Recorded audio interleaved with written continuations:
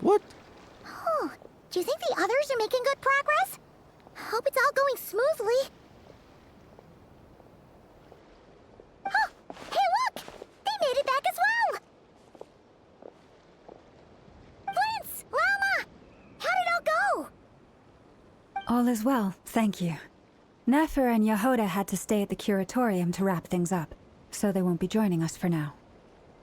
I ran into Miss Nefer and Miss Aino on the way back. Their work is still in progress, so I suspect they won't be back for a while either. You seem rather cheerful today, Mr. Flins. This seems like Llama and Flynn's first direct interaction. Like, talking to each other. Like, eye contact and all. I certainly am. I achieved what I set out to do and came away with more than I bargained for. I mean, they did interact with each other in the previous quests, but it's always within the context of a group interaction or like some immediate thing that needs to be done. But I don't know. Finally is what I'm gonna say. More than you bargained for?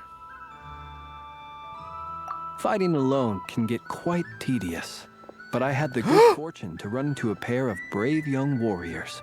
Oh my goodness! I recognize those pants. It's our Mondstadt boys. We meet again. How have you been? Albedo is back!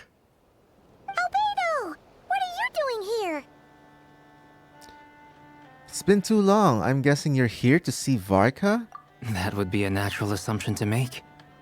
It's also the correct one. These two courageously lent me a hand while I was fighting the wild hunt. When they told me they were Sir Varka's colleagues, it all made sense. This is a great shot of Llama. And given how people of outstanding talent tend to cross paths, it's no wonder you're already acquainted. You're too kind, Flins. So, who's your travel buddy, Albedo? He's shy. Why don't you come and introduce yourself?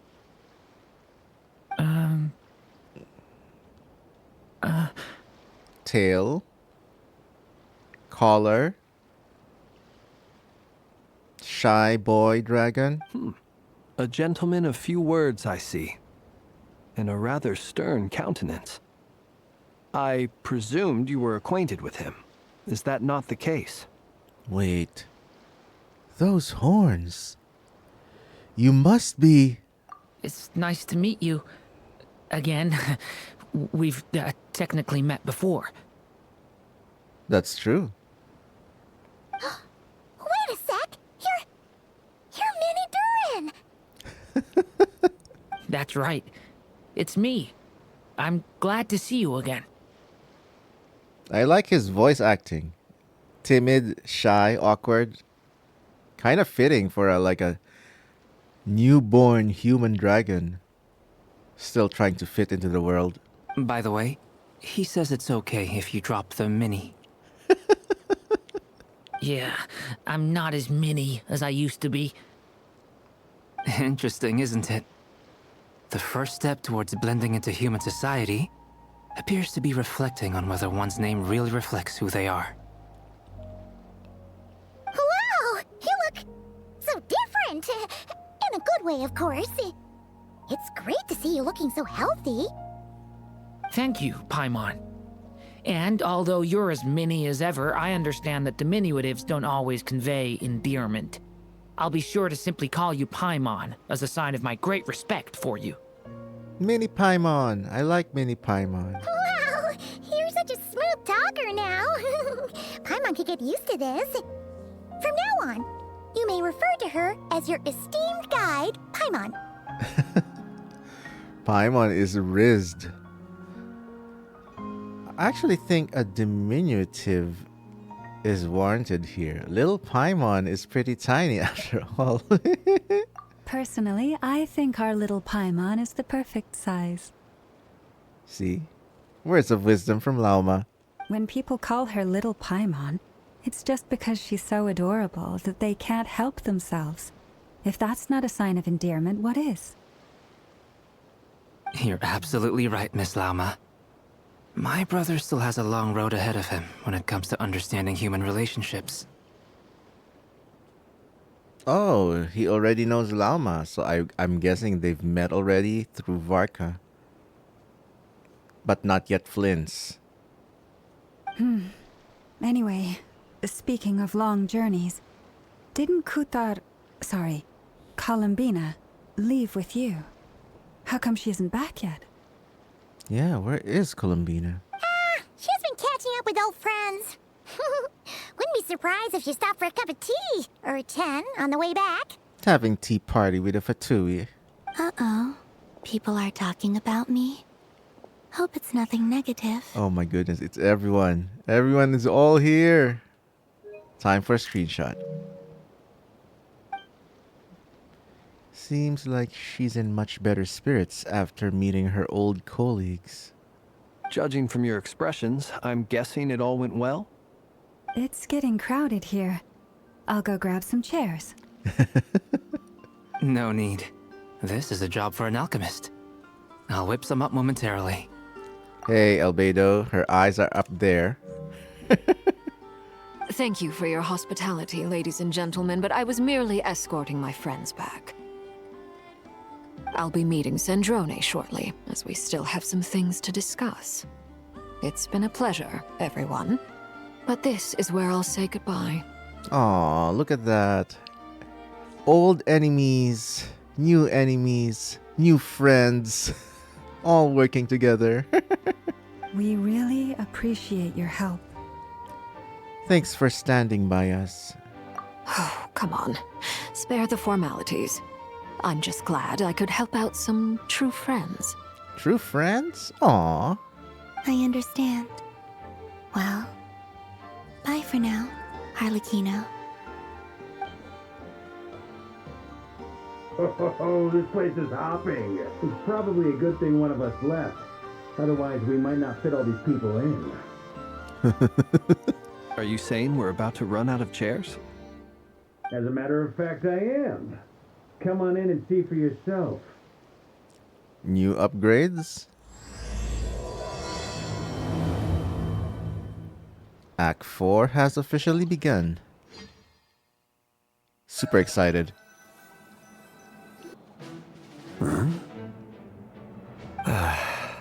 Uh-oh. Blonde meets blonde.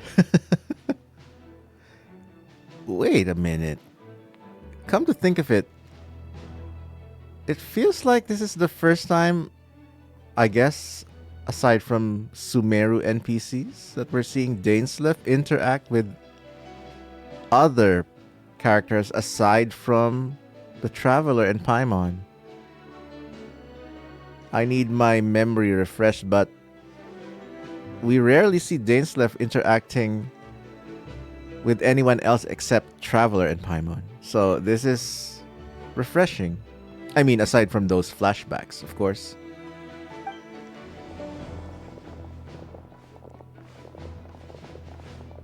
I overheard your little chit-chat outside, by the way. With Miss Columbina's colleague gone, we should be back to the original crew plus the other colleagues I brought in. The Avengers are assembled. Though, it looks like we have another new face. Someone else managed to rope in a colleague too? Sorry, he's probably here for us. Frankly, you and Paimon are the only people I know here. See? I was on to something. This here is Dainsleif, colleague of Tibet's greatest guide, Paimon, and greatest adventurer, the Traveler. Well, not exactly colleagues, more sort of friends.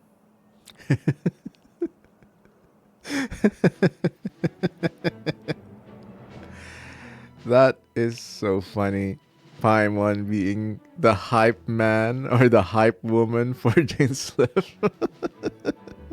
When someone else jumps in to do the announcing, you know you're speaking to someone important. Let's hear what he has to say. Note to self. Once Paimon knows your name, the rest of the world will soon follow. True. When he comes looking for us, it's usually something important. Paimon's guessing you've heard about the Wild Hunt then. Whenever Dane shows up, lore's about to drop. From the looks of it, you're about to hold a meeting. If I were to say that the Wild Hunt is our mutual enemy, would that earn me a seat at the table? As the saying goes, the enemy of my enemy is my friend. Mr. Dainsleif, there's a seat with your name on it. Poor Flint's. The Wild Hunt is everything he's all about. At least as it's presented in the story, and now everyone is getting in on his action. Kind of diminishing his one true unique identifier, I guess. I don't know. Though, I can't promise the same for everyone else. Hey, Albedo, think you can rustle up a couple more chairs? After all this time apart, Grandmaster Varka's first order is to rustle up a couple more chairs. I've missed this. He's being nostalgic. Is he being sarcastic? Hey, he's your brother. Why are you asking us? I've still got a lot to learn about the nuances of human conversation. Trying to decipher Albedo's way of speaking has been like jumping in at the deep end. Yeah, he started human conversation in hard mode with Albedo. Oh, good point. Paimon gets you now. Don't sweat it. There are people who go their whole lives without getting the hang of it. You're ahead of the game already. Look at you, Paimon, expert in the art of encouragement. Aw. Traveler is I wonder crying. what's taking Nefer so long. Oh my goodness. That was unexpected. I feel like Traveler is so proud of Paimon's character growth. Perhaps you should go and check in with her. If anyone can hurry her along, it's you. I just got back from the curatorium. Besides, aren't you curious to see what's taking her so long? Yeah, finally, more Flynn's and Llama direct interactions. Miss Nefer doesn't strike me as the type to share secrets. And since gathering intel is her specialty, I'm guessing she'd prefer to keep her methods confidential. Under such circumstances, would it not be tactless for me to impose? Oh, but it's fine for me to impose. What can I say? You have an unrivaled ability to garner people's affection, Miss Moonchanter. Besides, you have far more in common with her than I do. Uh-oh, Flynn's. Is that a confession? We get it. Llama's pretty. She's beautiful. Back off, dude. All right, then.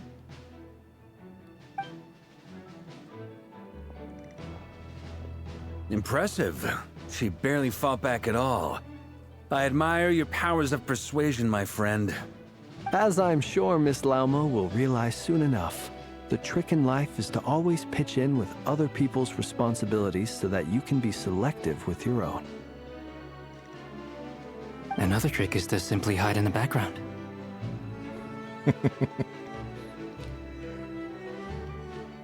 All your tricks to being lazy and avoiding responsibility, you mean? Spoken like a true sage.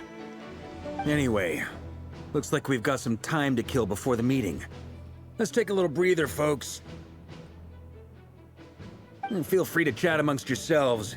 We'll get down to business once the other two arrive. Finally. This is what I've been waiting for. Like, freely flowing chat moments with everyone.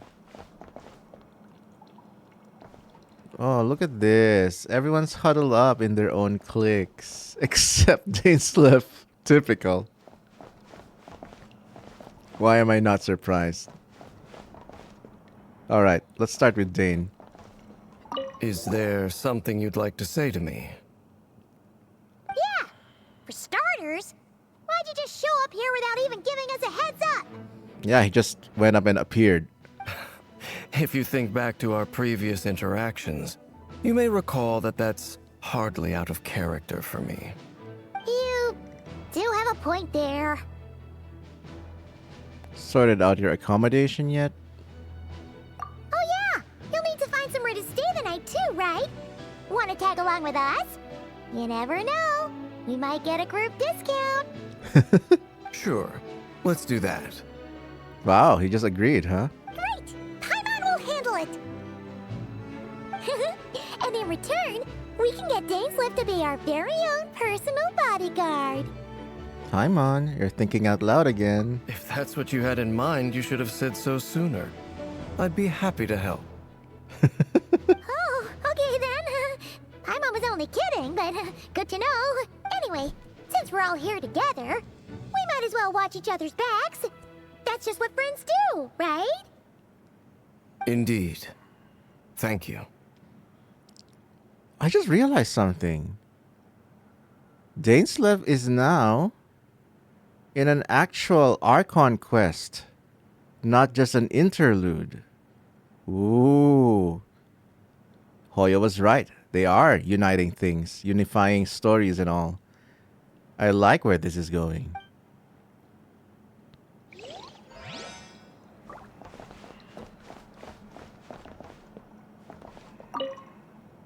Truth be told, I can't remember the last time I was in a meeting with so many people. You're not alone there, my friend.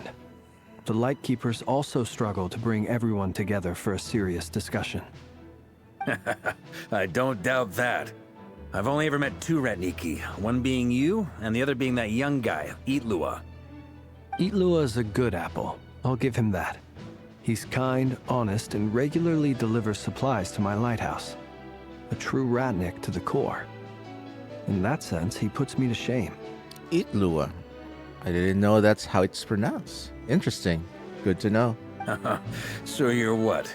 A fake Ratnik? That's what it sounds like you're saying. But I get the feeling that's not quite what you meant. Fake. Speechless. What? Come on, why the awkward silence? Sorry. I'm not even gonna bother trying to hide it. You've known all along, haven't you, my friend? These two. My goodness. Now that was an awkward silence. Let's just keep this between ourselves. Probably best if Itlua doesn't know, huh? That goes without saying. Gotta be careful what you share with youngsters, after all. Anyone else in the know? Let me guess. The Traveler and Paimon? Hello, we're right here. It's dangerous being too sharp for one's own good, you know. Then, in the name of the Animo Archon Barbados himself, I swear, your secret's safe with me. When we went for drinks, you said that you and Barbados were practically best buds. In the light of that claim, do you really expect me to take your oath seriously? Of course. Just as long as you don't go spreading around the fact that I'm close with Barbados, all right? Damn it, I wish Venti was here. What he would be contributing to this conversation. Fair enough, then. Nothing like a bit of mutual leverage to seal the bonds of friendship. My goodness, I just noticed. Look at that pauldron on Varka. The way it shines. That might be the #1 reason for me to pull him now. Because of that armor design. Yeah, I think the last time we've seen asymmetrical pauldron armor like that, I think it's Noelle? I want to see. Noelle, where are you? There! Look! Oh my goodness, it gleams and shines the same way as Varka's. That's amazing. Let me see. The pattern? Kind of like a deer? Okay, it's a different pattern, but kind of similar. It's also some sort of cross. Who else has pauldrons like that among the knights? Jean? I don't think Jean has that. Doesn't she? I always tend to overlook details like those. So yeah, beautiful, really beautiful on Noelle. Oh, Sucrose kind of has it too. A little bit of a mini pauldron. Not her, of course. Oh, okay. So Kaya does have. Oh, he has symmetrical pauldrons. Yeah, I'm just curious here, chat. Give me a moment. I just wanted to check out if I was right. Jean, okay. Do you have? Okay, she definitely doesn't have a pauldron underneath that shawl. All right. Curiosity satisfied. Now the conversation I've been saving for last. The new characters. You're both awfully quiet. Why don't I start us off with an icebreaker? Oh no, Sino, is that you? Much obliged. Have either of you ever had your portrait painted? If not, I'd be glad to help. Ooh, painting services. That sounds like a lovely idea. You know how to paint, then? I dabble occasionally. He's an excellent painter. Tables, chairs, people, dragons, you name it. He'll paint it for you. I'm flattered. If I ever get the chance, I'd like to give it a try myself. Painting lessons with Albedo? For Columbina? Yes, please. I'll bear that in mind. Anyway, how about you, Durin? What sort of portrait would you prefer? Oh, I'd be fine with anything. Whatever style feels best to you. Very well. Then I'll play it by ear. You can replicate any style I want? I can try. If you show me a sample, I'll do my best to match it. Thank you. In that case, I'll dig up some reference material for you. This is what I wanted. You know, that is the kind of interaction that I always want in story-based games. The banter that is just casual and has nothing to do with the main plot. Sometimes it's nice to take a breather from all the serious main plot combat, Khaenri'ah stuff, and just have normal conversation between friends and new colleagues, and it didn't disappoint. I mean, I loved it.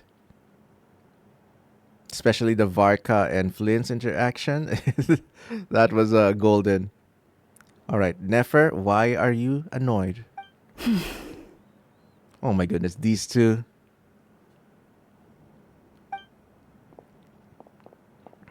Just get a room. Ah, Miss Nefer. You made it after all. She never forgot about us. But what about Yehoda? I'm here to give you an update on how things are going on our end. Once this is over, I'll be heading straight back to continue my work. I left Yehoda back at the Curatorium to watch over things while I'm gone. Yeah, this is what happens when you don't have phones. So much for just this once. Shh! Not so loud! We're on a roll here. What if she remembers and suddenly decides to back out?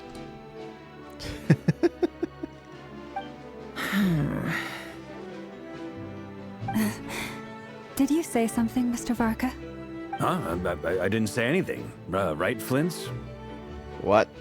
They're in cahoots now? Must have been a frog.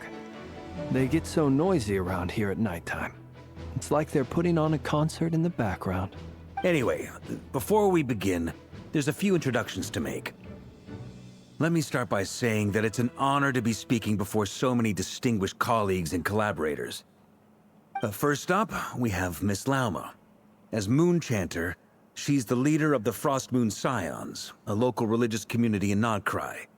Then there's Miss Nefer, boss of the Curatorium of Secrets, an intel gatherer extraordinaire. Wow, I like this. This is like the start of a movie or something. Everyone's being given exposition introduction. Nefer is leading the investigation into Rerir's background, assisted by Yehoda and Lauma.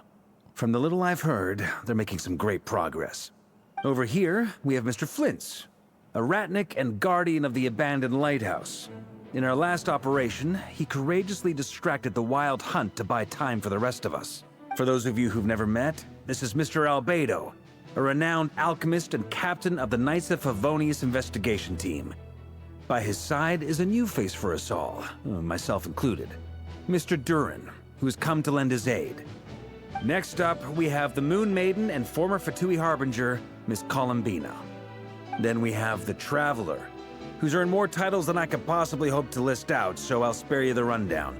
And Paimon, the ultimate travel companion and quite possibly the best guide in all of Teyvat. Wow! That's a lot of people! Great turnout!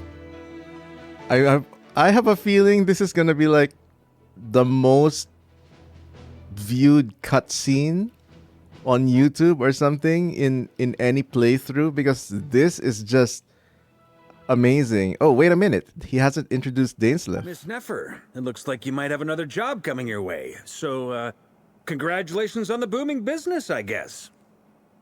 Hey, who's gonna introduce Dane? You think I haven't got enough on my hands as it is? Who's looking for me now? That would be me, Miss Nefer. I have a commission for you. And you are? Who I am doesn't matter right now. What does matter is that I'd like you to gather more intelligence about the Rerir of Solnari. Well, it's not as if we never take on anonymous commissions. But in your case, I'll have to decline. I'm gonna take a wild guess and say your job's probably more hassle than it's worth. Something about you seems like bad news. It's the eyes. It's the Conrian eyes. It's my eyes, isn't it? Conrian, I assume. And what's with the mask? Are you trying to hide your identity? In any case, the fact that you're even still alive raises an awful lot of questions for me. Nefer is so observant. My name is Dainsleif. And yes, I am from Conria. As I'm sure you're aware, the Rerir of Solnari's real name is Rerir. He was once an acquaintance of mine. Oh yeah, Nefer just saw him in the vision. The vision of Rerir's past. So she knows who he is.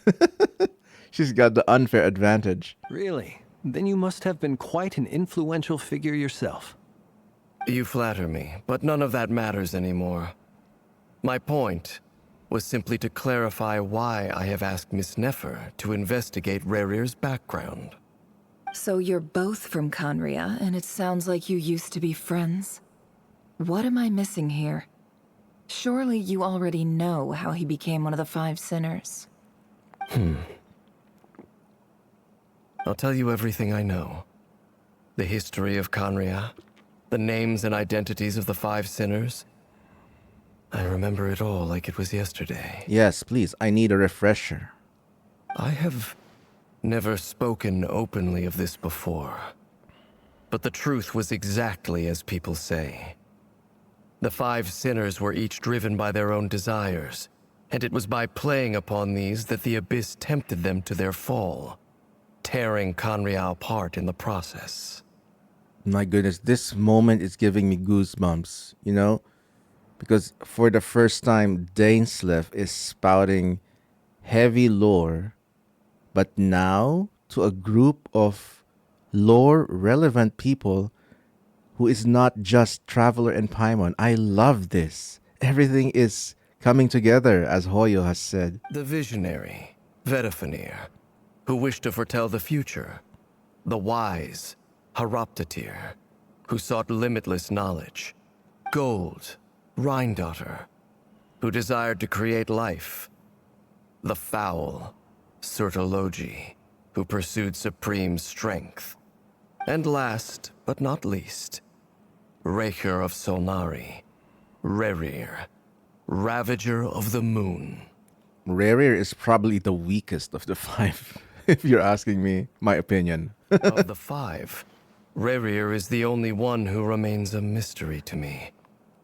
He never harbored grand ambitions. So what changed in the space of a single night? How did he come to fall like the others? In other words, you're saying that his change came as a shock to you, and you have no idea what actually happened? That's right.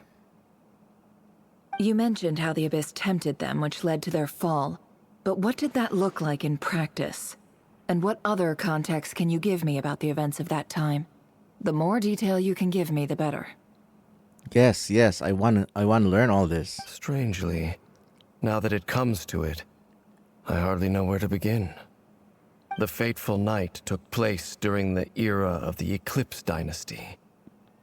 One day, my elder brother, the visionary, Vedifenir, was summoned to the palace by the Vinster King, only for the king to gouge out his eyes and cast him into the dungeons. What?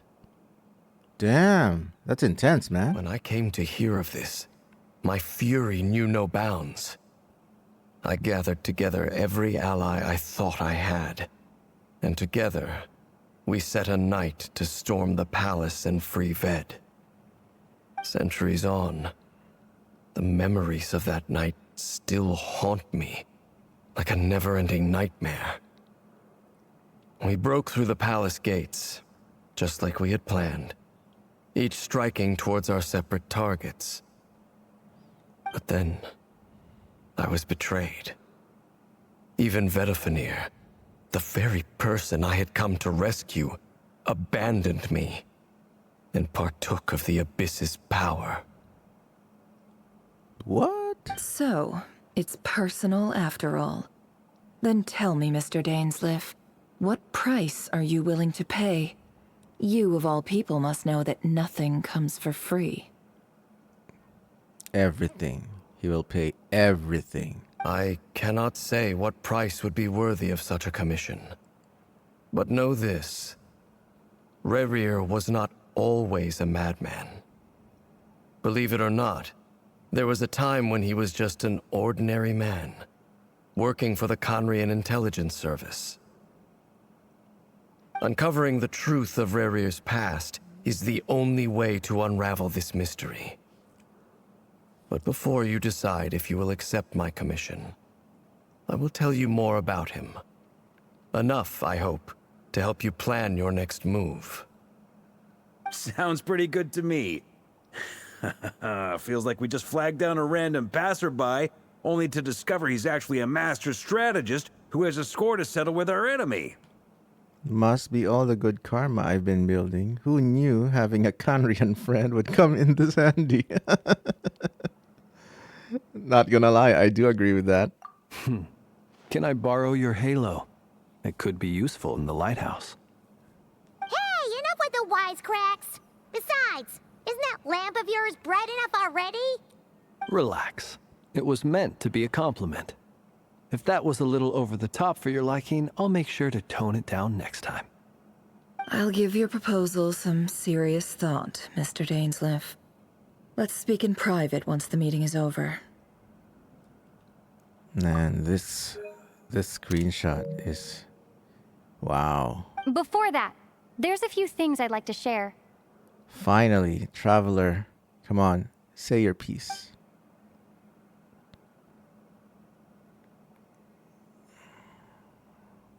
Yep, the mission, the quest, previous quest. Make it clear that the knave chose to help you of her own accord.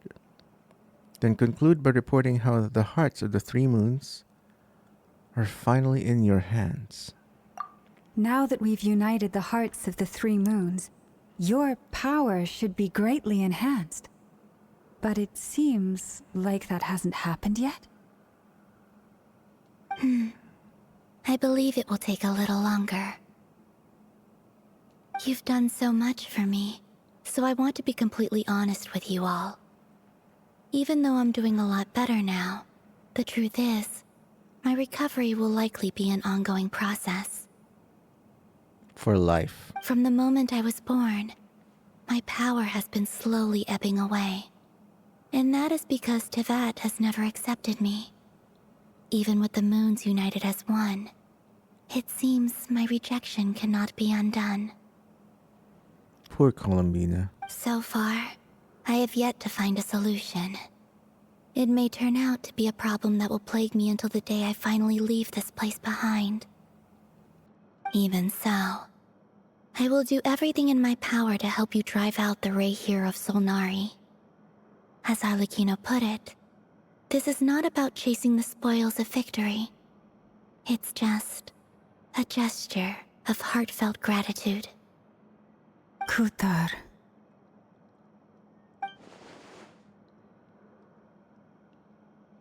She seems a lot more energetic and positive than she did when we first met.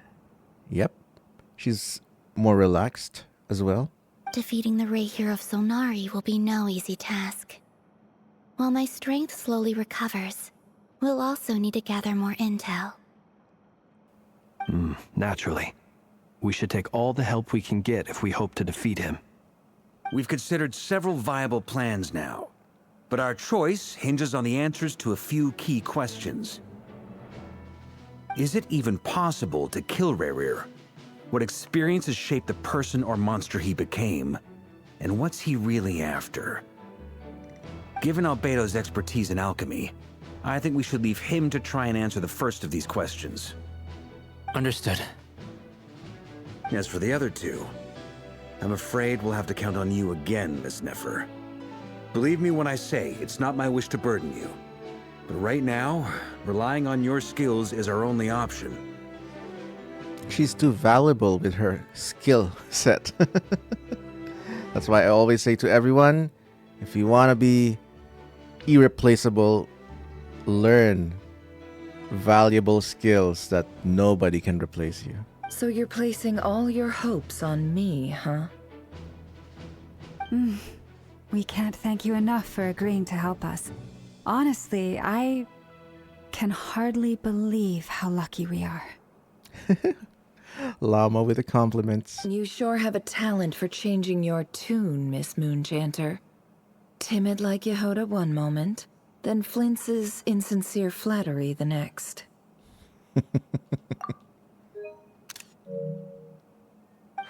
Ladies, please. I must object to your portrayal of me. That's all. Feel free to keep bickering. Just pretend I'm not here. I almost don't want to leave this room. I'm curious to see how this plays out. Oh, the gossip. I have faith in you, Miss Nefer. Something tells me you'll stand by us until the very end. Oh? And what makes you so sure of that? What if I suddenly decide that my compensation is insufficient? This isn't about the money. I can sense that you've got a deep-seated distaste for Rerir. And knowing you, that alone is motive enough. Look at them getting along so well. Like two peas in a pod. Two peas in a pod. Two dendro peas in a pod.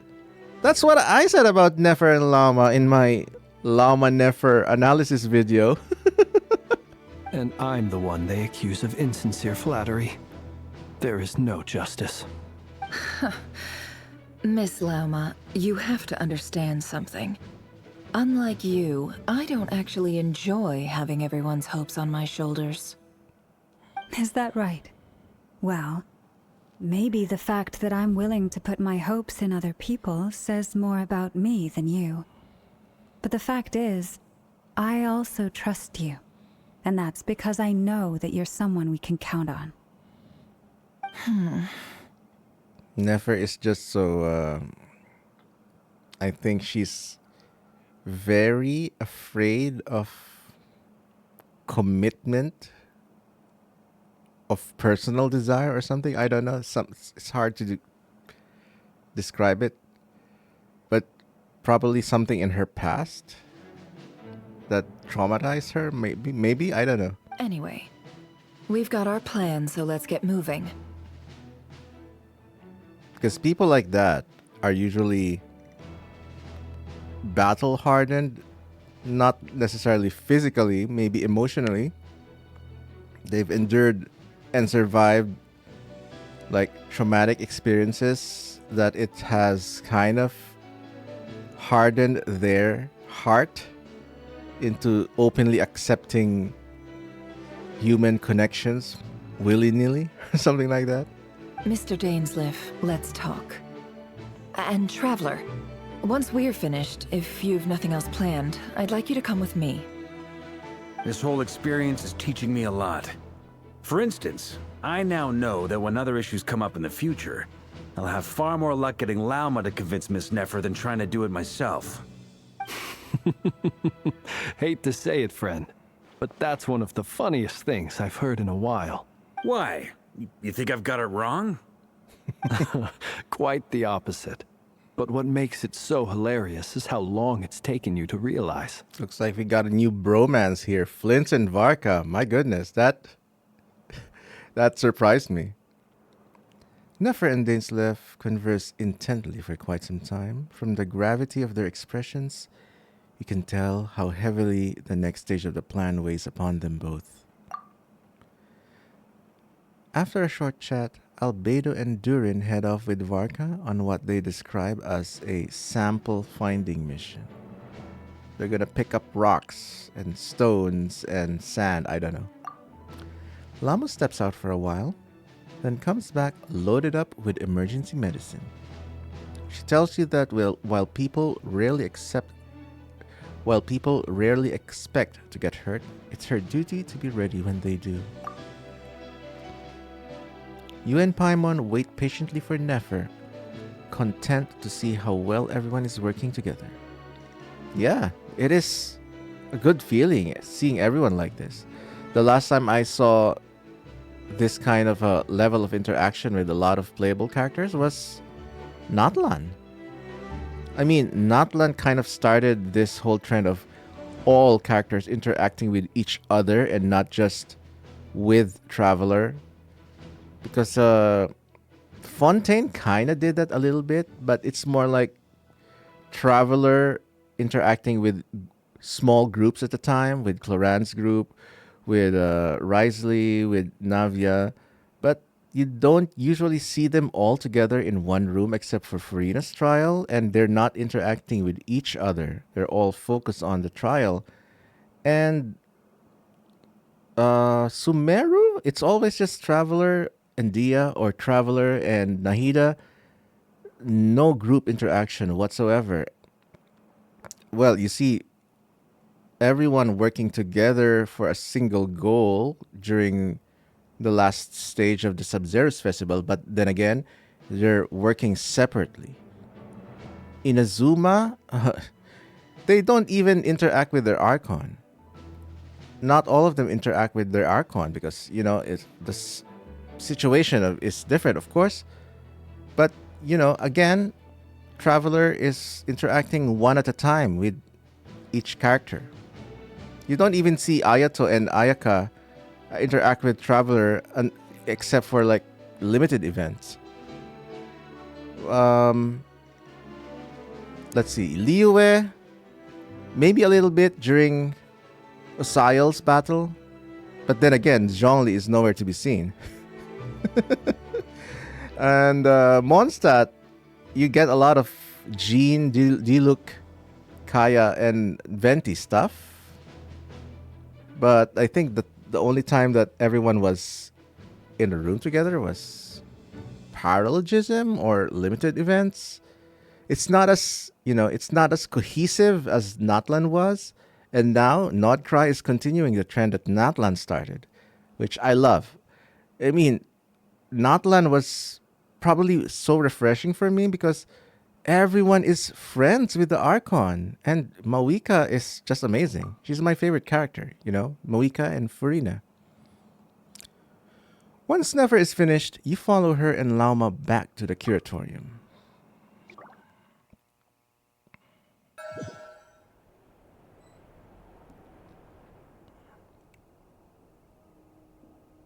A bunch of treasure hunters were attacked by a ghost while plundering the wreckage of a pirate ship. Sounds like something straight off a trashy, pulpy fiction novel. Oh, I think this is the intel gathering quest. Not to mention, nothing they say adds up. Who knows how much of it is true? Yeah, this doesn't feel like the Archon quest. You heard of that pirate ship before, I take it? Sure, I was only little back, but the Atlas is plenty famous. If you don't behave, the Shield Maiden Lovisa and Lunatic Grettir will feed you to the fishes.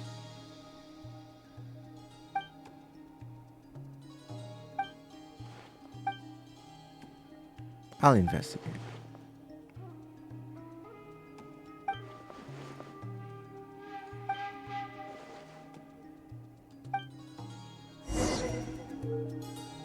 Okay. That definitely was the side quest, not the Archon quest. Interesting that they still suffer from this problem. But I didn't activate focus mode, so that's on me. Where's Nefer? Talk to Nefer. Oh, she's in her secret room. No, she's here with us.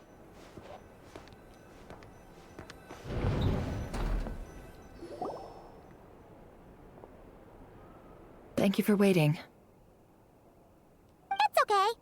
We actually used the time to help Dainsleif get a room at the hotel. That's very considerate of you.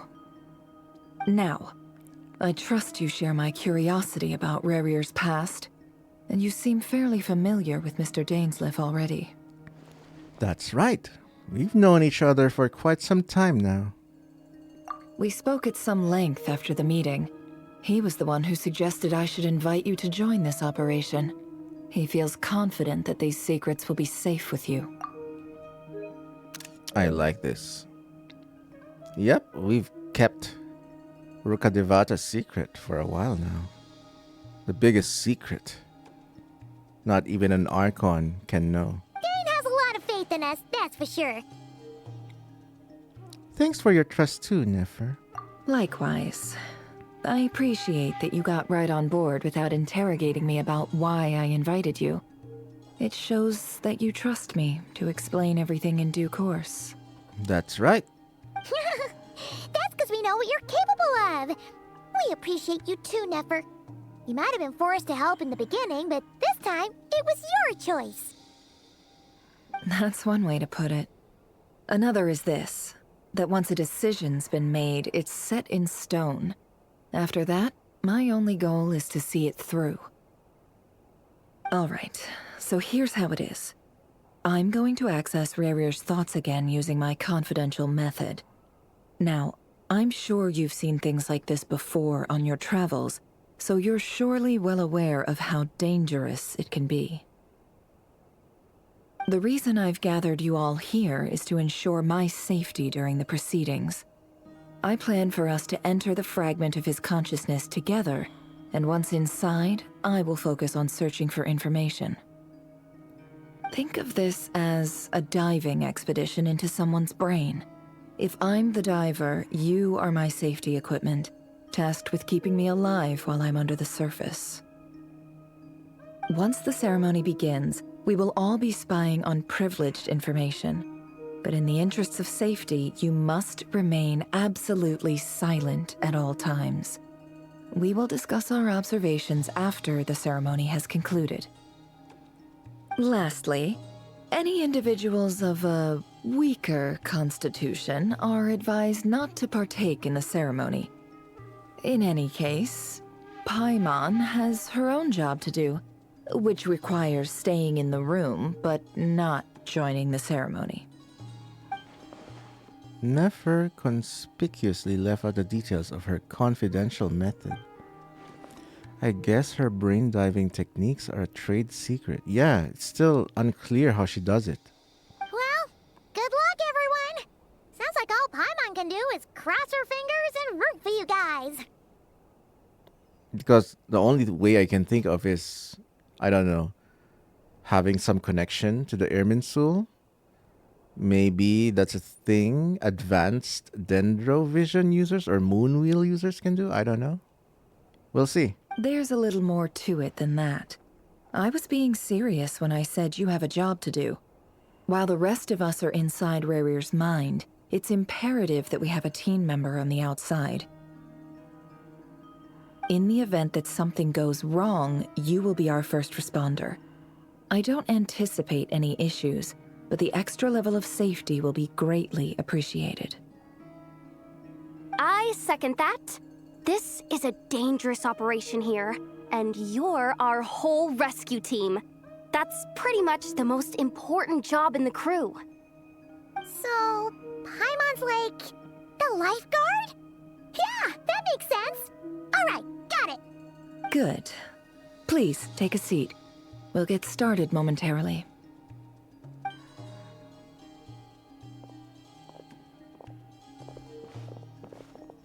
So, did Mr. Dainsleif tell you anything else?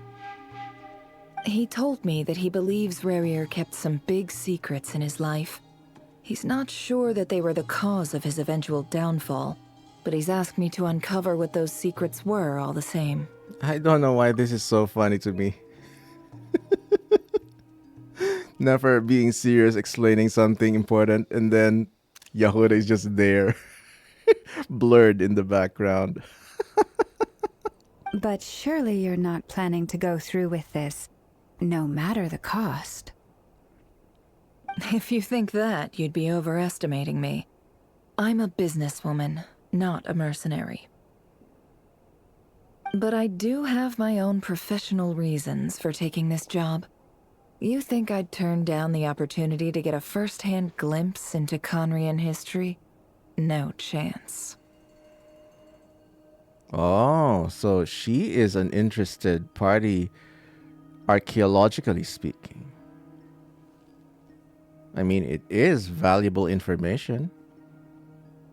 Well, as long as you don't let morbid curiosity get in the way of safety concerns, we're good. We'll do whatever we can to help you. You're such a killjoy. She's got incense, candles, almost feels like a summoning trial. Seems like Nefer still has no intention of sharing her trade secrets. But now's not exactly the moment to pry. I see there's a chess set on the table. Could that have something to do with her intel gathering methods? The chess set from the desert connection, maybe? King Deshret, something? All right, I'm good to go. All set over here too.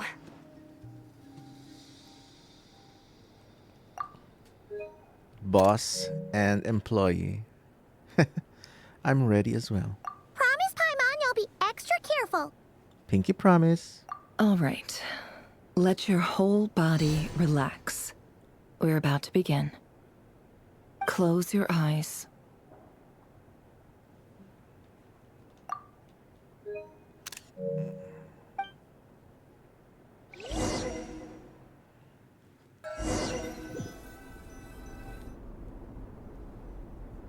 And we're back. Could this be his office? Pretty standard setup. Bookshelves, paperwork, files. According to Dainsleif, Rerir used to be an intelligence operative. Chances are there's plenty of top secret intel stashed away in this room. Is this where you keep your secrets, Rerir? Can't say I'm not looking forward to this. Yeah, for someone who gathers intelligence and trades secrets, this is a treasure trove of information for Nefer.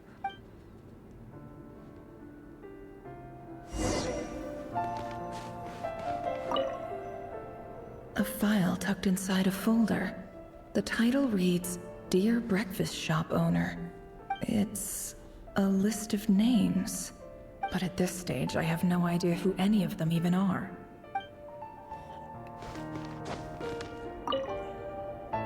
Wonder what kind of encryption technique this is. Seems like it has to be inserted into that camouflage device nearby. Aha! It's an audio recording. Please, hear me out. I can't shake this feeling that someone's been spying on our house. No, I'm not being paranoid. It's true. I saw someone dressed in all black. It was a couple of days back, but that was on another street, not near my house. I swear, I know what I saw! There's a note in the margin. Surveillance of the Runforther residence has concluded. We apprehended the target and filed the mission report last night. Could the voice in the recording belong to one of Rerir's targets?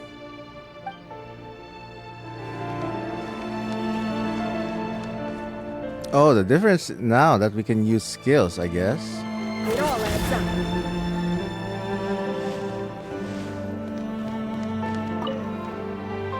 A box containing a ring inlaid with a precious gem. Must be for his girlfriend.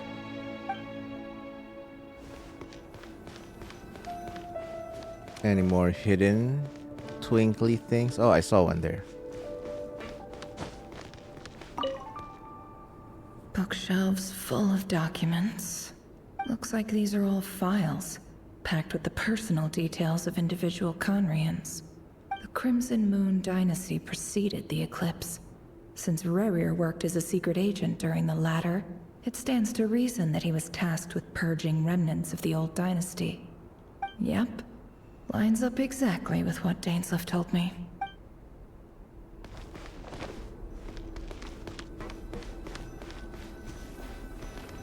He looks even gloomier than last time.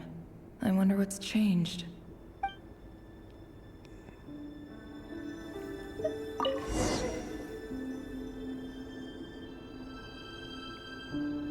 Today's files are in. Time to wade through them, just like usual. It looks like Nefer is actually reliving the memories like she is Rerir. Male, 51. Occupation, cook. Confirmed Crimson Moon descendant. Has maintained frequent contact with other descendants over the past year. Poses a threat to the dynasty. For one moment, I thought he said, occupation, cooked. Neutralized.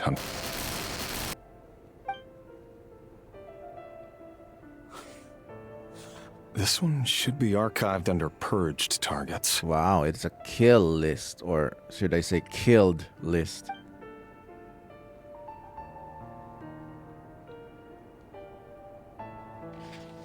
Female, 23. Occupation, office clerk. Confirmed Crimson Moon descendant. Has maintained frequent contact with other descendants over the past year. Poses a threat to the dynasty. Neutralized. How can be normal people with normal jobs be threats?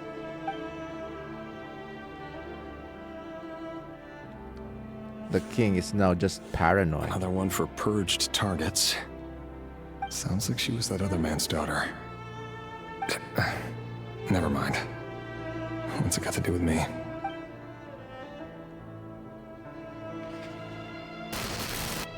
Male, 40.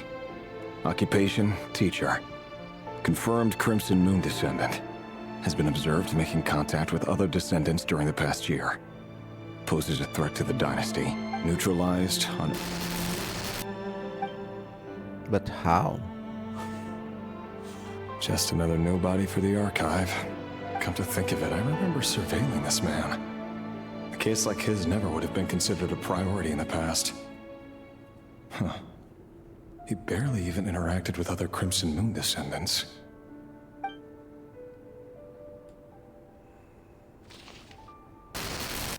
Female, 16.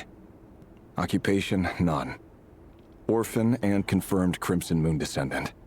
Has been observed making contact with other descendants during the past year. Poses a threat to the dynasty. Neutralized on... Wow, the Conrian king is insane, having children killed. Filed. I have no recollection of this girl. None whatsoever. She doesn't seem to be anyone important, but then again, how many of them really are?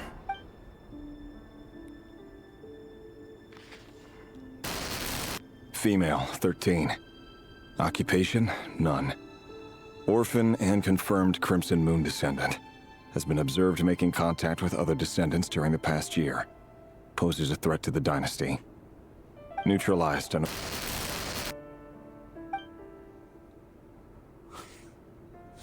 Filed.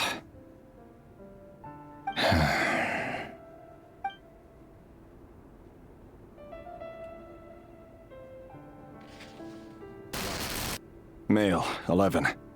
Occupation, none. Orphan and confirmed Crimson Moon descendant. Has not been observed making any contact with other descendants during the past year. Poses a threat to the dynasty. What? They keep getting younger and younger.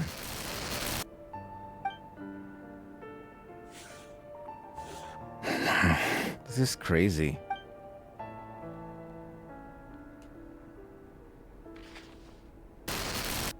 Male.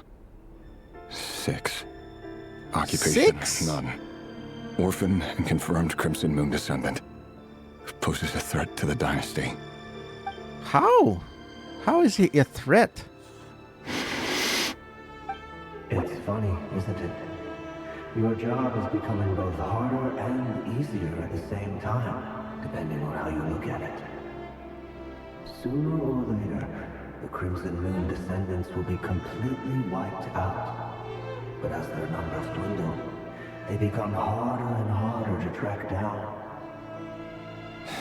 That's not how it is. Fortunately, however, most of the able-bodied adults have already been taken care of. The remaining weaklings will be increasingly easy to deal with. No! No wonder he gets crazy. Ensure the survival of the Eclipse dynasty. And the only way to do that is by eliminating any and all potential threats. It's a perfectly legitimate line of work. Every single one of my colleagues can attest to my fairness. And if my friends were aware of the facts, I know they'd back me up too. Assuming, of course, that they were aware of all the facts. Sure, buddy. Keep telling that to yourself.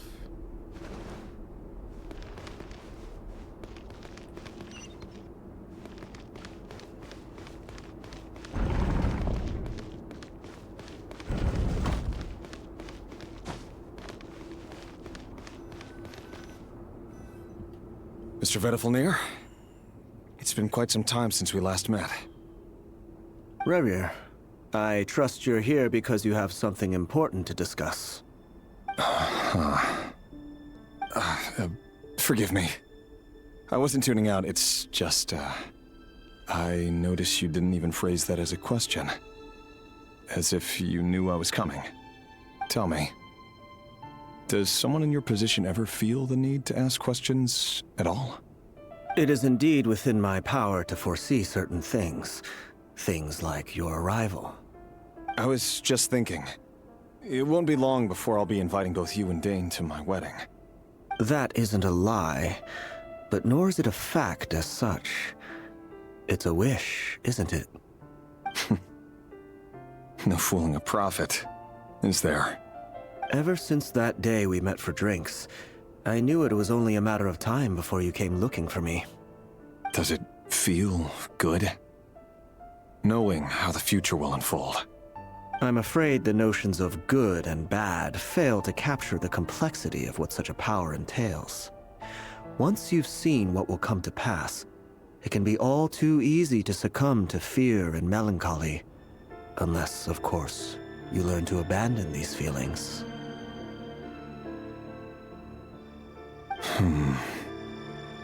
You fear my silence, and long to hear the words I left unspoken that day. That's right.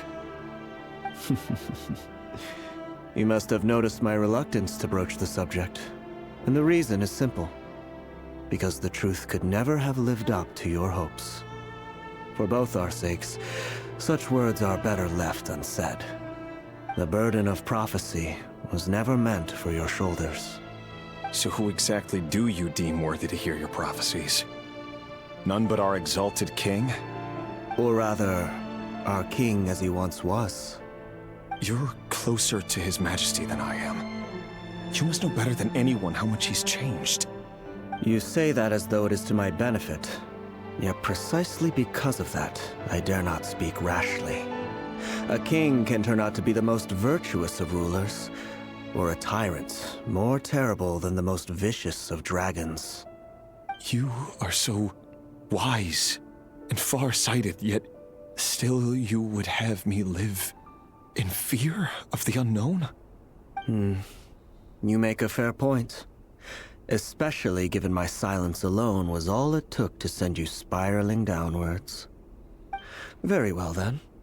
Let me offer you some advice. And I say this not as a prophet or a visionary, but simply as the brother of your friend. For many reasons, there is very little chance of your marriage ending in happiness. If happiness is what you seek, you should find another fiancé.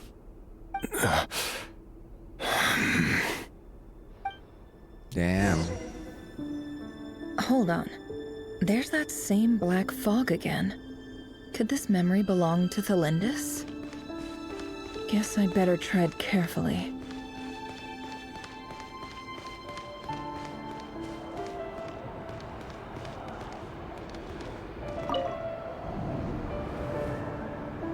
Wait. Hear me out. This time we finally got a clear look at his face and learned his true identity. His name is Rerir, and he claims to be one of the king's guards. What did you say? A cruel irony, isn't it? The man you're set to marry leads a double life as a brutal executioner. Why are you telling me all of this now? Simple. It's because I want you to kill him. You are the only person he would never suspect. No, absolutely not. I would never dream of doing such a despicable thing. So you'll just stand by and watch him slaughter us to the last. Do not forget that the blood of the Crimson Moon flows in your veins too. Ooh. I knew that. I knew it. I sensed that she has some direct connection to the Crimson Moon. But now, we know. The blood of the Crimson Moon? What does that matter now? The dynasty has long been dead and gone. You think that alone is reason enough for me to throw away everything I have? Why wouldn't it be? You two were once a child of the Crimson Moon, just like me. Don't tell me you've never felt so much as a flicker of fury for the way we were trampled into the dust. As long as you promise to abandon this pipe dream of restoring your dynasty, I can try to persuade him. Or have him persuade the Vinster King. Persuade the Vinster King?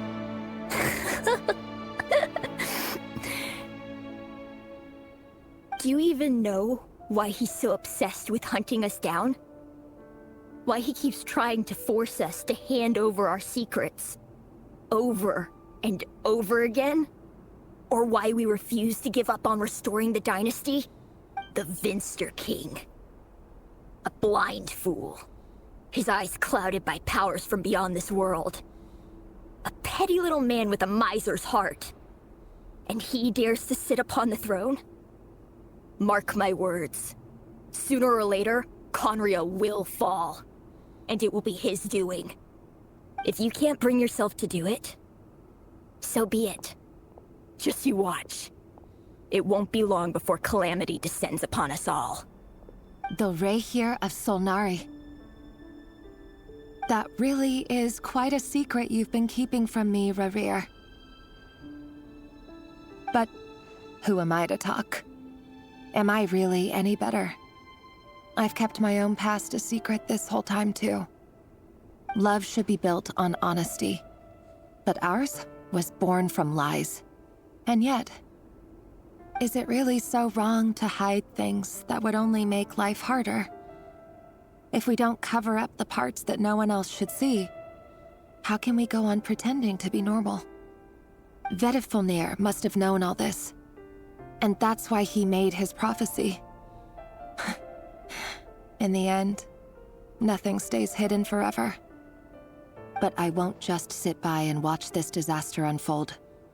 I'll do everything in my power to protect what I cannot afford to lose. no matter who I have to face.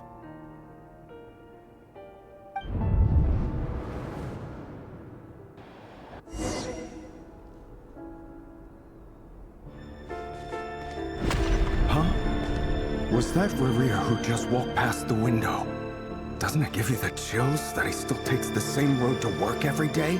As if nothing ever happened. Those people at the deli. Enough already. They're clearly pretty taken by their own disguises, so just smile and play along.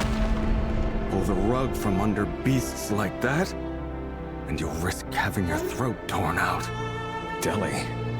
Oh. They're talking about those people from the opposition. Right. I'd almost forgotten they used to run a deli. People of no consequence always vanish so easily. And no one even remembers them.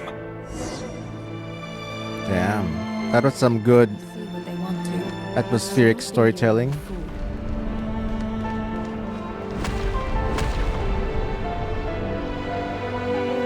This music. Hey, why am I getting a trial, Nefer? Constellation 3. What's the point? What's the point of giving a C3 Nefer trial when I have C6R5? But surely you can see he's not the man he pretends to be. So many have died already, and they say that the king's madness grows with each passing day. We're not going to survive this, are we? But why does it have to be this way? Do we really deserve to die just because of the blood that runs through our veins? Tholindis, are you even listening? Sorry, Freether. My mind was off wandering. I heard you, though. You're talking about what Rerir said. He's just following the king's orders. He's a secret agent, and it's his job to hunt down rebels and dissidents. By the time you first met him, he'd already taken lives. Maybe he was using you from the very beginning. No. Rerir has no idea I have anything to do with the Crimson Moon. My family are only distant relatives of the main lineage, and besides, my eyes are perfectly ordinary. Truth be told, apart from my teacher, pretty much no one knows I have any connection to any of it. It's been a long time since my family severed ties. But as Orlog said, who could possibly talk sense into that raving lunatic of a king? No one. I'll work something out. Trust me, I'm with you all. But for now, you need to keep yourselves hidden. Don't let anyone find you, anyone at all. Don't forget that Rerir is an Eclipse operative. You need to be extra careful when he's around. And when I am too. For now, don't come looking for me. And if anything happens to me, just act like we've never met. If even you can't escape this, what hope do the rest of us have? But after all this time together, surely he wouldn't lay a hand on you. I won't speak in his defense, nor can I give you a clear answer to that question. But I'll do everything I can to put an end to this. Here, hold on to this. If an opportunity to escape presents itself, take it. You'll be glad you took some spare change. You call that change? But what about you? I've got a job, and there's still money coming in. But you can't go anywhere right now. Please think about yourself for once. Secrets abound. I wonder how this all will play out.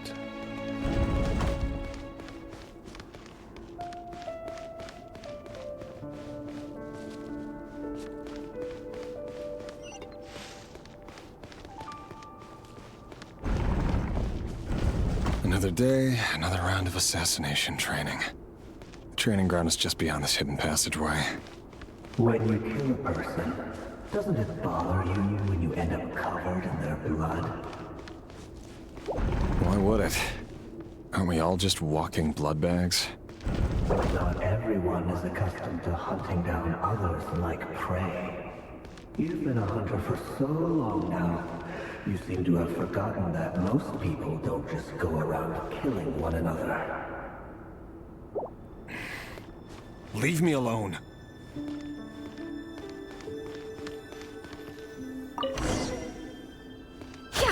Make sure you have a firm grip on the handle.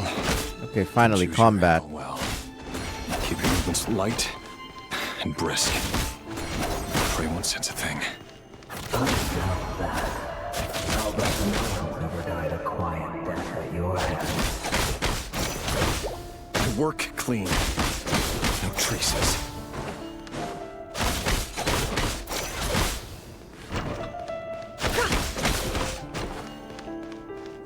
That doesn't make it openly toward the The king just happens to need you right now.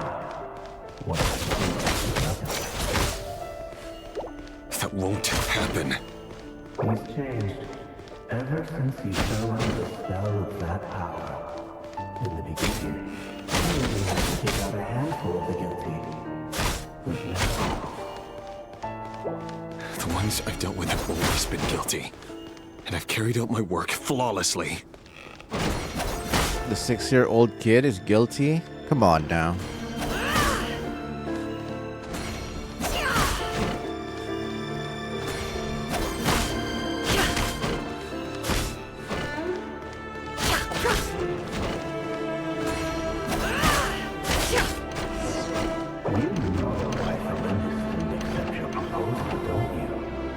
Was it because she didn't trust you? Or something else? Enough! My goodness, all the parallels to Anakin Skywalker are even more apparent. These are younglings.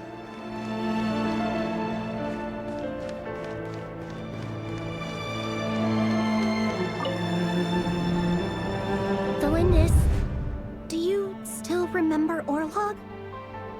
Orlog?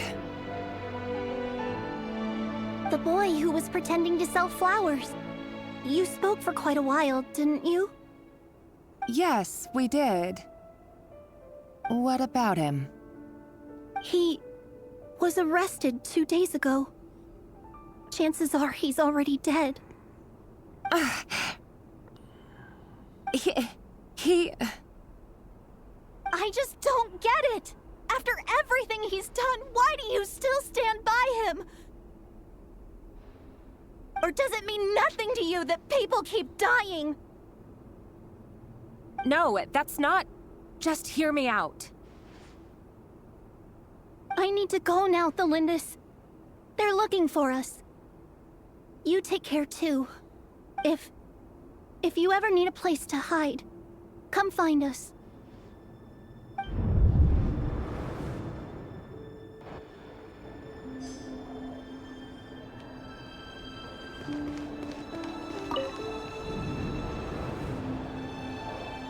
Author Tholindis. Over the course of this week, the research object was subjected to interference for a total of 47 hours for experimental purposes. The results are as follows. All subjects of observation that were sent inside have now... The situation within is proving more problematic than anticipated. No progress whatsoever. What now? Won't you give me even a glimmer of hope? Things are getting worse by the day. I have to find a way or we'll all be in danger. But I... If all this research comes to nothing, what then? Sooner or later, it'll be my neck on the line. Nice shot. But could he really bring himself to kill me? Maybe. No. Surely he wouldn't have the heart. The heart of Rerir. Ooh, it's a callback to the fragment that Flynn's had. Or has.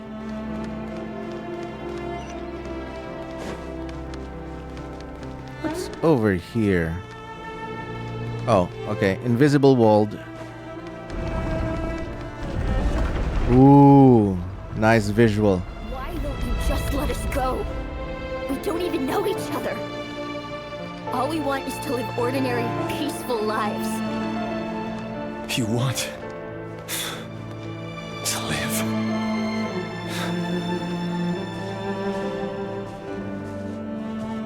Yes. I just want to go on living. Is that really such an unforgivable crime?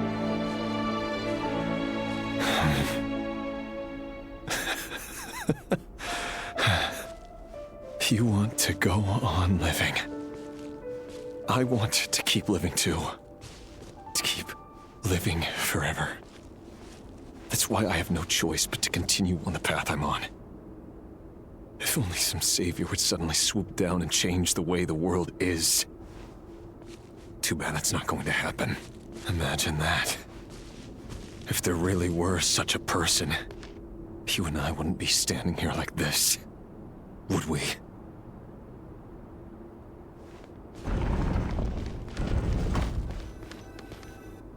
Yeah, that is messed up. These files are in. Time to wade through them just like usual. No, I don't get tired of it. It's my job. And not only am I lucky to have it, I'm good at it too. He enjoys it. Wait. That's... Tholindis? Uh-oh. I knew it. I knew I'd see her face there. Well, her sketch. No. No! Now you suddenly care because it affects you personally, bro? Huh. I guess you deserve it, man.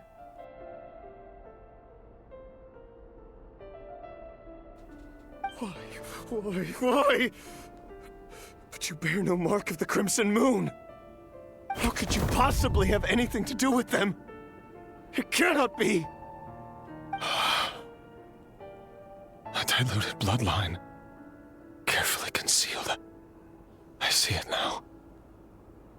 You've been living in the shadows just like me. What a fool I've been. Numbing myself with talk of justice. Even imagining my friends would back me up. But in the end, Irminsul. Finster King! How far are you going to take this? From the direct bloodline to secondary offshoots? And then what? You now are just realizing it, man. It should have stopped with that, I don't know, that 11-year-old, 16-year-old? Today it's the descendants of the Crimson Moon. Who will it be tomorrow? Will you not rest until everyone down here is dead? No. This cannot go on. This is where it ends. Only because it affects you personally. Boo! Too late, man. Too late. This is what makes you a villain.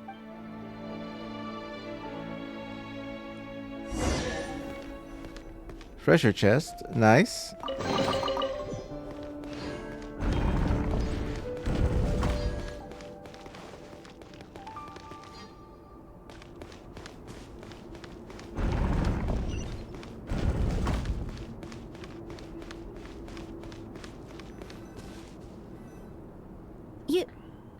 You're really letting me go?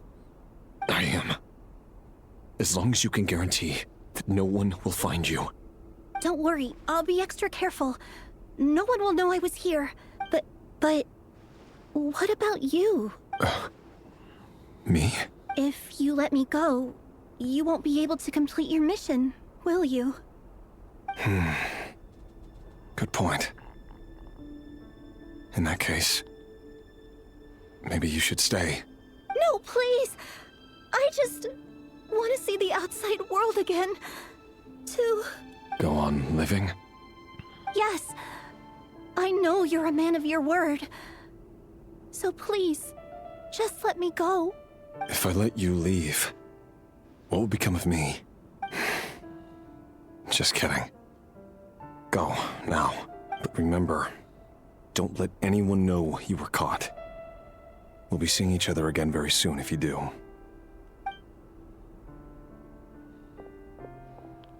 Even shadows in the dark must live by a code. But you can't save everyone. You've been whispering in my ear for days now, Faded. What are you trying to do? Break me down? So it is Faded. I only say this because you long for an answer to your problems. Let her go, Rerir, or you risk losing everything. I will not abandon Tholindis. Then you'll need a little more vigilance and a lot more power. The world is changing, Rerir. Keep your eyes peeled for your moment of opportunity. That voice used to be so unclear, but now I know exactly whose it is. It's Faded. He won't tell me how to actually resolve any of this, but he keeps trying to manipulate me like a puppet. What's his game here? Tell me then. What will this moment of opportunity look like? And no answer. He's like a ghost. Always disturbing me when I'm on edge, but never answering when I need him most. So, the Eclipse Dynasty was purging, well, massacring the descendants of the Crimson Moon. And it seems like it was all connected to the Vinster King's research. The King's obsession with abyssal power left the future of Khaenri'ah hanging in the balance. No wonder every aspect of Rerir's life was so unstable. And it looks like this Tholindis, Rerir's would-be fiancée, herself belonged to a sub-branch of the Crimson Moon Dynasty's descendants. It almost defies belief that a couple like them could hide the truth from each other for so long. If the Vinster King hadn't intervened in such a drastic way, they might have gone on deceiving each other for the rest of their lives.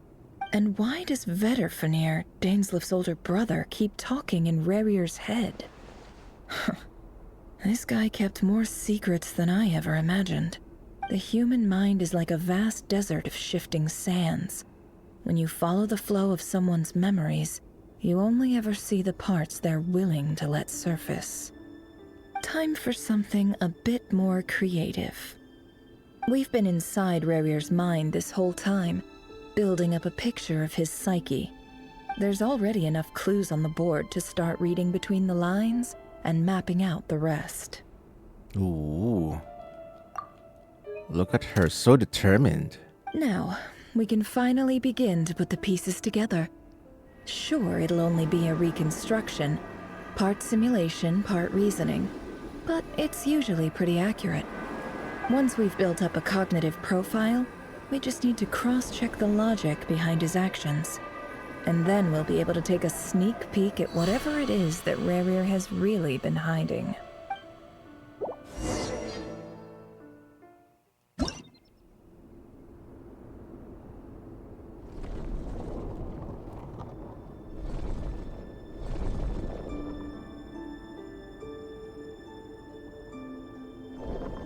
Rerir, are you there?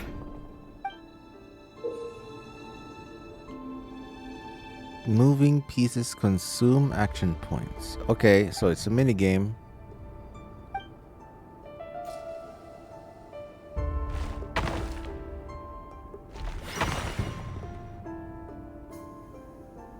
What?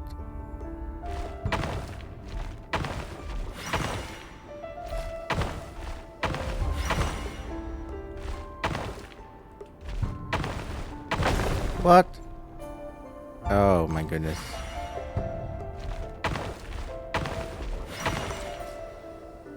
Hey, Rerir! Come out, it's urgent! Dane? What's wrong? Quick, come with me. I'll explain everything once we've met up with the others. Okay, I'll come. But Tholindis is still over at the Universitas. I'll need to leave her a note. All right then, but make it quick. I've never seen Dane so worked up before. Whatever this is, it must be big trouble.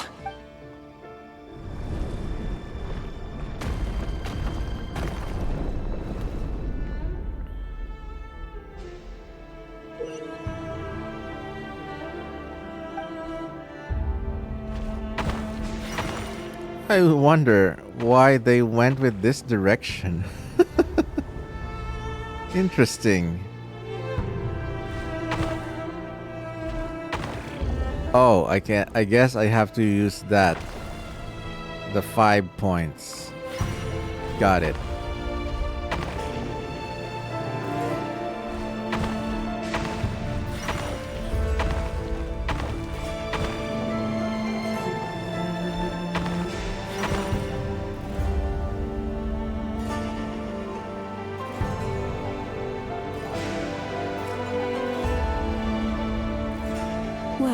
This is a nice change, meeting you all at this hour.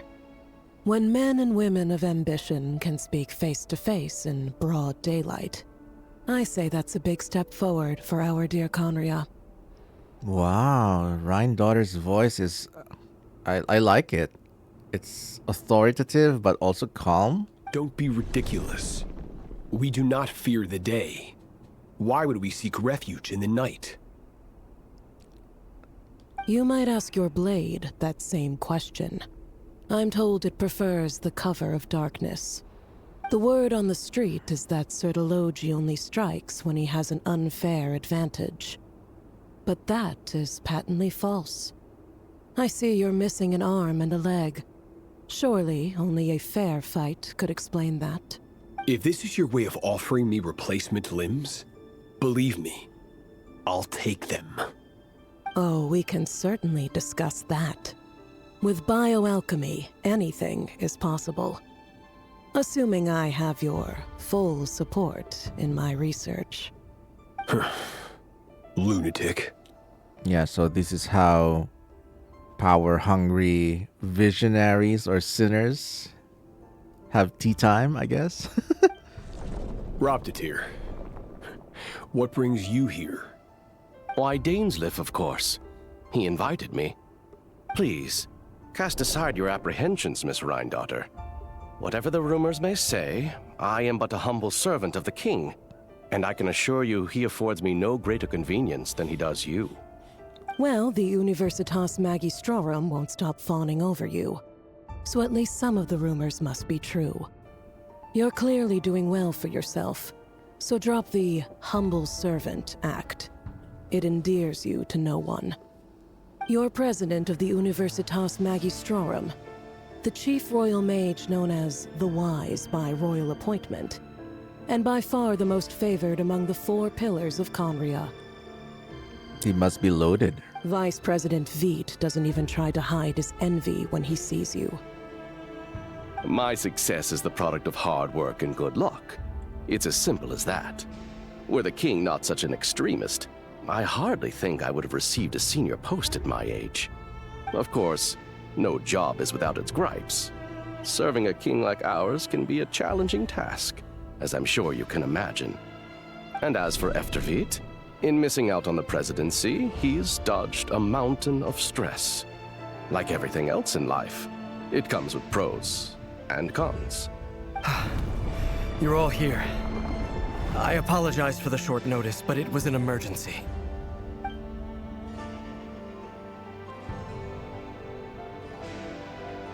You must be Rerir. Mr. Sertology. Yes, I handled your case file during your sentencing. Nothing personal, of course. I'm pleasantly surprised that you remember me. Ex-convict Sertology, I see. You're clearly a person of substance if you've been invited here. But Dainsleif, you'd better have a very good reason for convening this little gathering. Is Dainsleif responsible for forming the 5 sinners? It's my brother, Vedofenir. After he spoke at the court this morning, the king was so infuriated by his words that he had him blinded in both eyes and thrown in prison. Vedofenir in prison? Strange. I thought the king trusted him and Horoptatir more than anyone else in the world. Does this mean the king's circle of trust just got even smaller? Or he doesn't trust anyone but himself. It has nothing to do with trust. It's about what the king wants, which is as clear as day to anyone paying attention. I simply appease him, because it's in the best interests of the Universitas Magistrorum. And also because you're slimy. Vedafilnir, perhaps less so. But still, a visionless visionary? It rather inclines me to think that qualifications are not what get you ahead in Conria. Do you honestly think this is an important discussion to be having right now? Dane, what are you planning to do? Rescue Vedafilnir, I assume. Correct. It will mean storming the palace by force. Tonight. I need all of you on my side. That's far too dangerous. And don't forget, Dainsleif, you're captain of the Royal Guard. You swore an oath to the throne. You've been planning this for a while, haven't you? I have no desire to commit treason. But whatever critique the king may have of Vedafilnir, disfiguring your most loyal subject for putting the best interests of his court and nation first, this is not the conduct of a wise ruler. My blade will force the king to see the error of his ways. So, Vedafilnir's prophecy enraged the king. I'm sure it wasn't what he wanted to hear, but if he won't take counsel even from the visionary, that is deeply troubling news. The extent of His Majesty's madness is now all too clear. The question is, how does a man like me get out of this situation unscathed? You have noble ambitions, Dane, but I'm afraid they don't do much for a guy like me. I'm not interested in saving the world. All I want is a letter of pardon. A letter of pardon? For whom? Tholindis? The chances of the Vinster King issuing a pardon for anyone connected to the Crimson Moon seem vanishingly slim. Do pardons even exist in a situation like this?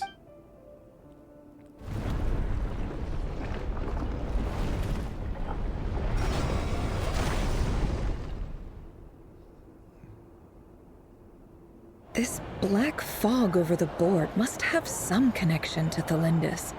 But why is it taking this form? Does it have something to do with Rerir's past? Another mystery I'll need to unravel.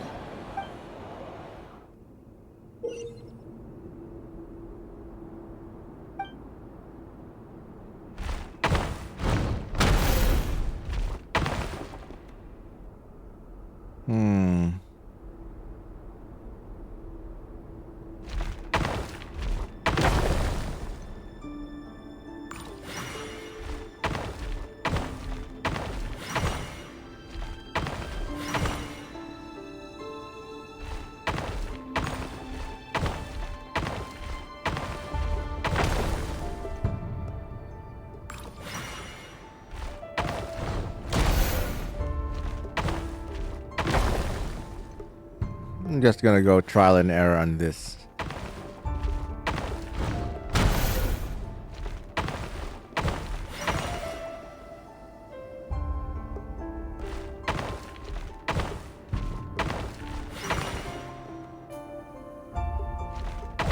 Ah, come on. Hey. The controls are kind of scuffed. Oh well. Well. Ah! Come on! Stop moving in... Oh my goodness. Yeah, it's not allowing me to use the D-pad, which is annoying.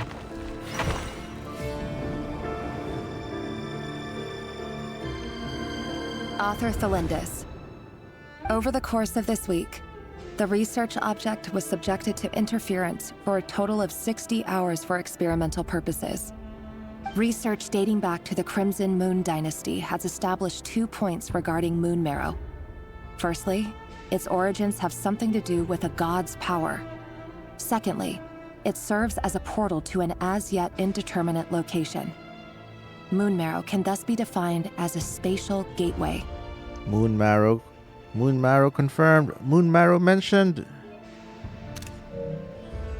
However, there are a number of hurdles to overcome before we can answer the question of where it leads to.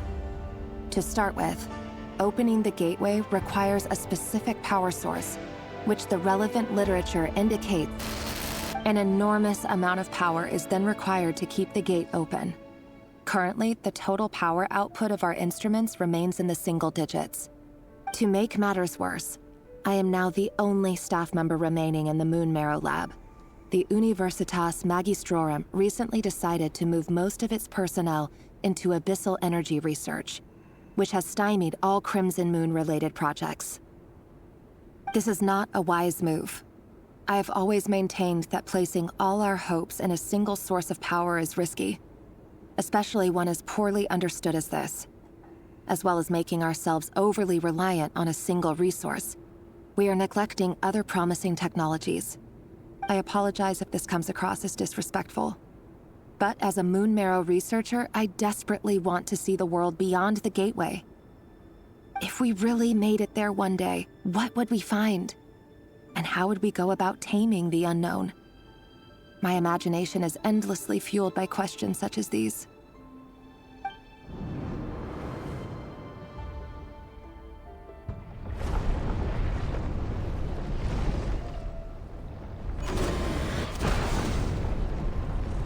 More chess.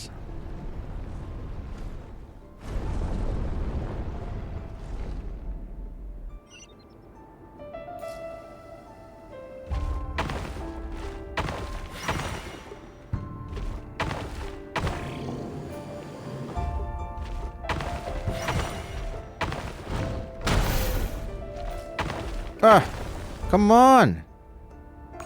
I was clearly aiming down. Not right.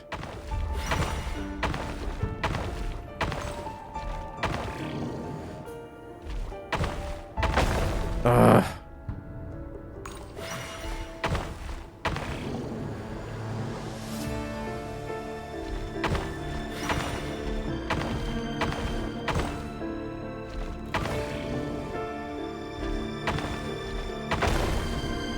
Womp womp.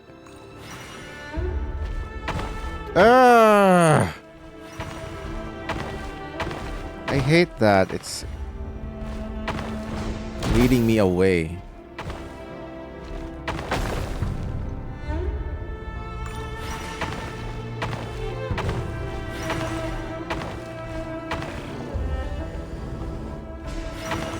Thank goodness. This is for you. I heard you're gonna leave the city with your parents. Tholindis, did you hear about what happened? I've heard nothing. Rerir got back very late last Friday, and he was acting a little unusual, but he slept pretty well, so I'm guessing whatever he did was a good deed.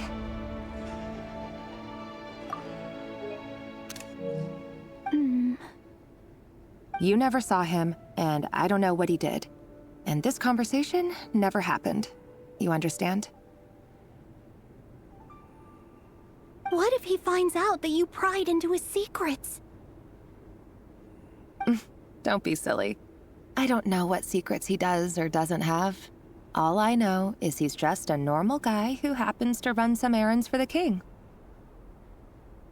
Are you scared of him? I don't know.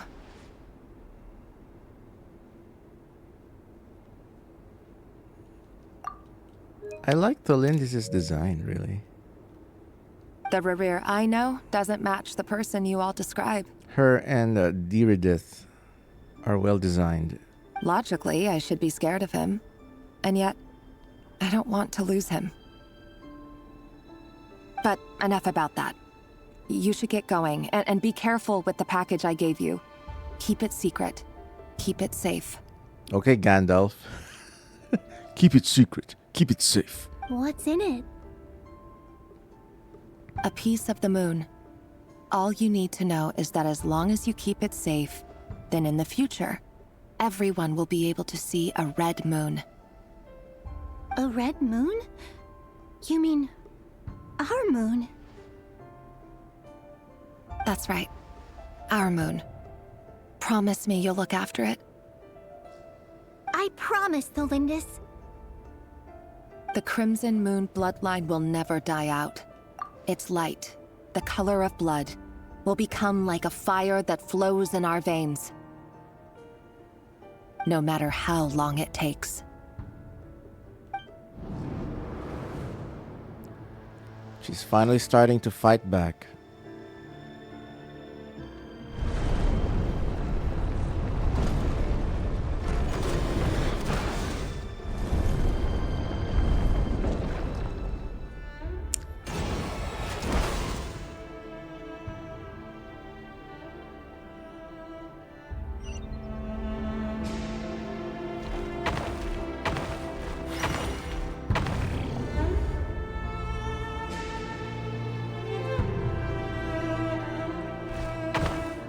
What? Okay.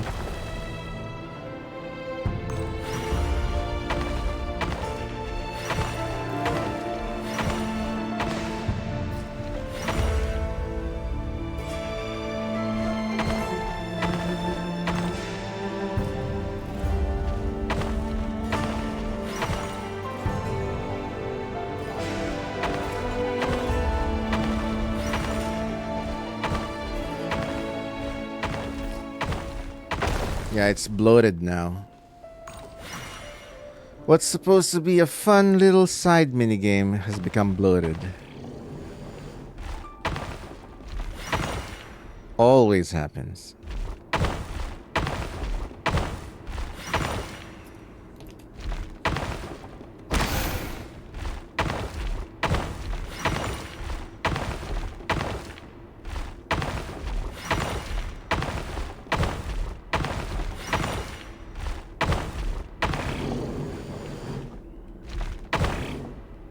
Uh-oh. Uh-oh. Deads.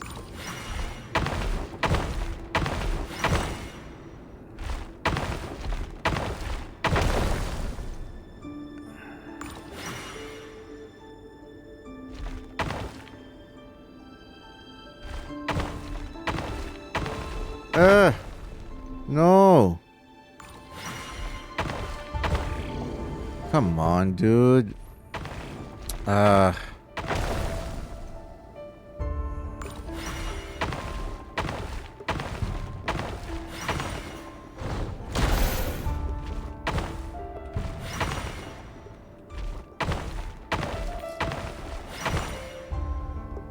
Hurry, everyone, and stick to the plan. Sir Dainsleif, what are you? Is this treason? You know what happens to those who betray the throne. Please, don't do this! It is the king himself who has betrayed the throne. He has betrayed all of Conria. If you have any love left for justice in your heart, you should join me. It's showtime. Dane and his group will handle the troops in the palace. Then Hraptatyr and Rheindater will disarm the security measures. Nice little heist group you have here. My job is to enter the prison and rescue Vedifalnir. Stay safe. Wish me luck. Look after my brother. Draw your blade. It is time for justice to prevail. Wow, Dane is quite the revolutionary, huh?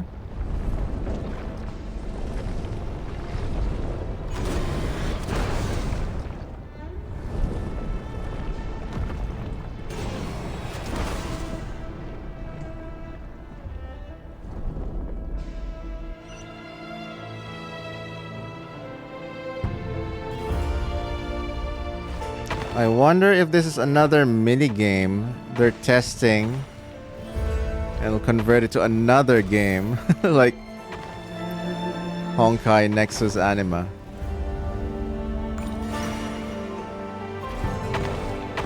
I guess we'll see.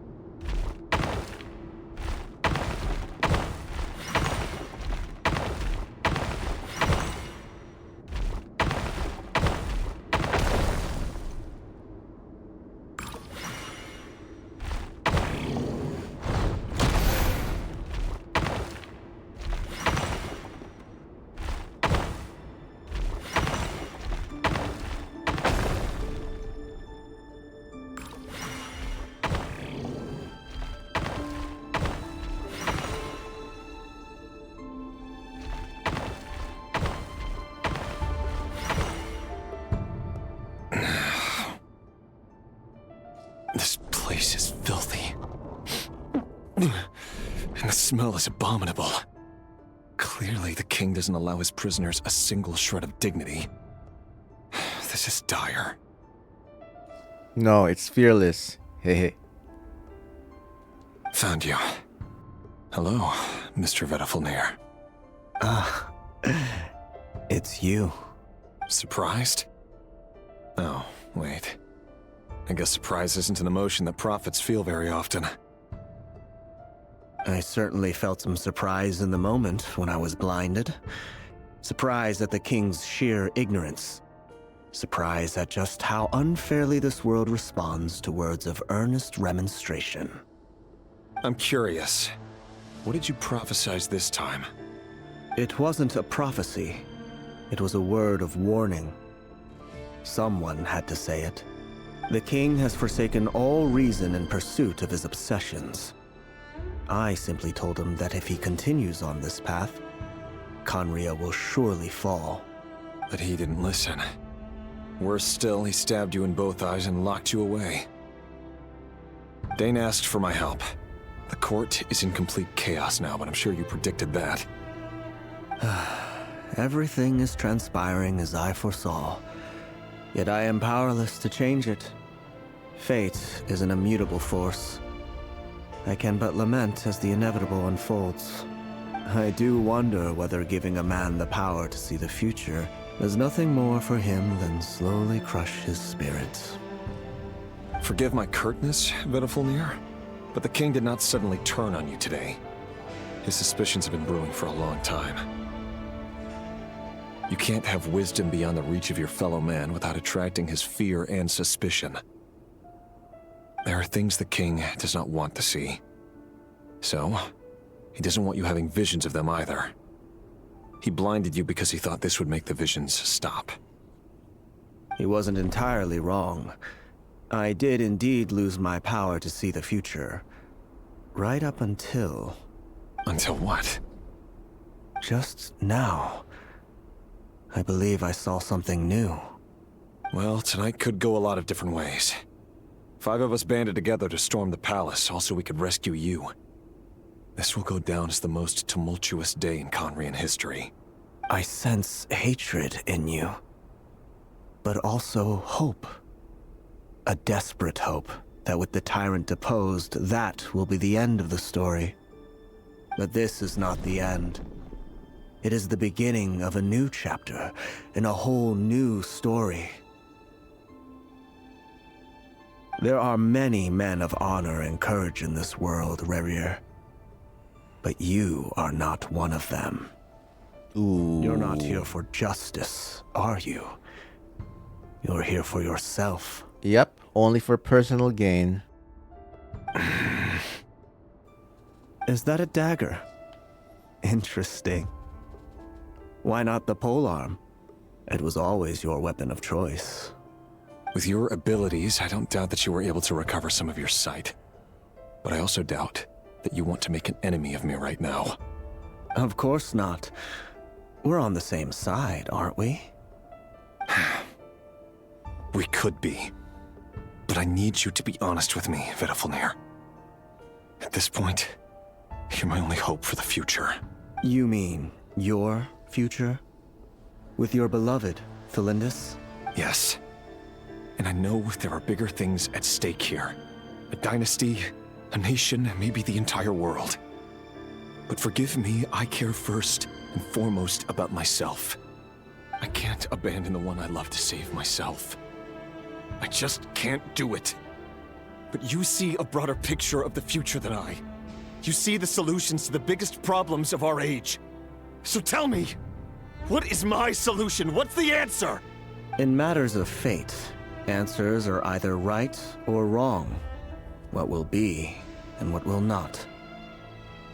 Maybe you are willing to pay a certain price in the pursuit of happiness, but unfortunately, fate does not negotiate. That is the cruelest thing about fate. It is unmoved by your sacrifices. That can't be true. I know it's your voice that I keep hearing in my head, urging me to see how the world is changing, to seek more power so I can protect the things I love. You show me disaster, but you won't show me how to avoid it? Why? Why are you doing all this? My voice. In your head.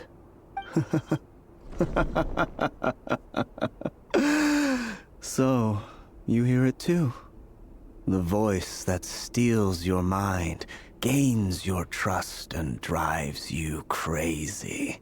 It turns out that we are not so different, you and I. Vedifilnir just broke into the strangest smile I've ever seen in my life, as if he'd discovered some monumental secret. But then he suddenly switched to looking extremely weary. Very well then. My advice to you is as follows. You must persevere. Whatever trials and tribulations you may face, be steadfast in the belief that they are your path to the future. For as long as you live, your story with Tholindis shall not come to an end. That is the only chance you have of fighting back against fate. It is up to you whether you believe my words. Regardless, that is all I will say on the matter. I have no right to intervene any further. I will hold you to your word. Thank you for setting me free. In return, I will tell you one more thing that you cannot afford to ignore. Just then, a strange wave of energy rippled through the city. We had no idea what it could mean. If I were you, I would head to the Universitas Magistrorum. The Universitas? Oh no! I'm sure we'll be seeing each other again very soon, Rerir. Whatever Vedifilnir said, I didn't catch it. I didn't even help him out of the prison. There was no time to lose. Tholindis.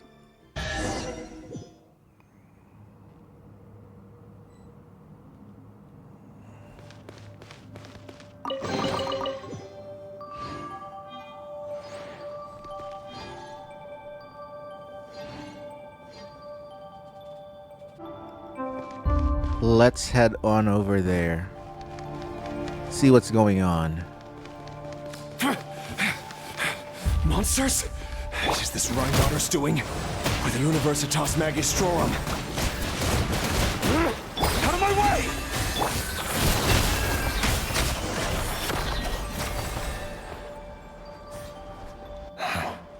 The Universitas. That reminds me of a rumor I once heard. Allegedly, the king installed secret mechanisms in the palace and around the city. No one knows where they are or what kind of power they hold. But if they were ever going to activate, it would probably be on a night like tonight. Help! Help! Hold on! Don't let them anywhere near you! Save me! I can't! That sounded like an explosion. So, the rumor is true? The king really went through with it? What other means does the king have at his disposal? They must run on power from the Abyss. And given it's a major center of Abyss research, anyone over at the Universitas will be in grave danger. I have to hurry!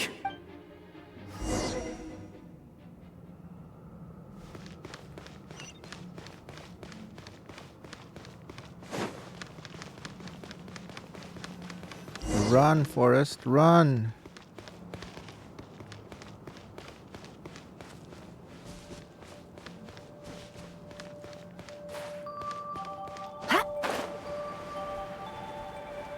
Why does it have to be Rift Hounds? Annihilation mode. You poor lost lamb. For the ever...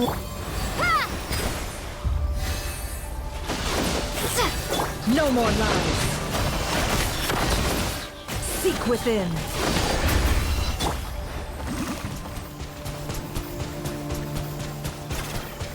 Go! Oh no.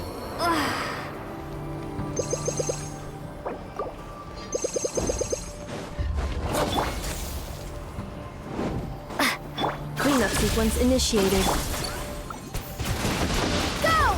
By the Frostmoon of old. It all adds up.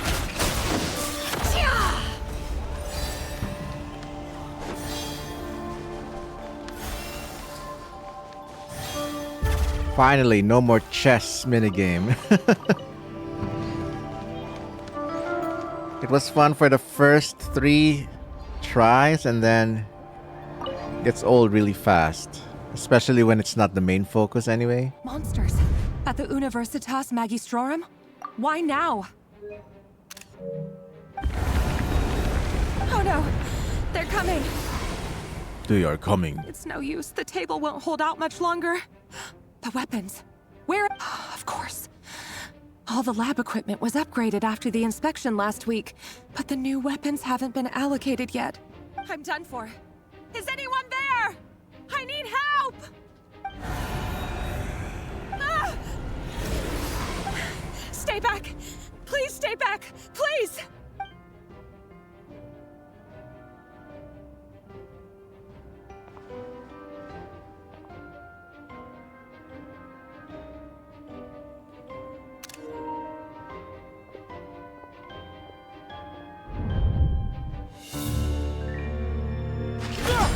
Cutscene. What's that? Rerir! So the rumors about your work are true. What? No! Listen, something happened at the palace tonight. We have to leave! You don't need to lie to me anymore. What do you mean? I know why you're worried, and I will respect the decision you've made. But it's okay, because I found a solution. I know how to end all this. You can have it back. The normal life you so desire. But until then, I'm afraid our wedding will have to wait. Tholindis? No, don't do it! Tholindis! Tholindis!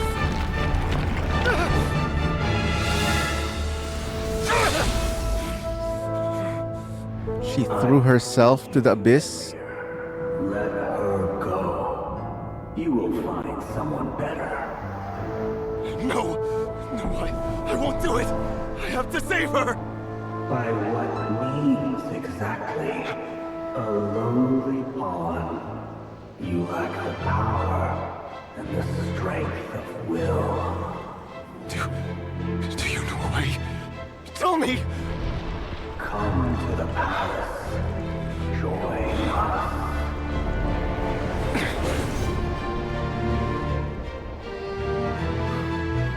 That looks like a purple eye of the storm. Thank goodness we... Step forth and take your share. You made it. Not you too. Dane. Hatred or grief, despair or desire. We all have our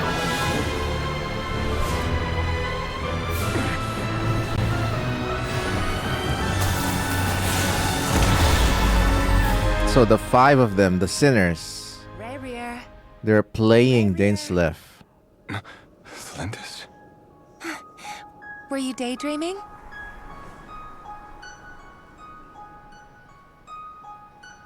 You still remember, Rerir? That question you asked me a couple of weeks ago? Oh. You mean the proposal? Yeah.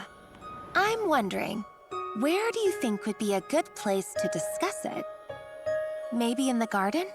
Or were you thinking a fancy restaurant? It's your choice. Goodbye.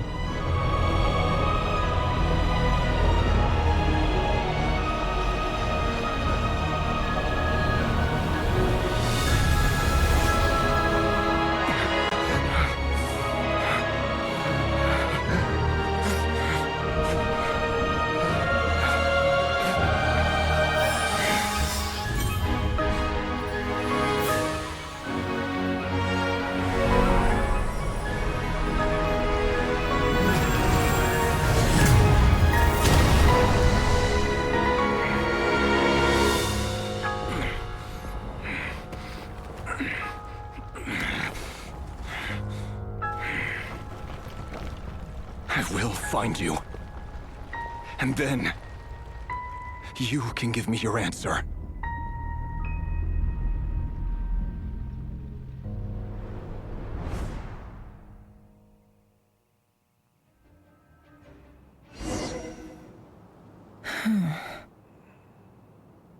So that's how the Raker of Solnari was born.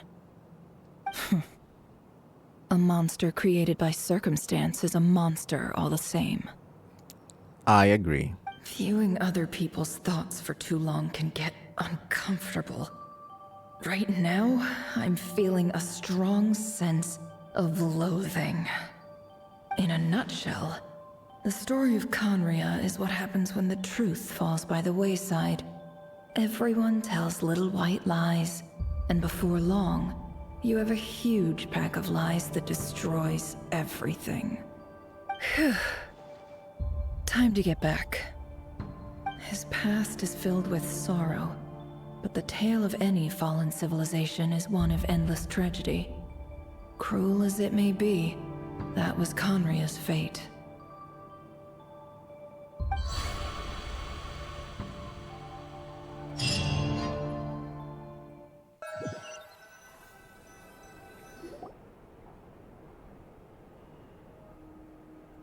And we're back at Al-Haytham's house.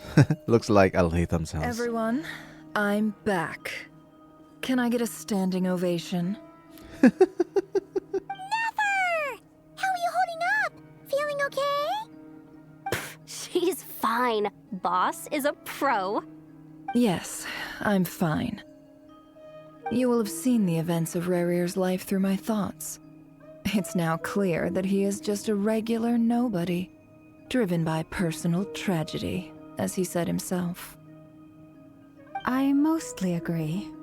There's only so much we can know about him from his memories alone, but they did give us a clear glimpse into his life in Conria. And a really clear, glimpse into what life in Conria is. However, I would not consider Rerir to be a nobody. He was deeply involved in the events of that era. Yet, when the catastrophe of a generation strikes, nobody is safe. Sounds to me like you're speaking in riddles again. Is this you urging me not to abandon the people of Nod-Krai in their hour of need? That's not what I meant. Although I do hope you choose to remain a part of the plan. Without you, the mission ahead will be all but impossible. Then try to remember that I respond better to the carrot than the stick. And I don't appreciate being bossed around. Now, as for you, Missy, you were excellent. You stuck to the rules of the ceremony and kept your mouth shut the entire time. Bravo. Cool. So, can you fill me in on the deets now? Most of what I saw went right over my head. Patience. You'll hear the whole story, don't you worry. But let's meet up with the others first. It will save me narrating it twice. Yehoda? Yes, boss. Let me get that door for ya. That's more like it. For a moment there, I was worried you'd forgotten about the first clause of your employment contract. Forgive my curiosity, but what does the first clause say? Oh my goodness, Llama. So pretty. It says I gotta do the annoying stuff that boss is too lazy to do for herself. Like opening the door, pouring the tea, yada yada. Pretty much a personal assistant. Is that right? If something is in the contract, it's because she willingly agreed to it. Rest assured that the Curatorium abides by the very strictest of labor policies. You don't seriously think I'm cruel enough to treat her like my slave. In any case, I've hardly shied away from my share of the work today. Hope I don't catch Flintz and Varka lounging about in their chairs, enjoying a leisurely cup of tea. They probably will be doing that. There's nothing I dislike more than other people enjoying themselves while I'm hard at work. Yeah, she's like doing 90% of the group project. Oh no. What? Did she forget to sever the connection or something? Sorry to disturb you, but we seem to have run into some trouble. Evidently so. Don't worry, I'm not about to leave you to fend for yourselves. I'm not that kind of boss. And it would go against the Curatorium's labor policy. I'm sorry. What did you hear me say? I wasn't talking about labor policy. Wait. How long have I been standing here? Are we in Sumeru Desert? Not long. You just appeared by the door a moment ago. Uh-oh. She mad. She's still trapped in some domain. Boss, what's wrong? You look like you've seen a ghost. We've been tricked. We never left at all. Somehow I hallucinated that whole scene back inside the office. Ah, she's still trapped in the Matrix. Hallucinated? But how? How indeed. This place should heed my will alone. All thoughts and actions that occur in here are just a result of pawns moving across the chessboard in a carefully calculated manner. And nobody has access to this chess set but me. Dun dun dun. So you control everything in here? More or less. But yes, it's a special technique of mine. Has anything like this ever happened before? Only once. It was the first time I used the chess set. Is there any similarity between what happened then and what's happening now? I suppose my thoughts are a little turbulent, which was also the case my first time. Is there anything I can do to help? The first clause of your contract clearly states that I only need your help with things that I'm too lazy to do myself. Meaning you're not feeling lazy right now? Meaning this is not something Yehoda can help with. The chess set is a personal treasure that I alone understand. I must be the one to find our way out of here. Boss, it's fine. Really. Let me do something useful. Oh, listen to you. Whatever would I do without you, Yehoda? What? Really? Yes, really. Where would I ever find another employee as obedient and servile as you? God forbid anything ever happens to you. She loves her. Oh, okay. Well, anyway, I was thinking of fetching some water. There's gotta be a source around here somewhere. I suggest everyone finds someplace comfortable to take a rest. We gotta conserve our energy. Even though all this chess malarkey doesn't exist in a physical sense, mentally speaking, it's all real. And so is our tiredness and fatigue. You don't want to dismiss mental fatigue. Just because it isn't physical doesn't mean it's any less serious. But anyway, I got your backs, so don't worry about a thing. Don't I have the best employees? Jealous much? If we can find a suitable time, I'd love to borrow Yehoda for a day to help out at the Frostmoon Scions. Would you be amenable to that, Boss Nefer? Oh, Lauma. Have I ever told you just how pretty you are? Beauty runs from the tips of your antlers to the depths of your imagination. Time to rally, everyone. Follow me. Yeah, I agree with her. Llama is pretty. As we continue our journey, the same rules will apply. That means stay focused and no talking no matter what we encounter. And don't disturb the chess pieces. Nice pose. You have my word that I will get us all out of here. That kind of looks like a Pep's lair.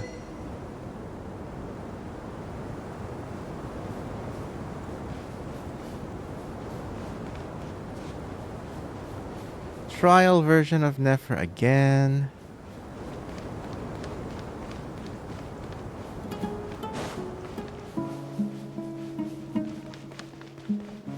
This place looks familiar. sign. Uh-oh. There's someone up ahead. Time for a little chat. Is Nefer from the same village as Candace?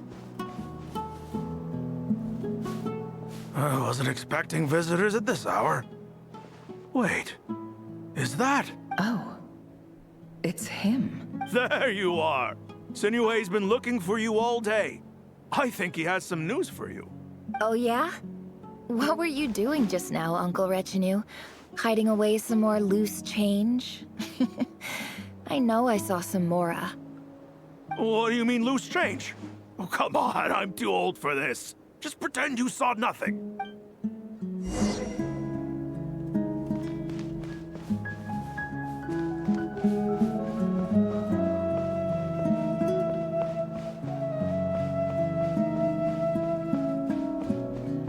Talk to a Peppy. A Peppy? A Peppy? Is that a small Apep? Hey, kid. Mind telling me what Sinuhe's been up to recently? I'm trying to get in his good books and I need a way in. Get in his good books? Why? What do you want with my dad, Uncle Apepi? I've written a new song. I was hoping to showcase it at the next festival, but I'll need his approval. A new song, huh? I'd love to stay and listen, but unfortunately, Uncle Retinue says my dad's looking for me. Well, there's plenty of time and I'm not going anywhere. See that pile of stones? I'll be sitting there warming up my vocal cords. Come find me when you're done. Pile of stones. Got it.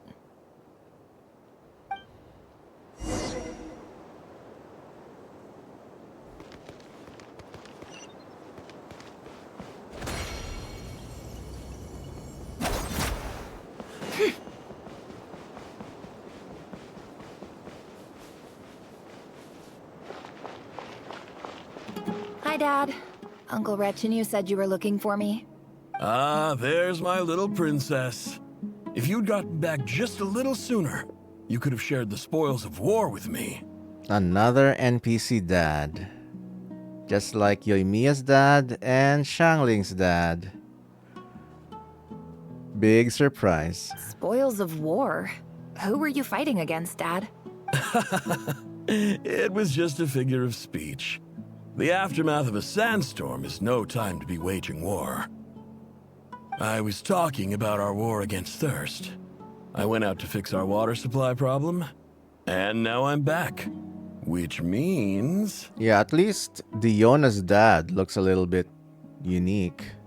We have a well again! That's right. I found a new one and brought back as much water as I could carry. It should last us for a good while. If it wasn't for these blasted sandstorms, our wells wouldn't be caving in. You wouldn't be spending all your time out searching for new water sources. As the chief of our tribe, I'm supposed to be leading us out of hardship and poverty, onto better things. You know how prosperous our ancestors were. I've told you all the stories.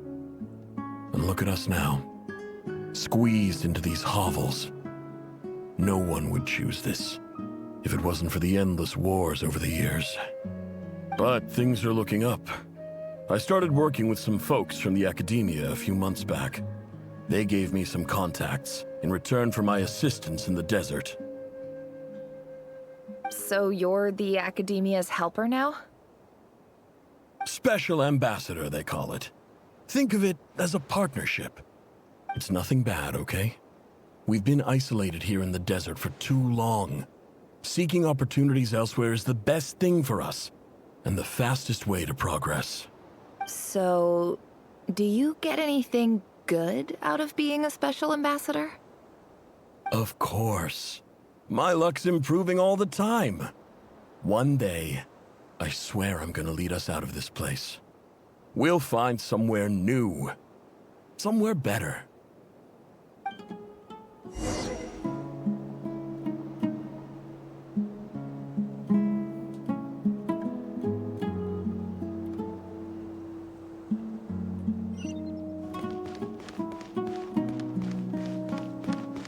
Yeah, so much focus on Nefer.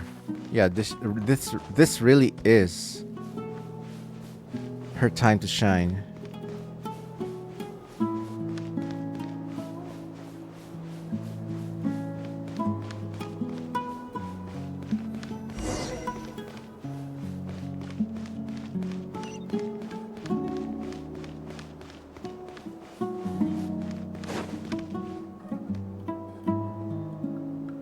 That's our well, and you know it. You stole from us. Well, you've gone from chief to thief, and now you have to face the consequences. Uh-oh. Did you really think you could take our water without permission and get away with it? You're either brave, stupid, or both. And that special ambassador act? Yeah, nice try. We spoke to the academia. They said it was all news to them. You're a liar and a cheat!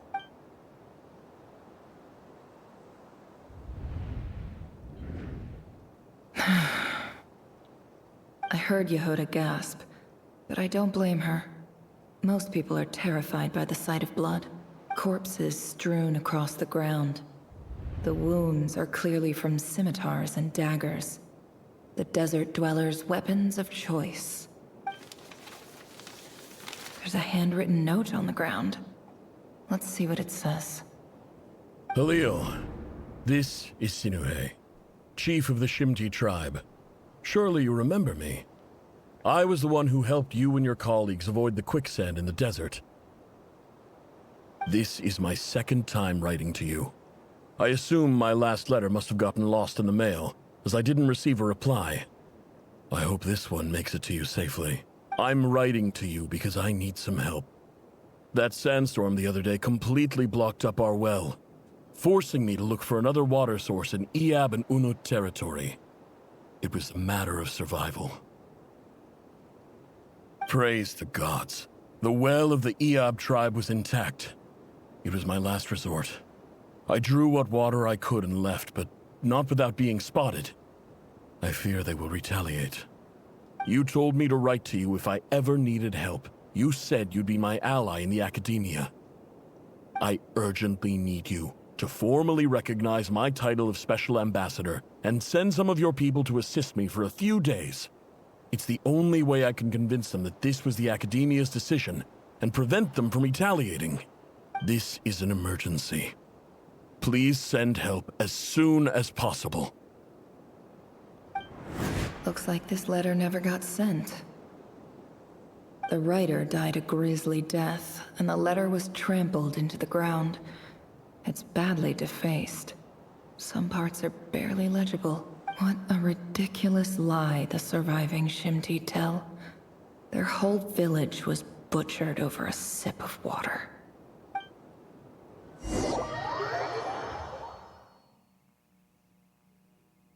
Ah, officer.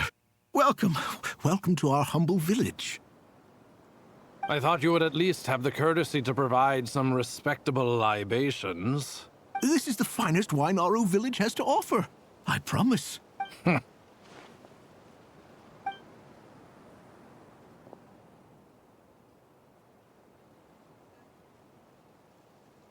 The Academia has agreed to reserve a single space for a candidate from your village. But I remain skeptical of this entire endeavor. I highly doubt anyone in this desert possesses serious academic potential.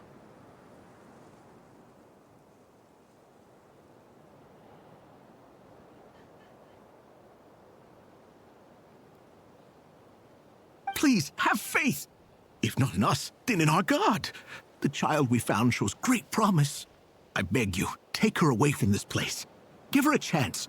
Don't let her talent go to waste. I don't recognize her. New arrival? She showed up here a few days ago and we took her in. She's a really bright kid. Please help. I'm begging you. So, where are you from? Nowhere special. Just a sand dune. What about the rest of your family? How many of you are there? Just the one. It's only you? Correct. So, no brothers, no sisters, no mother or father? Any who have slept on a bed of sand, I call my brothers and my sisters. Apart from that, I have no family. All right. Get over here. Sign your name on the form.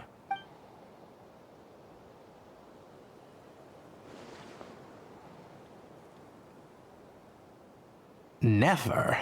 You're rather fair-skinned for a desert dweller.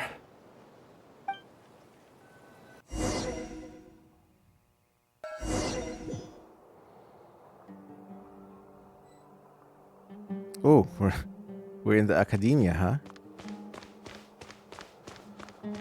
Nice. Nice to know about Nefer's lore. More Nefer lore is great.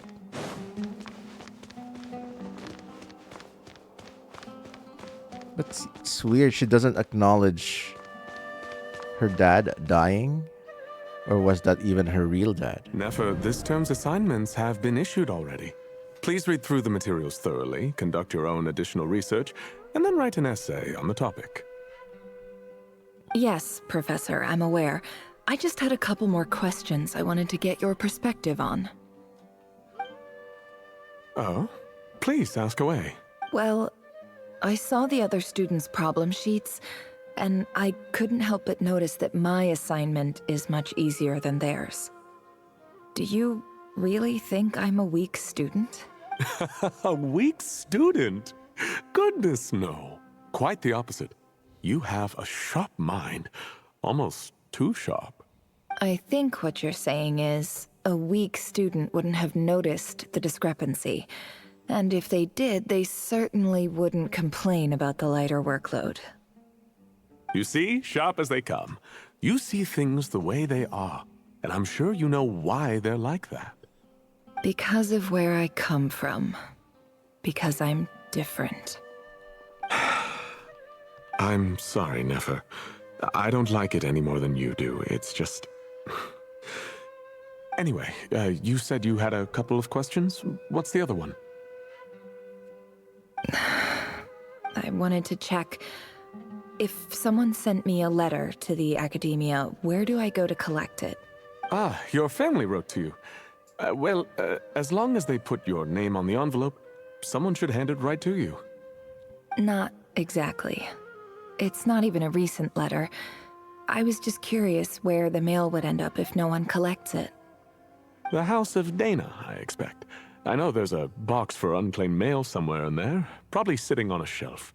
Whatever you're looking for, that'd be the place to start. Okay, got it. Thank you, Professor. Oh, don't mention it. Honestly, I feel like I failed you. I'm supposed to be your teacher, but I haven't taught you anything. Hey, don't say that. You're a great teacher, and you do your best for all your students. But the rules are the rules. You're not allowed to teach students like me. It's not just the academia either. The whole world bends over backwards for the successful, and leaves the losers to suffer and die. Oh, my dear child. Don't tell me you've given up on life already. I haven't. I just think that if you want to make it in this world, you have to find a way to become successful. She's right. My goodness, I see a lot of myself in her. I've been through some similar stuff in terms of career growth. And I've had to, literally uproot myself. My goodness. She went to a different country to become more successful. Oh my goodness, that's exactly what I did. I am Nefer? In a way. Parallels. Interesting. This must be it. A big cardboard box full of unclaimed mail. And probably some letters that ended up here by mistake, too. Let's take a look.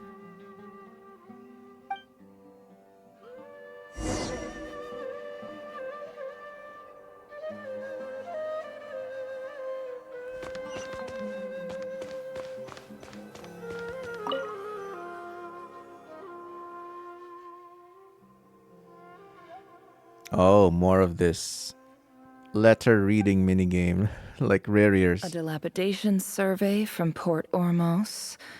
Looks like it's from a Core of 30 representative. What a strange thought. A bunch of mercs losing sleep over rundown buildings. This one was never even opened. I guess the recipient didn't care what the Core of 30 had to say about anything. Who was it addressed to?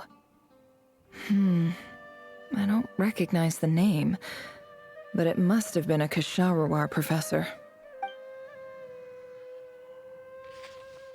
This one is addressed to the Immorta Sage. The title is Changes Observed in Satyavada Life Symptoms. Why do all these letters read like full-blown dissertations? Guided by the incense, we became lost somewhere in the forest. All the barriers between levels of consciousness disappeared as our minds soared around in circles, looking for a branch to seek refuge on.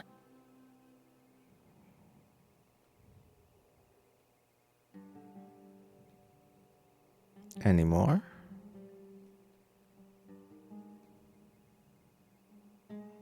I'm stuck. Help.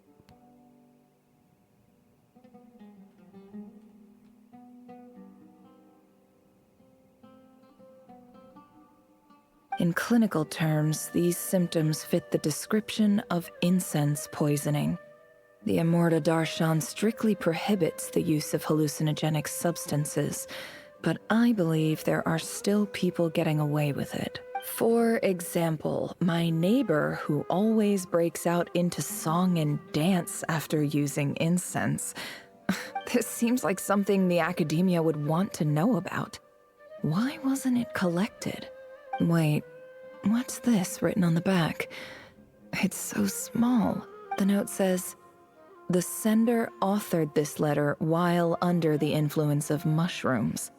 I would send it back, but no return address was provided. Stamped by the Grand Conservator of the House of Dana."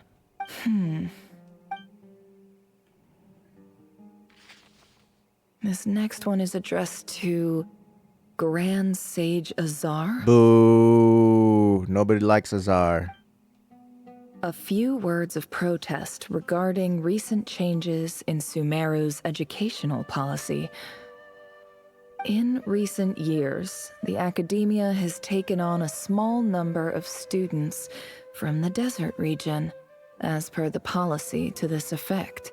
However, it appears to me that these students have not, in fact, been provided with educational opportunities that are, in any meaningful sense, equal to those enjoyed by their peers, as well as receiving dumbed-down assignments and perfunctory tutoring. They do not even have full access to the Akasha system.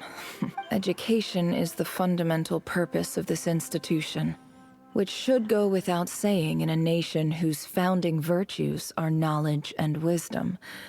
I ask you, is the lip service we pay to the policy of education for desert students truly the standard of pedagogy to which the academia aspires? Discrimination! As Grand Sage, policy decisions are your prerogative, but do not forget your roots. You and I were once students too, as was everyone else in this institution.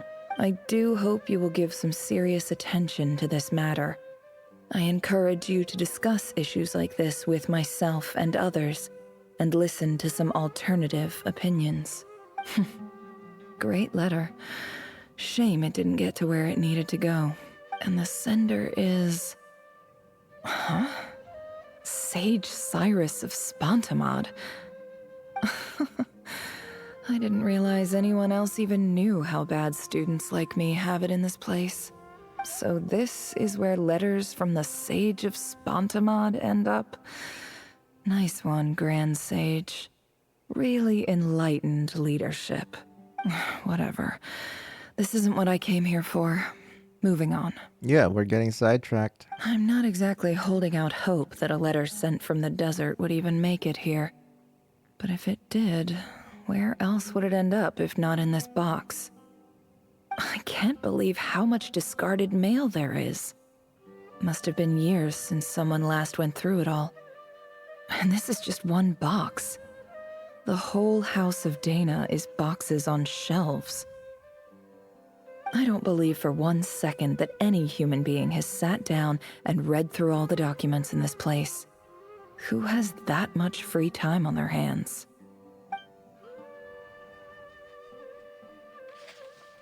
Wait, could this be it?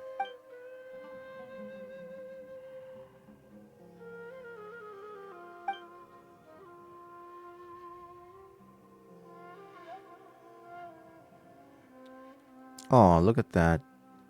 Nefer, the student. The academia student.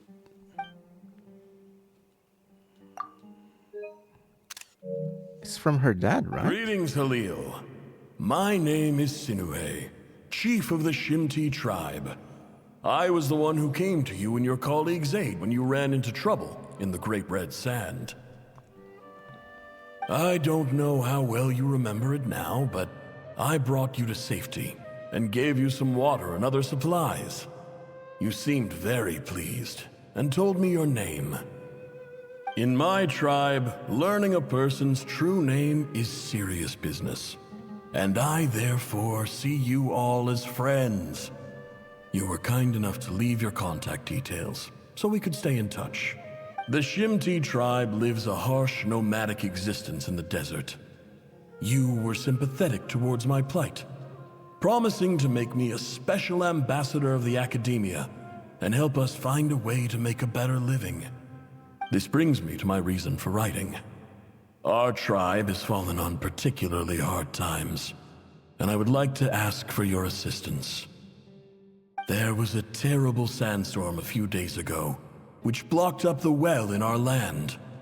To ensure my people's survival, I had no choice but to venture into Iyab and Unut territory in search of an alternate water source. The Iyab and Unut are descended from the Thamudians, while we trace our ancestry to Tulatala. We worship the Lord of Flowers and have had relatively good relations with our fellow tribes up until now. I found a well belonging to the Iyab tribe. They declined to help us, but I really had no other option. So I took some water to keep me and my tribe alive. My actions are certain to incur their wrath.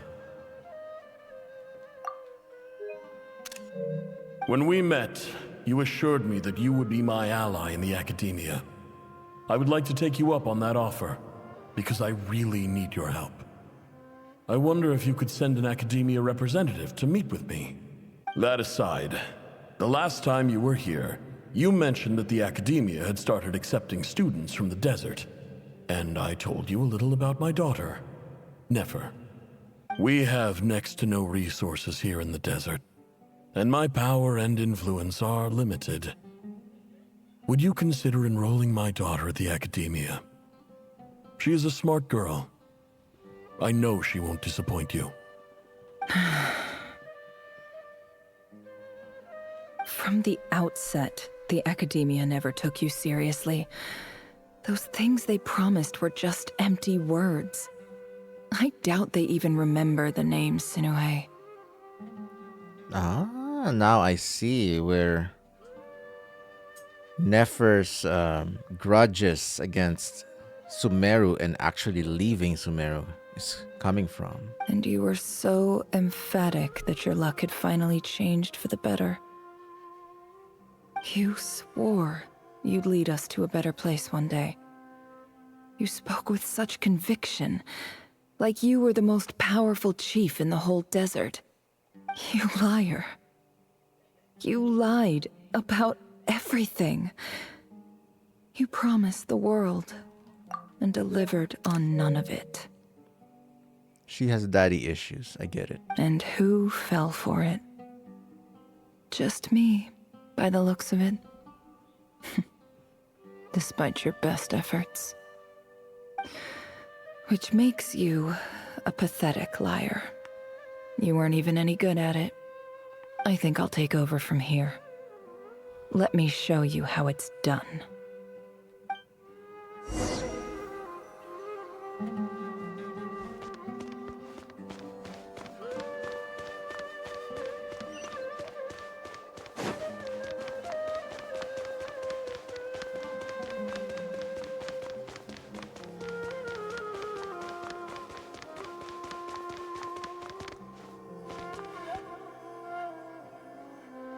I just came to say goodbye. Thanks for everything you've done for me in my time here. Nefer? You packed your bags. Where are you going? I'm quitting. Something's come up in my hometown. Gonna head back and deal with it. Huh? But this was a hard-won opportunity for you. You know that better than I do. It was, but it doesn't matter. I have more important things to deal with, and they can't wait. Oh, and I didn't want to overfill my bags, so I left some incense on your desk. What's wrong? I thought you liked incense. Although, I did read somewhere in the House of Dana that it has hallucinogenic effects. Don't use it all at once, alright? Isn't this the stuff you brought from your hometown? You're just letting me have it? But you said it's a rare and valuable commodity. Yeah, about that. I lied. It's not rare at all. There's this bunch of ruins near my hometown that are practically overgrown with this plant. It's not worth much. Keep it, it's fine. But Nefer... Alright, that's all from me. You take care.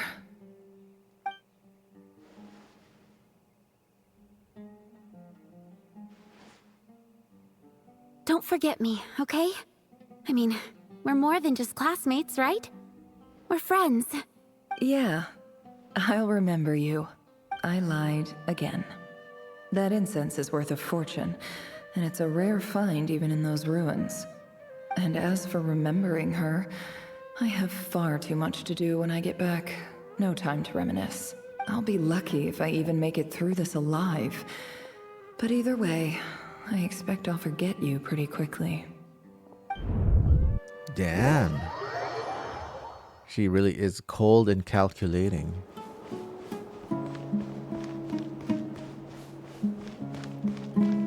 All brain and no heart.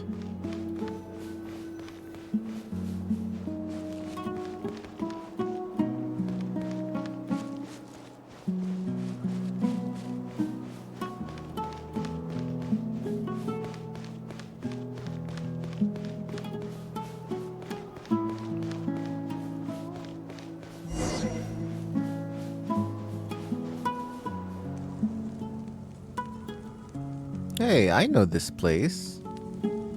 I farm a lot of stuff here.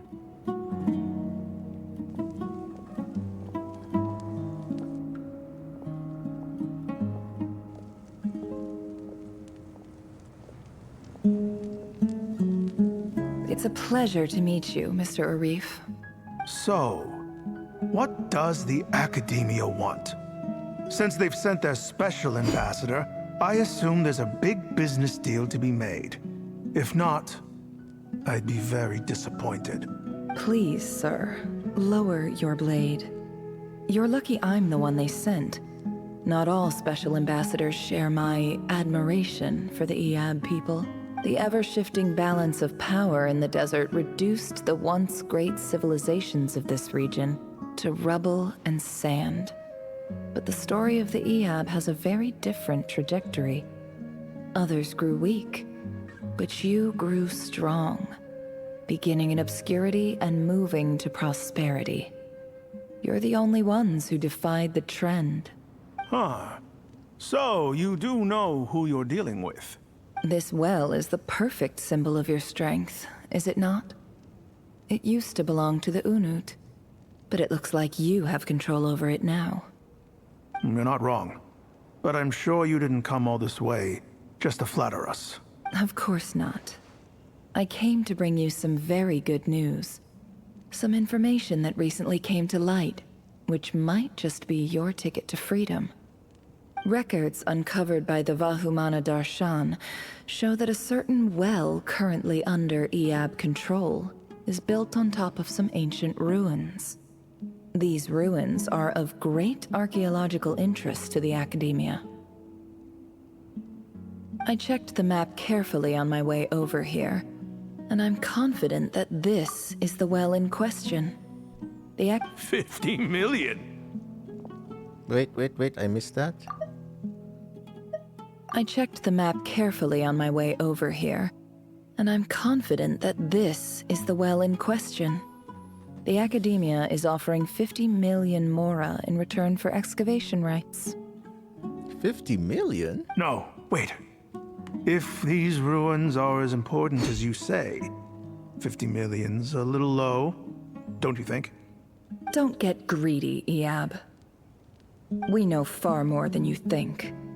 We know that you seized this well by force. Wasn't that the first step in your rise to power? To drive away the Unut and steal their water supply? So what if it was?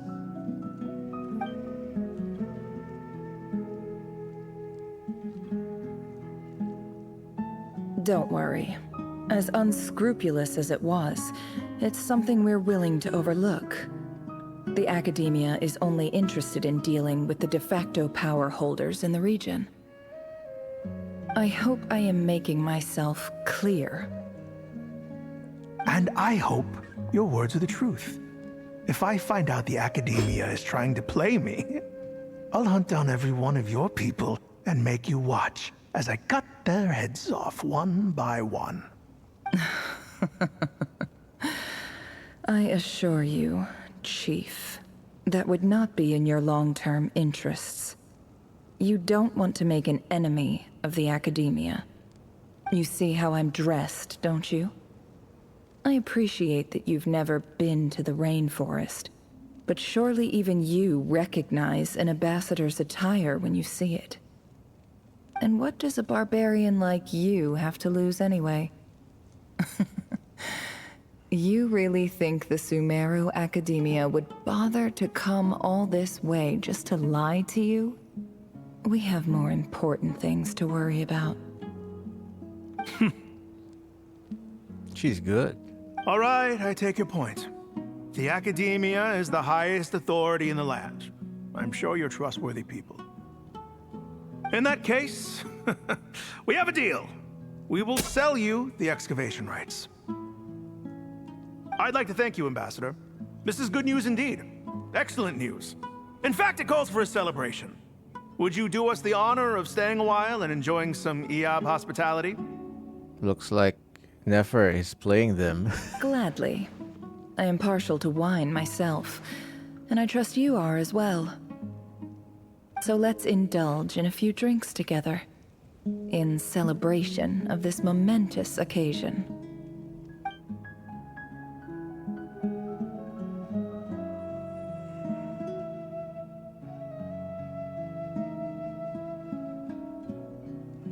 Chief! Chief, it's an emergency! It's the Unut. They've taken the well. Uh-oh. Well, don't just stand there. Take it back. Yes, Chief. I have every confidence in the Iab's military superiority, and yet... What is it? The Unut's response was alarmingly fast. The day after we reach a deal, they seize the well. This can't be a coincidence. Perhaps there is a traitor in your midst. I don't think so. I am obliged to remind you, Chief, that the Academia will only deal with the de facto power holders. If you cannot regain control over the well, I'm afraid you won't see a single mora of that 50 million. No! Please, Ambassador, just give me some time. I swear the Unut will not get away with this. That well is ours, and so is the Mora. Ooh, she's playing both tribes. So they kill each other. Glad to hear it. I will wait here for an update. If there is a traitor, I will find them. In the meantime, make yourself at home. I'll report back as soon as I have an update. Much obliged. Wow. All it took was a few words and I've got him wrapped around my finger. What an amazing feeling. Haha, knew it. So, in summary, Ambassador, the Academia would rather negotiate with our tribe instead of the Eab, yes? The Eab are ruthless murderers who don't listen to reason. And now they have the gall to interfere in our research projects in the desert region. So let me ask you, Chief, if you were the Academia, what would you do? Kill them all, of course. Precisely. The Academia does not tolerate those who stand in our way. The Eab have held back our academic pursuits for too long, and our patience is wearing thin. At the same time, there is simply no way that the Academia can be seen to be intervening in desert affairs. I'm sure you understand where I'm coming from. We have our own rules out here. If the rainforest dwellers raised arms against a desert tribe, it'd start a bloody war. Right. We can't confront them ourselves, but we can support their enemies. The Unut have always had strained relations with the Eab, which makes you our natural allies. Natural allies. My goodness, she's good. Weren't the Eab your allies once? You were quick to send them after us to protect your interests back when we stole that water. And now look at you. You're at each other's throats. Let me be clear. The Academia wishes to collaborate with the legally recognized rulers of the desert in this matter. We are asking for excavation rights to that well, and our offer is 50 million mora. Say no more. I believe we have an understanding.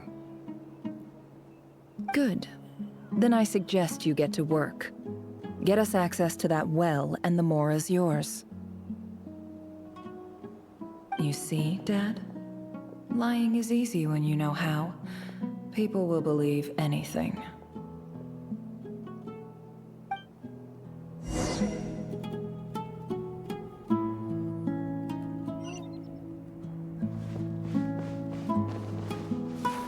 She's having revenge by not getting her hands dirty.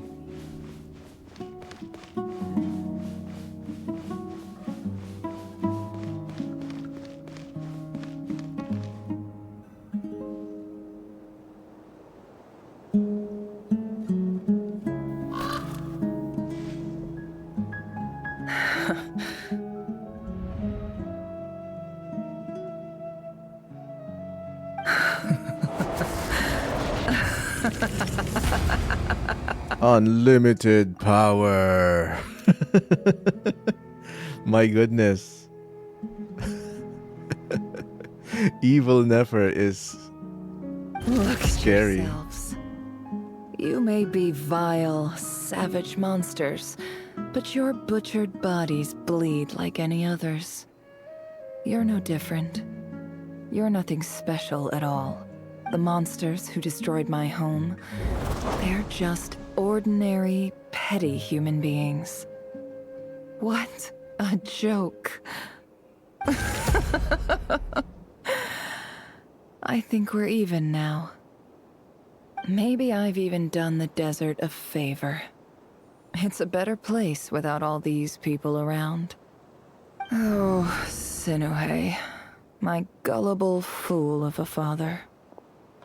Perhaps if you'd been as ruthless as I was today, our tribespeople would still be alive. In this dog-eat-dog world, a chief needs to be tough to survive. But you couldn't do what had to be done. So I did it for you. My goodness. And everyone in the back, Lauma, Traveler, Yehuda, they're all just watching, Probably in horror. Nefer, it's okay. All of this is in the past now.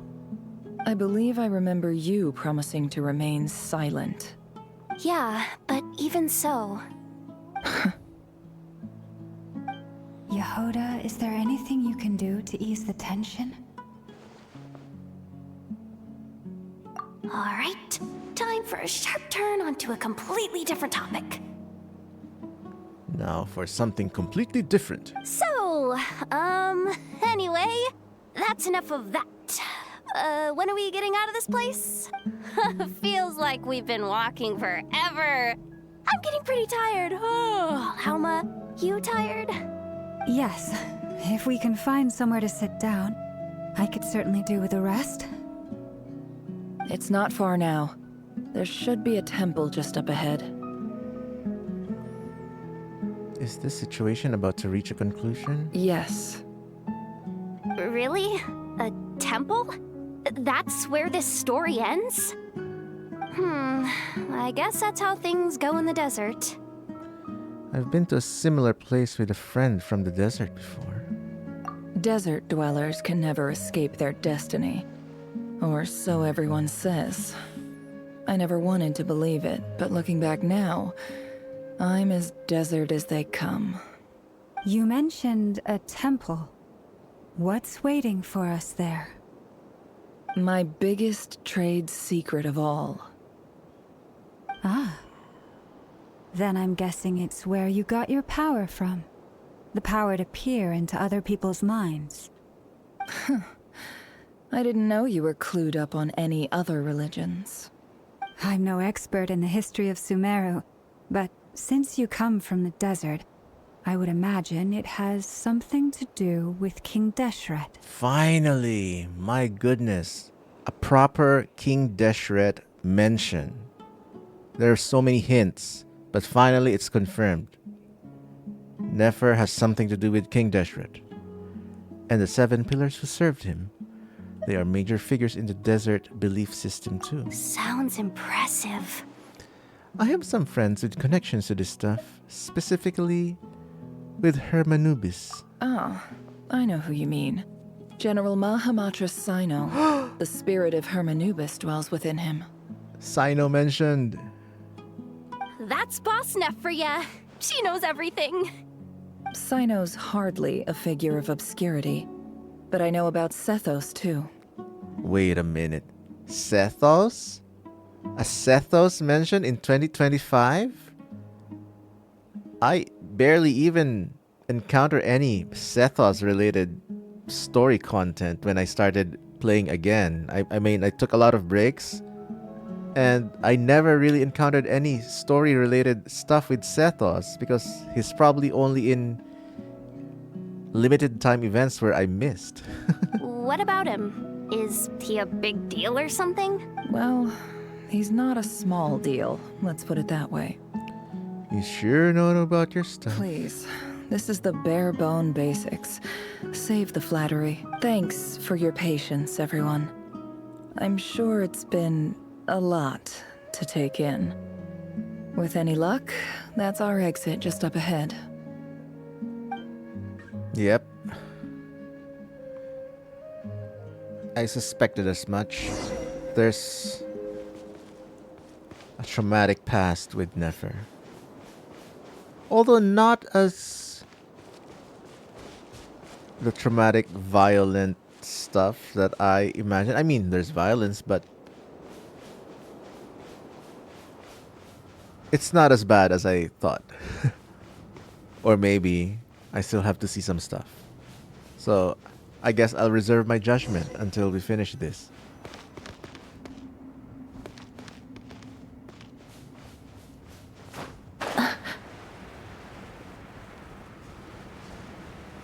But it is nice to be back in Sumeru environment. Not gonna lie. It is quite nostalgic.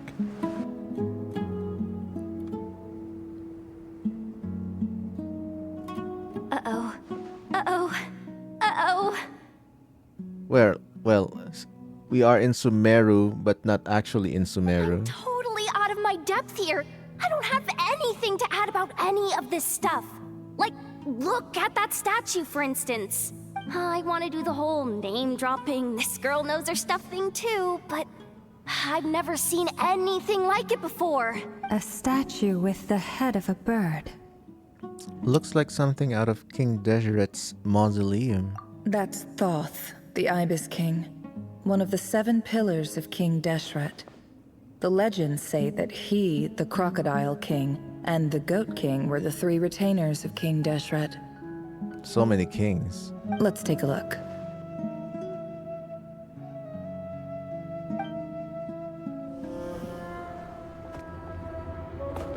Cutscene. Nice Sumeru music. I love Sumeru music. With all the oboes and English horns.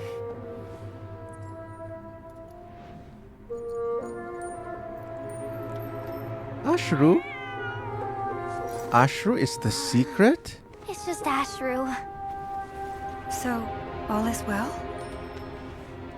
Wait, is Ashru the vessel of some being's spirit?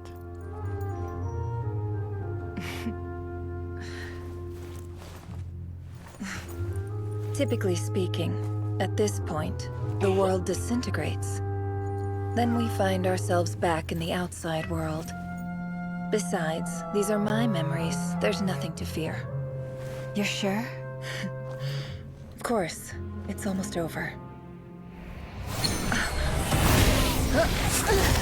Uh-oh. It's Rerir.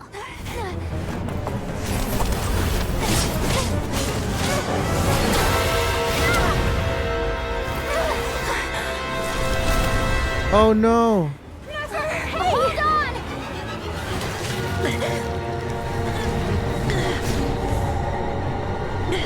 How dare he disguise himself as Ashru?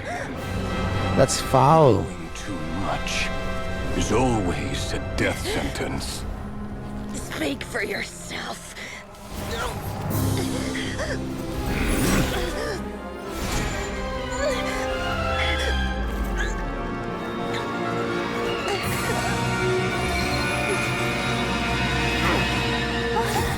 It's Dory. Dory saved the day with her trinket?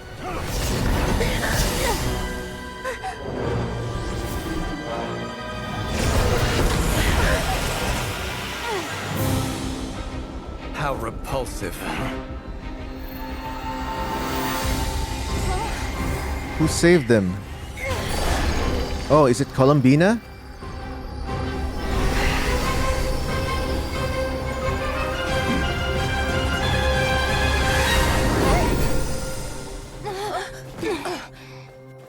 Ha! Thank you, Columbina. And Dane.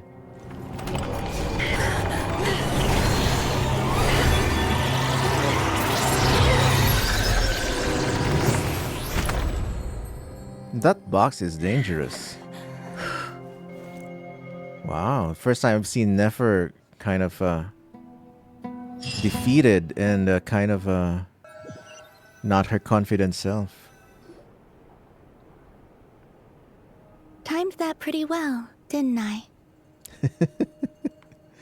You certainly did, thank you. It's okay. I'm just glad no one was hurt. Paimon noticed you doing something too, Dainsleif. Were you helping get them out? Of course. When I asked Nefer to conduct this investigation, I was not naive to the dangers involved. I had a duty to ensure your safety. Good to know your sense of justice is still intact after all these years. I take that to mean that you saw the truth. That comes as a great relief. I certainly did. And thanks to your help, I also managed to trap Rerir inside the chess set. Oh my god, now Rerir is in the box. Whoa, really? How'd you manage that? Well, to be honest, I sensed that something was wrong long before we made it to the temple. By using this fragment to probe into Rerir's past, well, the monster formerly known as Rerir, it seems I alerted him. I was tracking him, then he caught on and started tracking me too. Can't say I'm surprised. It's like a Horcrux from Harry Potter, or the One Ring. But how did he track you through your thoughts alone?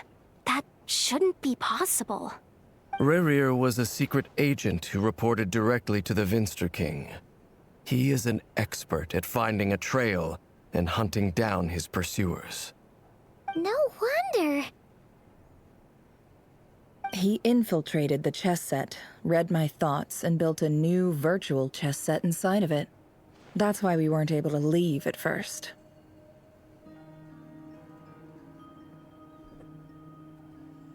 Speaking of your chess set, it's quite a remarkable item. Would I be right in thinking you have some connection to King Deshret?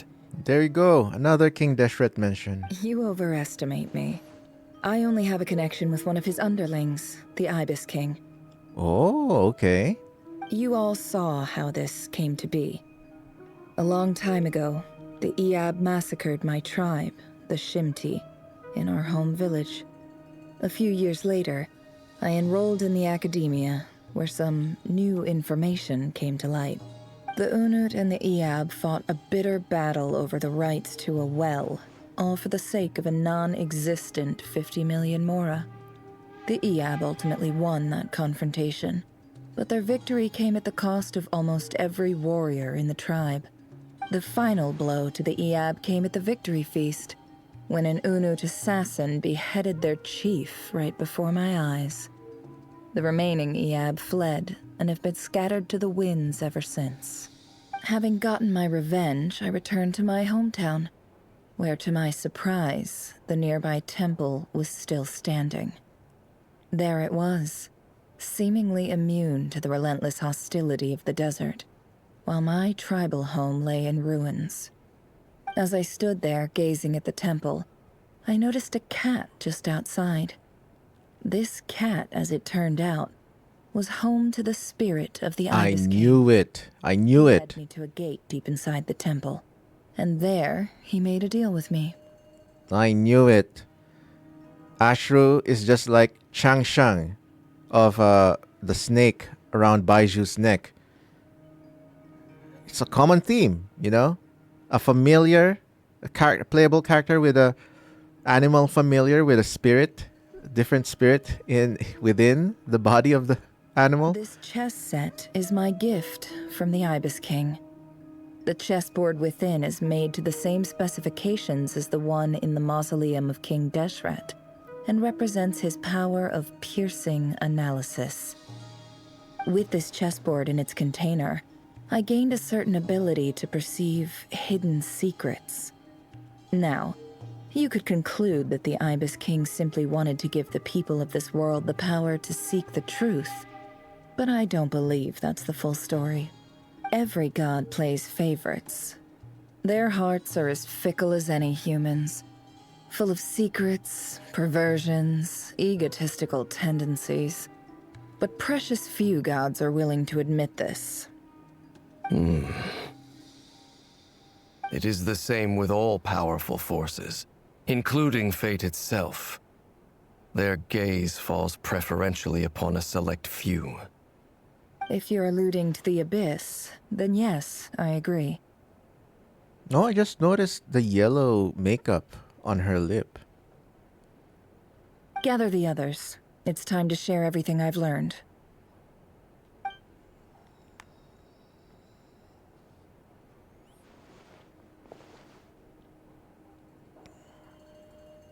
Thank you all for being here. Oh, okay. I thought we were going back to the cave, but it looks like another Avengers Assemble moment. Well, it's nice to see Dainsleif relaxing relaxing for once on a comfy couch. We never see him chill, at least on camera. As promised, I did some further investigating into the Rerir of Solnari's background. I am pleased to report that the investigation has been most fruitful indeed. Oh, except when that he went to have drinks with Kaya, I guess. That's chill. The Rerir of Solnari, real name Rerir, was once a Conrian subject who served the Vinster King. I will now share the important details of his story. Please save any questions or comments for the end.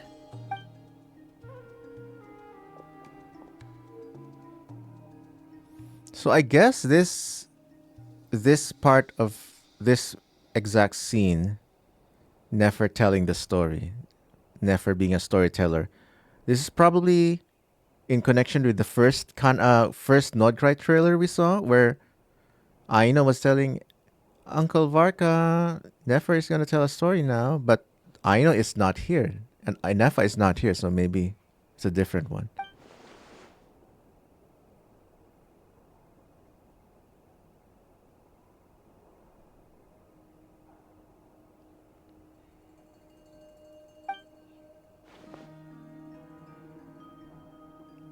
I wonder why this is not voiced.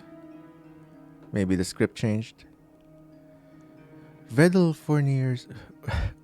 Folnir's voice, which spoke to him of his fate, was like a reflection of the moon. Though he could disturb the waters to gain some temporary relief, he was powerless to erase it entirely. In contrast, Rerir's own life was like a reflection of a broken moon. Once the stormy wind of fate blew across the water surface, it was utterly destroyed. Tholindis smuggled away a piece of the moon before disappearing through that mysterious portal. It was passed down through the ages, finally falling into the hands of the knave. But what lies on the other side of that portal? Is it really a whole other world? Tholindis never had the chance to share what she found there. Neither did Rerir, who followed her in. So that's why he's so obsessed with the moon. A tragic tale, to be sure. But it does not excuse his many transgressions. Absolutely. No matter how much Rerir suffered in the past, the fact remains that he is what we know today as the Wild Hunt, wreaking havoc upon innocent lives in Nod-Krai. He becomes more dangerous with each passing day. If left unchecked, it is simply a matter of time before all of Teyvat suffers the consequences. This is a threat that the Knights of Favonius cannot ignore. A question for Miss Columbina. Forgive me if this is presumptuous, but have you ever seen the spatial gateway that appeared in Rerir's memory? Never. But I have heard stories of something called the Moon Gate, and this seems to fit the description. Miss Lauma, any thoughts on this? In the lore of the Frost Moon Scions, the moon is believed to hold many secrets. Some sources speak of ancient knowledge, others of a gateway to the unknown. So the moons are portals, in some sense, in this world. The term Moon Gate is one I have heard before. But as is the case with all of our legends, there are no records of any first-hand witnesses. We cannot know whether it truly exists. Well, if it's mentioned, it exists. Then back to Miss Columbina. As a moon goddess yourself, do you have some idea of where the Moon Gate leads to? Oh my goodness, everyone's just discussing important stuff, and Yehuda is just playing with Asher in the background. This is so cute. Not at this stage, sorry. I do hold the power of the Frost Moon, and my strength is recovering well. I can sense that the gate would open at my command, but... But there's more to the power of the Frost Moon than that? Yes. A moon goddess has the right to open the Moon Gate, since it is a path to the moon. But as Nefer mentioned, holding open a spatial gateway takes a huge amount of power. And right now, I need to conserve my energy to fight the Raid Hero Solnari. I'm afraid this is one mystery we may have to leave unsolved for now. I agree. Better to save your strength. But if you'll humor me for a moment, I have a bold conjecture of my own regarding the world beyond the gateway. I highly suspect that neither Tholindis nor Rerir made it through unscathed.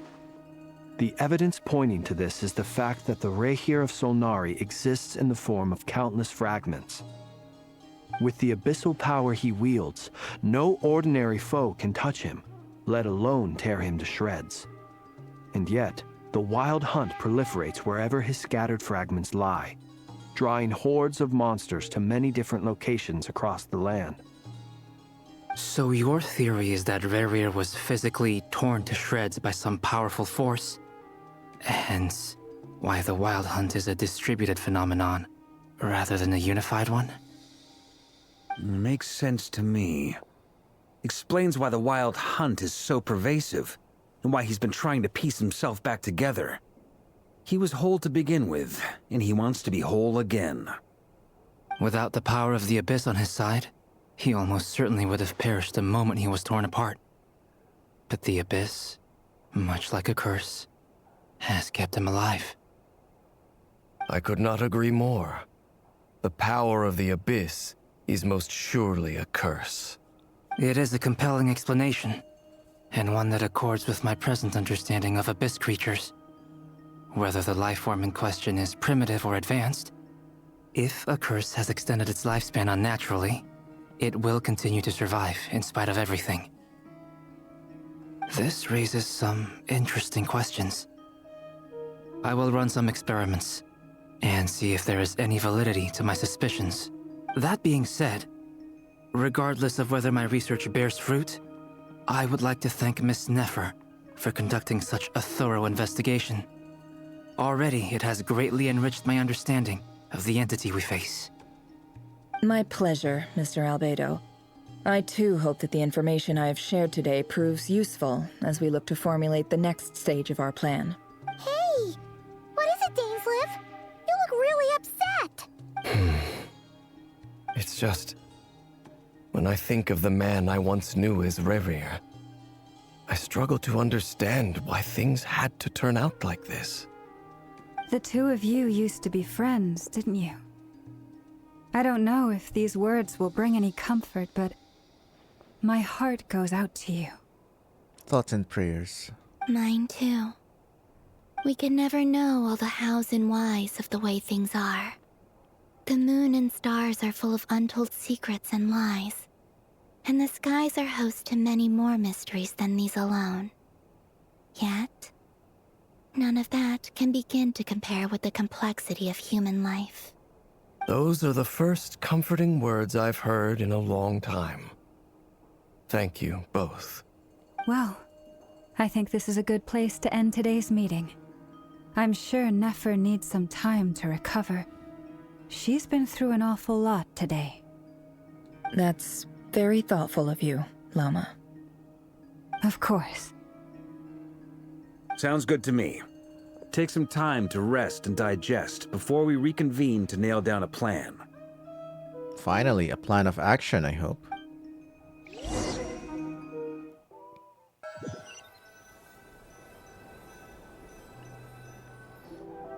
Hey, is this a bad time? Hope I didn't kill the conversation. Nice room. Oh, I'm not coming in, though. Why not? It's just a hotel room. If it's all the same, I'll just stay out here. I might not look the part, but I'm technically a knight. Barging into people's private quarters isn't the kind of thing we do.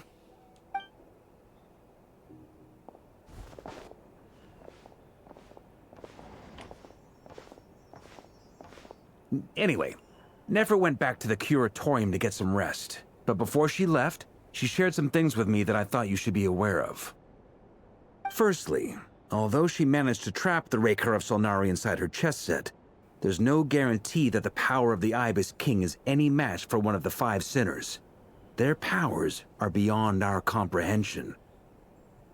It's only a matter of time before he finds a way to break out. We have to come up with a plan and take care of him before that happens. Honestly, my mom figured that might be the case. So, how long have we got? Well, I asked her that same question. She talked for a long time, but for the most part, Seemed like she was trying to convince me how precious her chess set is. What a long and storied history it has. It felt like some kind of sales pitch, you know? The kind where you end up handing over Mora against your will.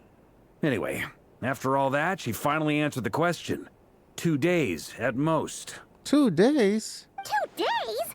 Holy moly! Can we even recruit enough help in that time? That remains to be seen. Which brings me to the second issue. Dainsleif is obviously conflicted about this whole thing. But given how little time we have, there's no way we can pull this off without his help. You have some history with him, right? Do you think maybe you could talk to him for us? I'll see what I can do. Great. I appreciate it. All right, on to item 3. So, Albedo, Durin, and I put our heads together and came up with a plan. Can't promise it's gonna work yet, but at least it's a start. We figured we'd bounce the idea off you first. We'll explore it further once everyone's recovered. Oh? Please ask away. Oh, Paimon's dying to hear this. All right, so here's what we're thinking.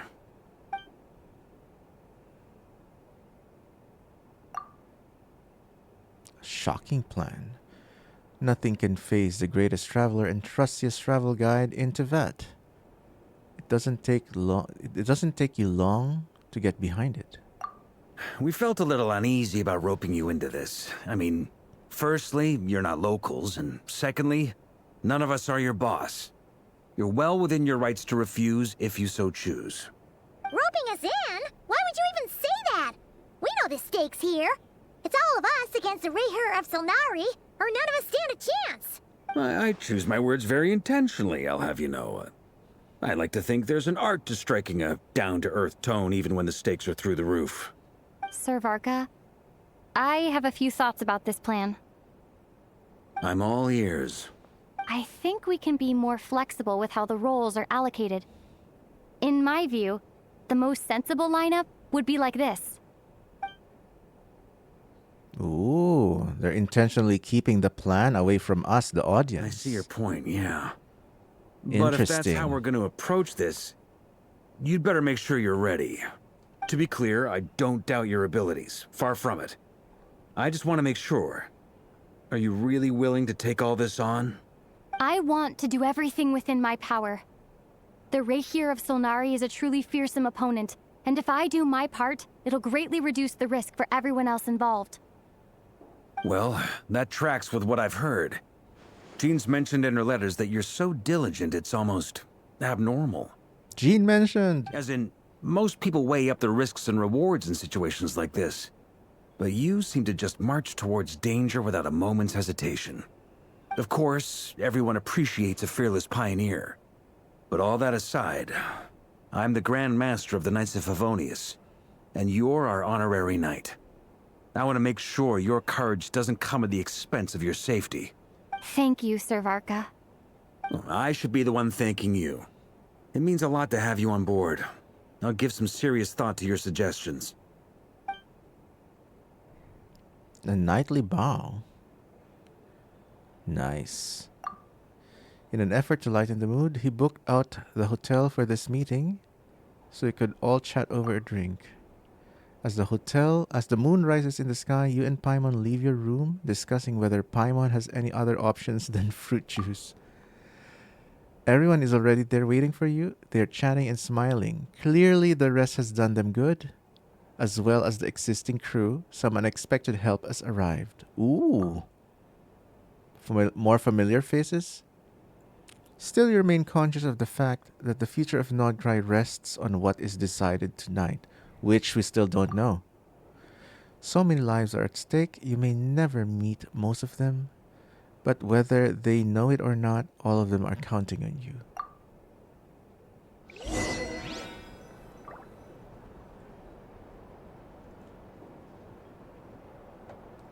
Alright, it's time to plan the final move.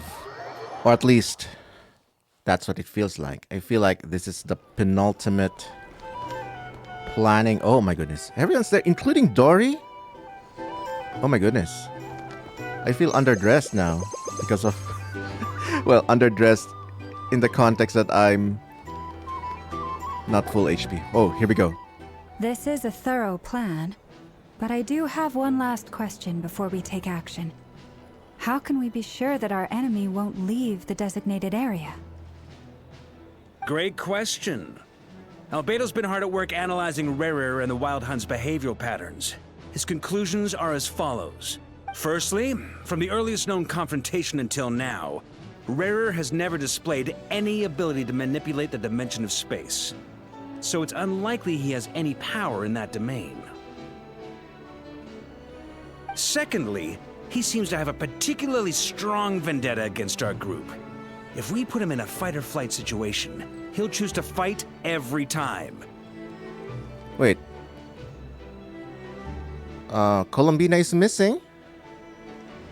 So maybe she's busy somewhere? But yeah, my goodness. Oh my goodness. Another screenshot moment. Oh my goodness, I love all these Avengers Assemble moments. It feels so... I mean, it's very representative of what Hoyo said, that they'll unify all the plot threads under the Archon quests, and the fact that all the main characters of the chapter are all huddled up and, you know, unified for one goal. It does feel like that, both literally and figuratively, which is amazing for me. And also, wow, look at all those Nod-Krai hot dogs. I want one. Thirdly, finally, and most importantly, he is consumed by hatred, both for the moon and for his enemies. Beautiful Lauma. Turns out, we tick both of those boxes. We have a reincarnated moon in our ranks, and a spy who accessed his private memories without permission. He'll be baying for blood, not looking to escape. As someone who's had their fair share of interactions with the Wild Hunt, those all seem like valid observations to me. Understood. Then I will defer to the verdict of the group. Well, everyone, that's the plan in full detail. Albedo and Durin are carrying out their part as we speak. Plan approved. Scheduling. Okay, any firepower you need, I got you covered. Let's light this baby up. Yeah, let's go, I know. The Frost Moon Scions are behind you as well. And the rest of you? We gotcha. No objections? All right, then it's settled. This is the plan we're going with. Next up, an old tradition of mine. Anyone who wants to back out, now's your chance. No way. I'll see this through the end. Wait, we can still back out of this? Everyone says things they regret, right? I don't want anyone feeling trapped because their mouth said yes before their brain had time to think things through.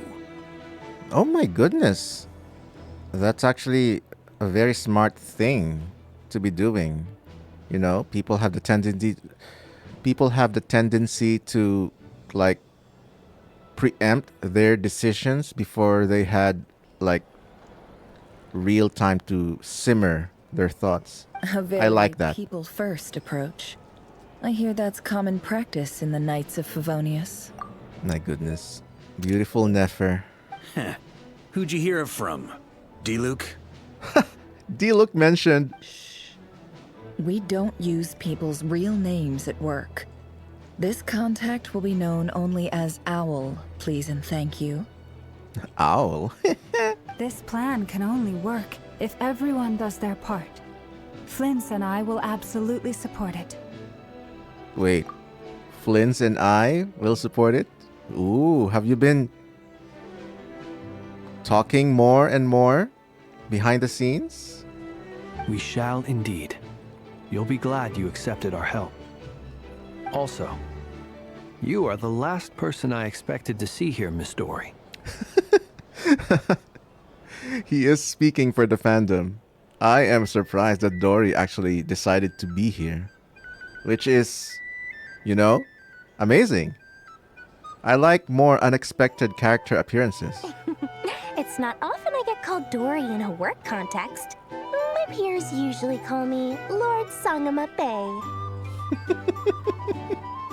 So, the longer your name, the higher your net worth. Is that the idea here? In that case, Mr. Flint's here must be worth a fortune.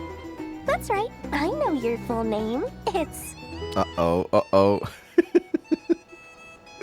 Don't do it, Dory. The walls are thin here. I'd appreciate you keeping that a secret.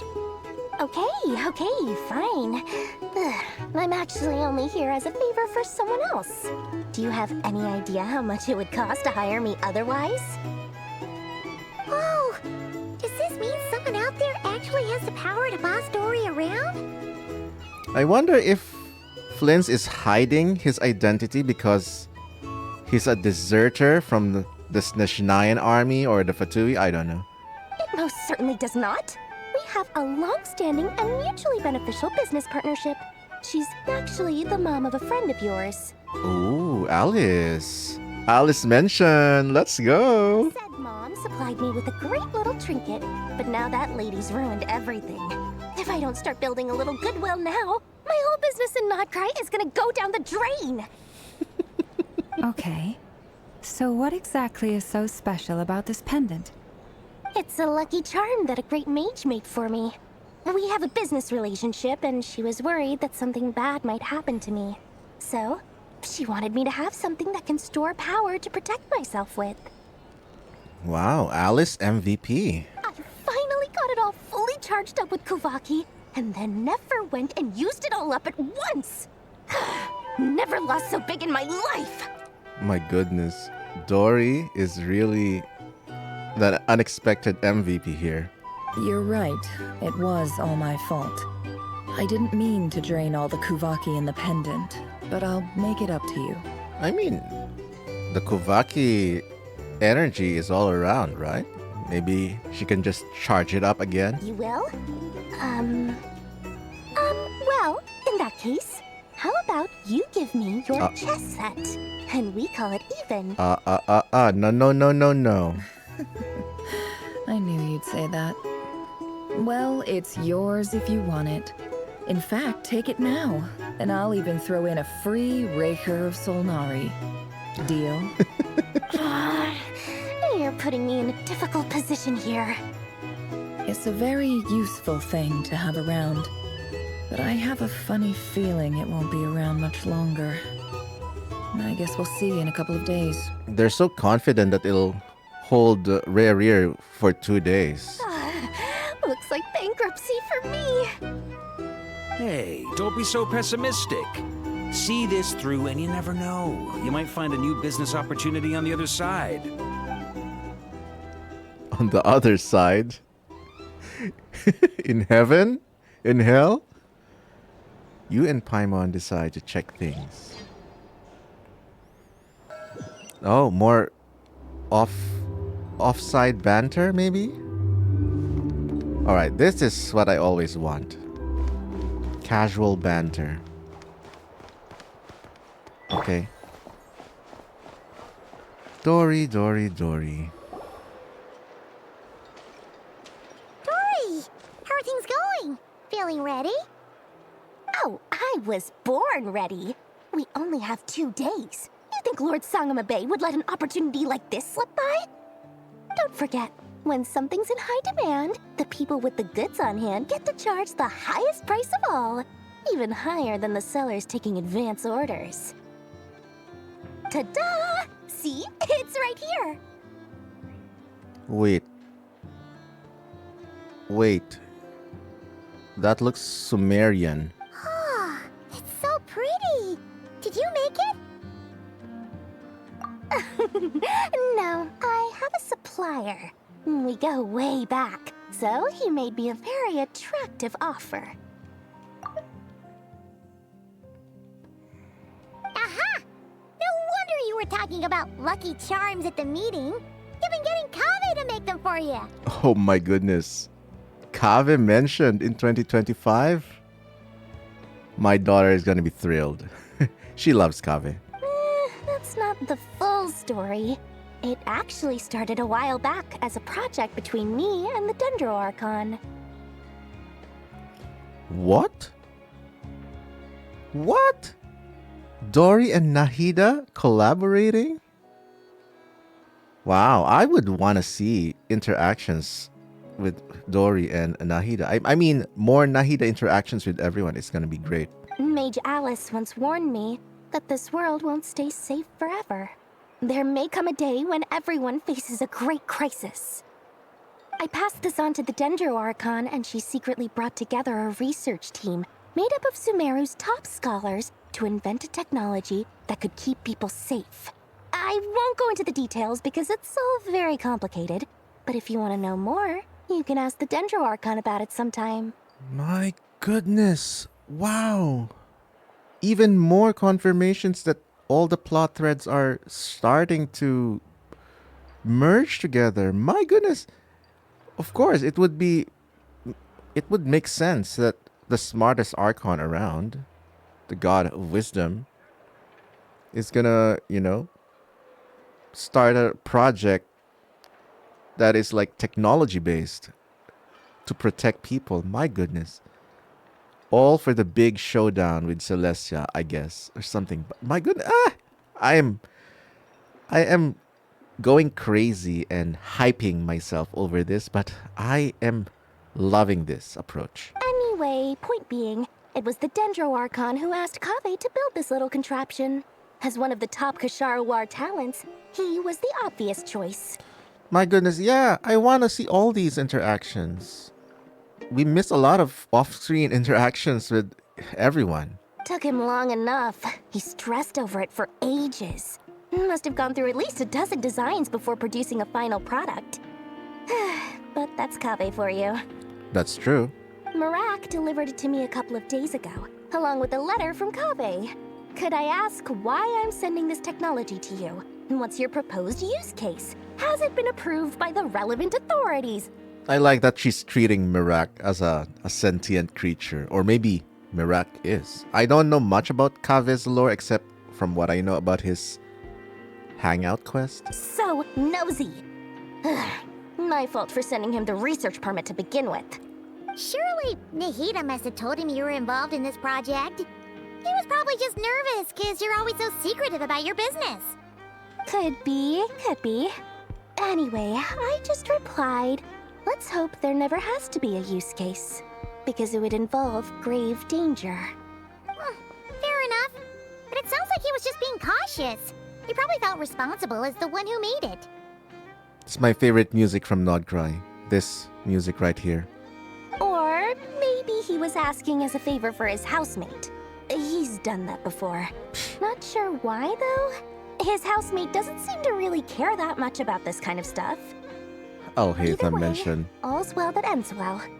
I'm just glad to finally have my hands on the product. I wouldn't want to be without it, given the potential dangers that lie ahead. Wow, her voice actor is doing a great job here. More humanization for Dory. I actually felt the fear in her voice that time. I mean, listen to this delivery. I wouldn't want to be without it. Either way, all's well that ends well. I'm just glad to finally have my hands on the product. I wouldn't want to be without it, given the potential dangers that lie ahead. See, I can definitely feel the fear. Huh? What does that look mean?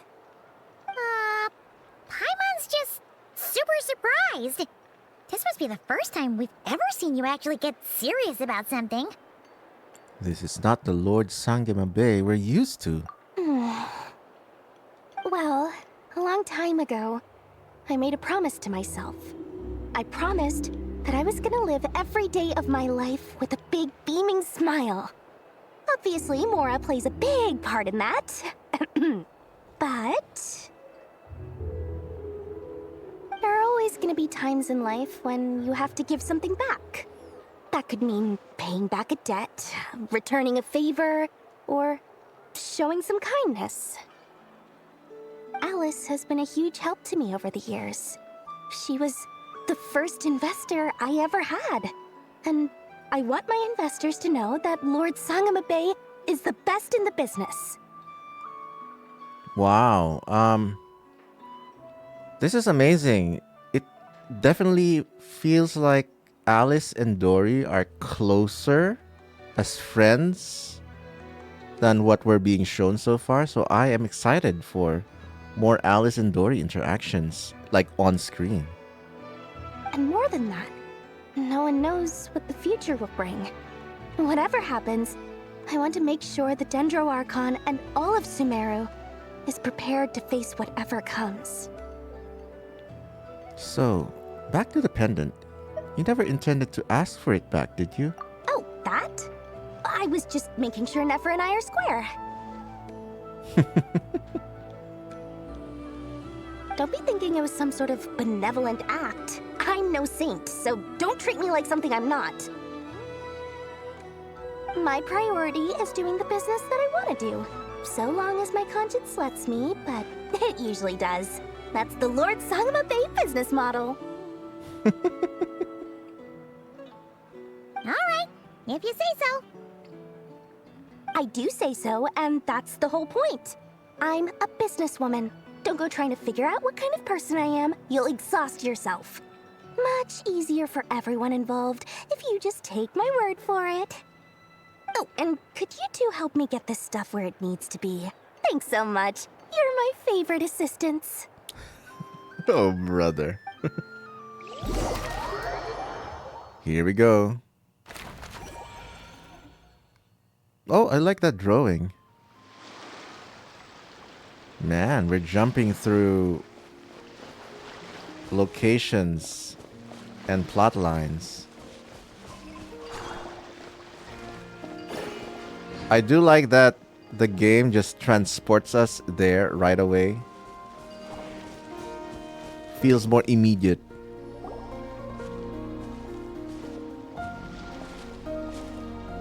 Traveler, Paimon, it's good to see you. Everything going smoothly over here? Hello again, Durin, my future C2R1. Sort of. As you're probably aware, Varka, Durin, and I captured some abyssal creatures from the Wild Hunt. Per the plan, we dissected and analyzed some samples of these creatures. The process went very smoothly. The findings, however, come with some troubling implications. What? You can actually dissect the Wild Hunt? It's for science, Paimon. That depends on your definition of Wild Hunt and dissection. Harmless, lifeless. These words are accurate descriptions. The Wild Hunt is an interesting phenomenon. In and of itself, it doesn't seem to possess anything akin to a human personality. But taken as a collective, the medium through which the Wild Hunt is summoned does appear to have a soul. Yeah, the Wild Hunt definitely feels like zombies crossed with Borg, crossed with the White Walkers from Game of Thrones. So yeah. Master griped a lot about the wise Horoptetyr, and seemed somewhat fascinated with the Faustsert Elegy. But she barely mentioned Rerir at all. Master, also known as Mother, aka Gold Rhine Daughter. I don't think that was because of his lower social standing, though. Anyway, it's a pity. I should like to hear her thoughts on the nature of the life form he has become today. Interesting, yeah. Rerir probably is the weakest of all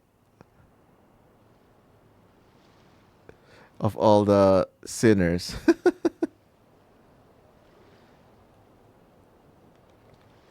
It's a strange mix. The furious energy of an abyssal being channeled through a fractured physical existence. A consequence of being torn apart by an unknown power.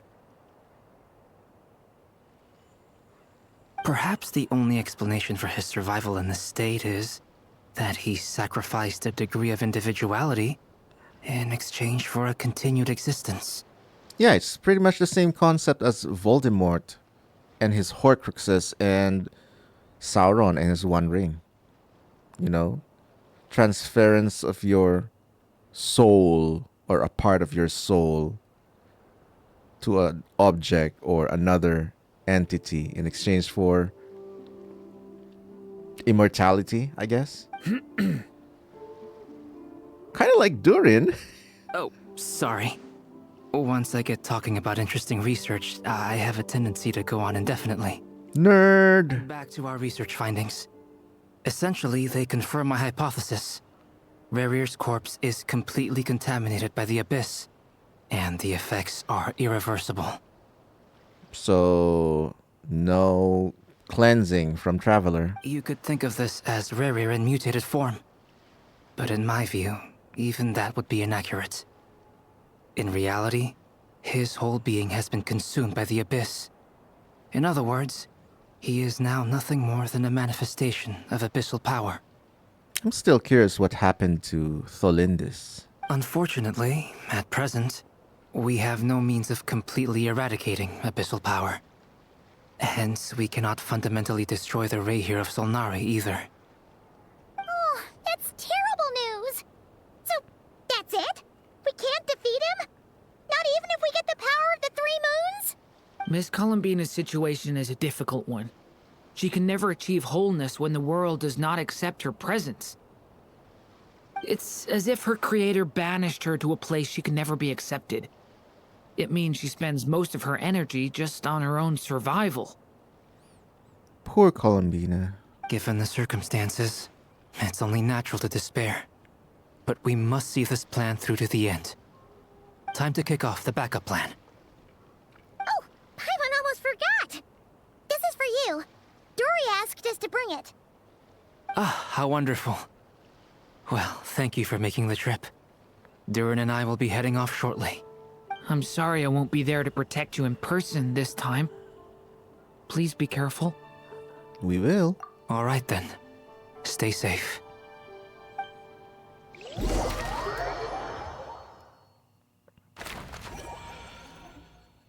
Lauma and Varka. Oh, we're at the Frostmoon Science.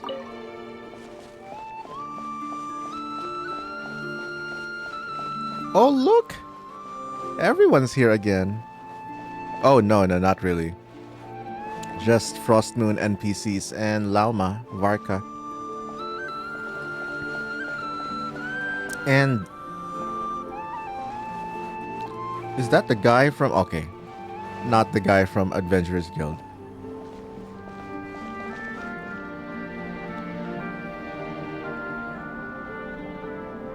Miss Lauma, is everyone here? Now that is a crowd. Oh my goodness. I recently did the Liyue Archon quest again in an alternate account. And my goodness. The game has gotten so much improvements. Especially in quests like this where someone is talking to a crowd. The part where Ningguang is addressing a crowd in Liyue and the crowd is just like 3 NPCs or something. This is such a far cry of an improvement from that. And, you know, I love it. Yes. The fate of my flock is in your hands, Grandmaster Varka. Please keep them safe. My lady, what are you saying? Within the next 24 hours, we will face the biggest crisis the world has ever seen.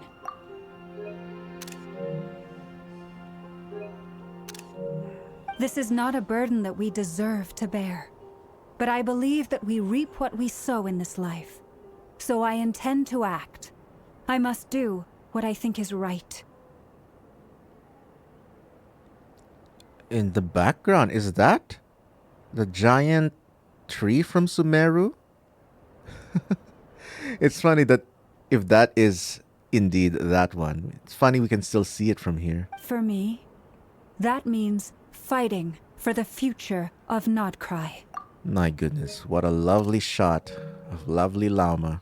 This gentleman is the Grand Master of the Knights of Favonius, Varka, Knight of Boreas.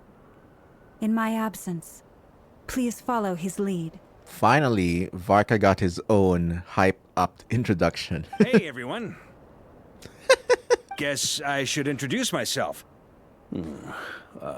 Well, to start with, I know my way around a battlefield.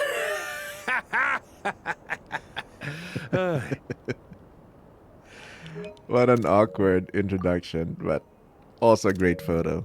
Biggest strengths are honesty and hard workingness. Anyway, point is, I don't intend to let Lauma down. I'm gonna do everything in my power to keep every last one of you safe and sound.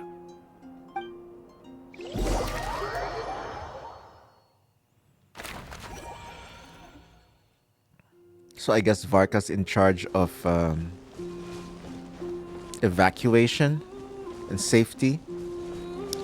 Very much a knightly duty thing to do, I guess. But it also makes sense. I think Varka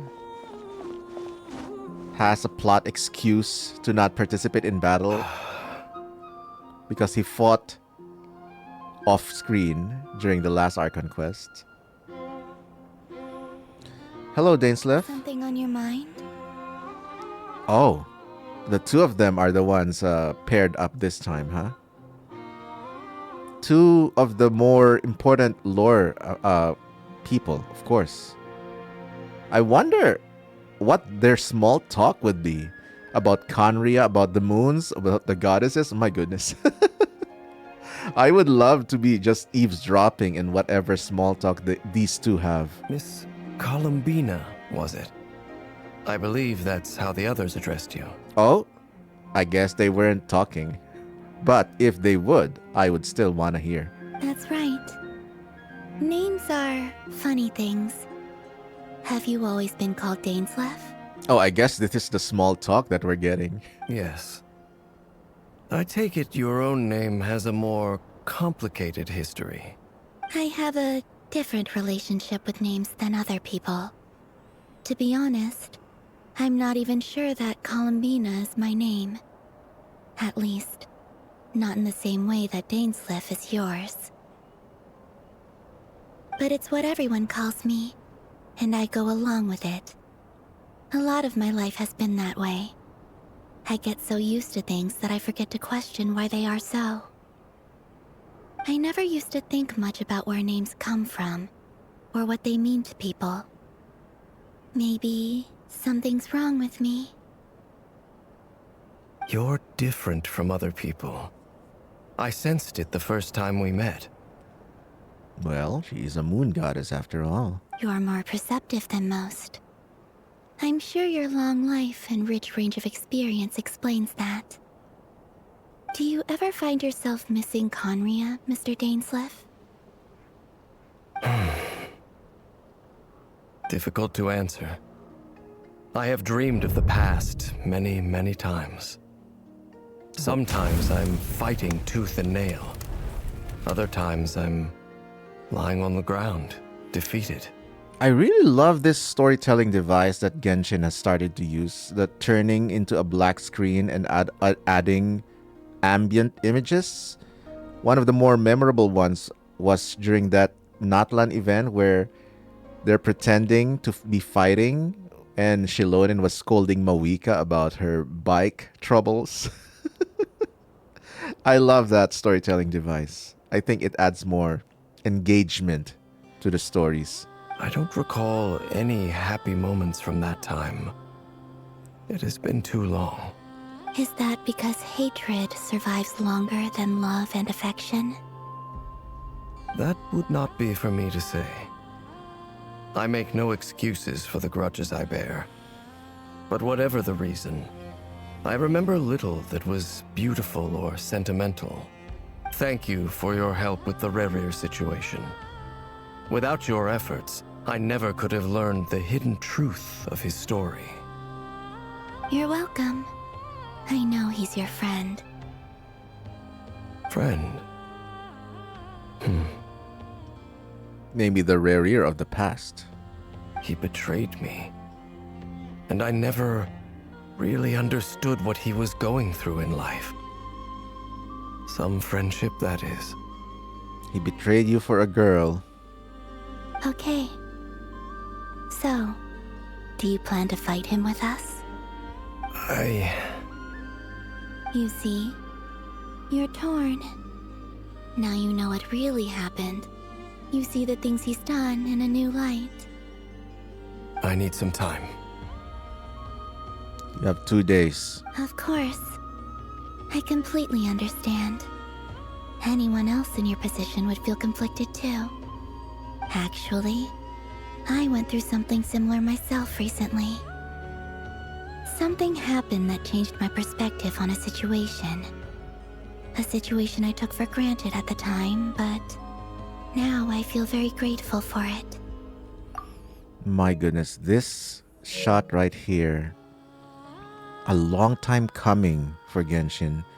Dainsleif, Columbina, just them without Traveler. How long has it been since we saw Winter Night's Lazo and Dainsleif was introduced to us in Mondstadt? My goodness, what a journey it has been for Genshin. I am just totally enjoying the ride, and I'm here for more. You mean the Harbingers who still support you, even though you've left the Fatui? Yes. I always thought they were only helping me because Harbingers are forced to work together. But then I abandoned them. A warrant was even put out for my arrest. My goodness, don't tell me she's considering going back. But probably not after what the Tsaritsa has, used her for. And even now, they still support me. Which means I was wrong about them all along. I mean, in terms of Sandrone and Arlecchino, yes. I wouldn't know about Piero and the others. Clearly, they view you as a friend. I feel a little guilty now. I regret not seeing her help for what it was, and not treasuring it. Who is she talking about, I wonder? I see the guilt that you're feeling now, because I feel it too. Hopefully, talking about it will do us both some good. Have you noticed that the Traveler and Paimon are over there? I think they've been listening. My goodness. I was just talking about eavesdropping about their small talk, and here we are. We got caught. Huh. Shall we say hello? Sure. Hello. And looking at us at the camera. They caught us! Sorry, we were just concerned about you. I apologize for making you worry. And now this is another shot. 5 years in the making. My goodness. I've never been so obsessed about just one game my entire life. I mean, yes, I did take a lot of breaks, but I always kept returning, and then in 5.3 I locked in, and I'm just... My goodness, I'm just so mesmerized in a good way. No doubt you wish to know where I stand on the plan to take down the Rerir of Solnari. I'm afraid I need a little time, but I will seriously consider joining you. I mean, the current Rerir is no longer the Rerir that you know. You will? Oh, thank you so much! Everyone will be so grateful to hear that! They needn't be. This was something that I was going to have to face up to eventually. That doesn't matter to them. They're grateful to you regardless. You can't control their gratitude, so just accept it. And then, have a think about whether you're willing to join us.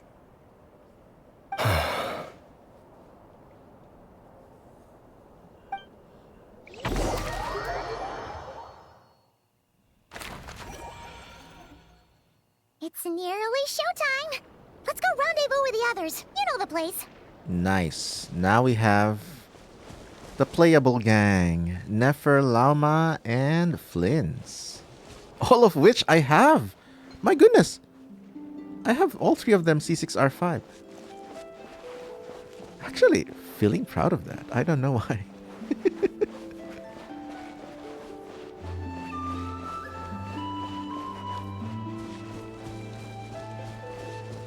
There he is.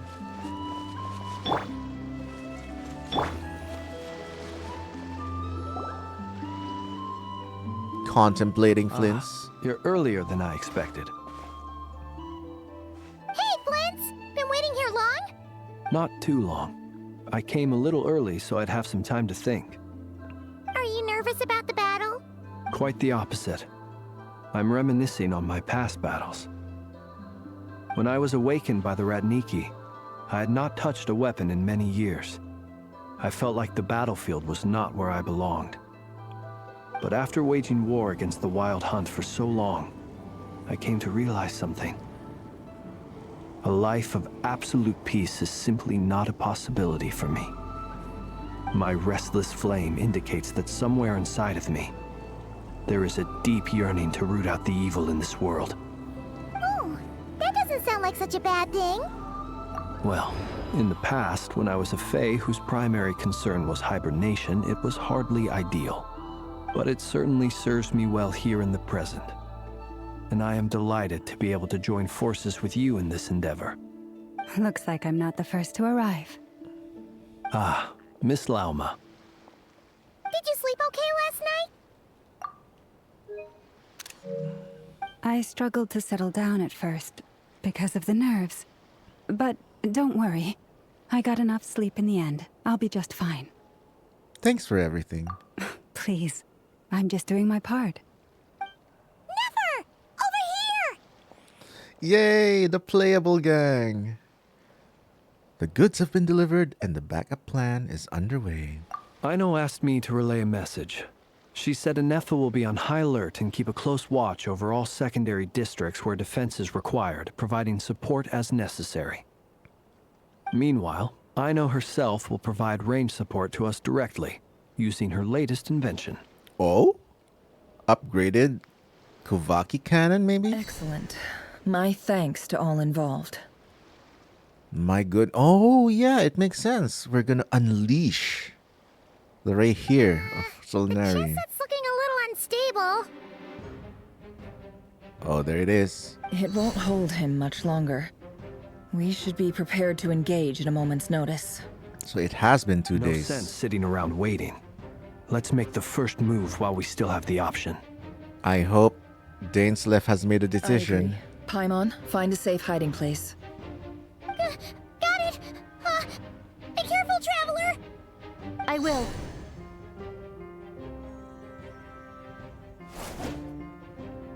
And here we go. Prototype ranker time. Everyone, take your positions as soon as the battle starts. Oh my goodness. This is it. Playable gang. Every ounce of strength we have in our bones, let us bring to this fight.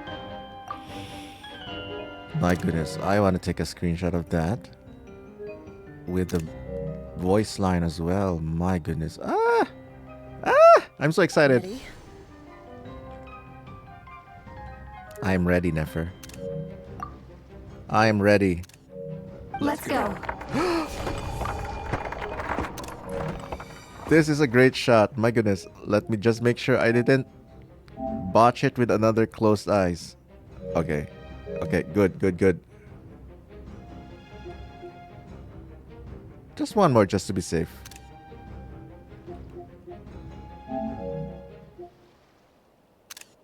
Okay, let's go. I've seen all your futile ploys before. You have become the authors of your own demise. No. I wouldn't be so sure about that. You are merely a moment of sport before I tear down the moon. Uh-oh.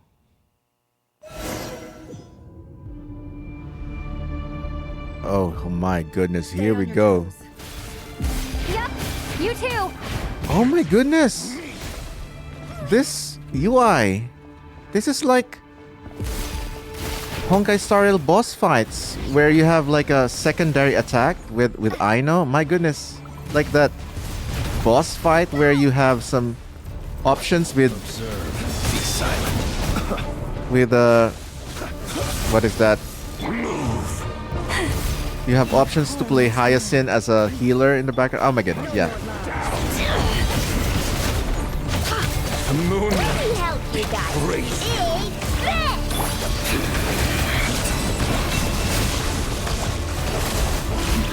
Be silent. Do you fear the dark? But why am I giving...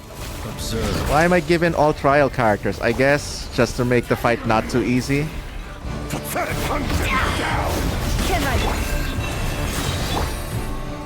With one heart, we... Anyway, yeah.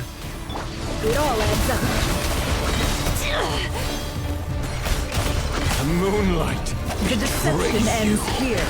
Hunt them down. Forest, protect us.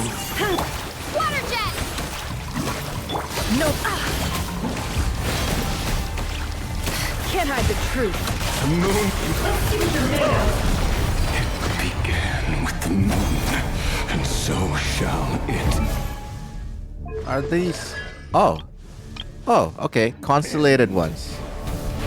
The moon will protect you. So we have Lauma healing. Good.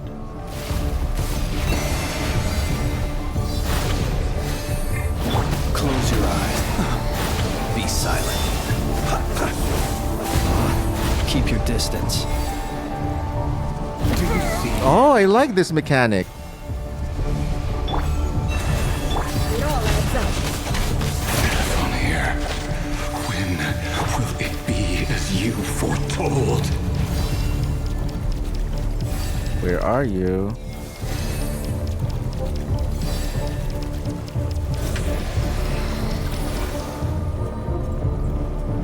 What?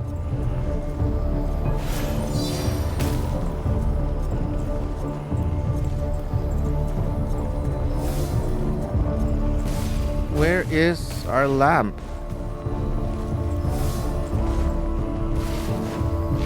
Oh, the attacks are coming from there?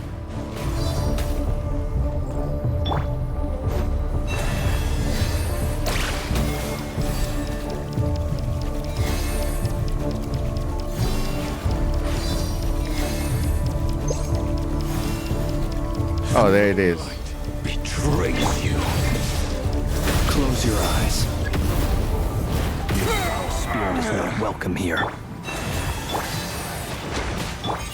Everlasting forest. No more lies. It all falls into place. Give us the goods, Nefer. The night comes. No more lies. The mystery unravels. Leave. It all adds up. Time to go clean. With one heart, we pray.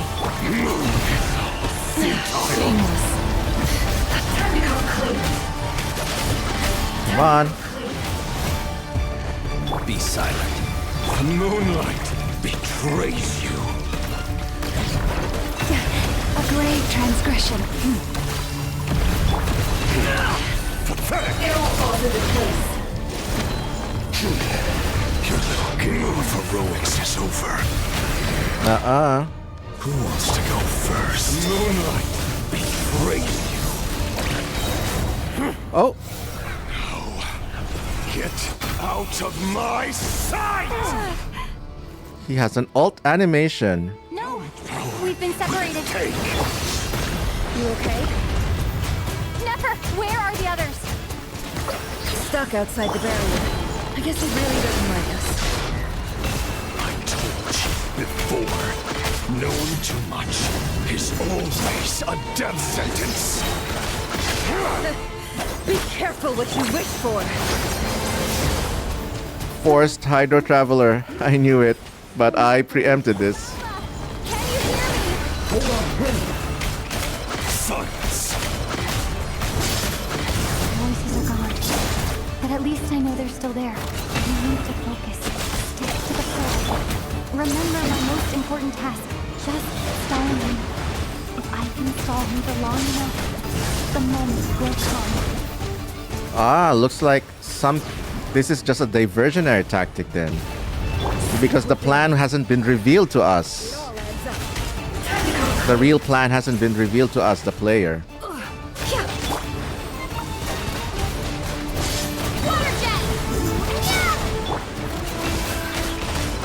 It all falls into place. No more lies. It all falls into place.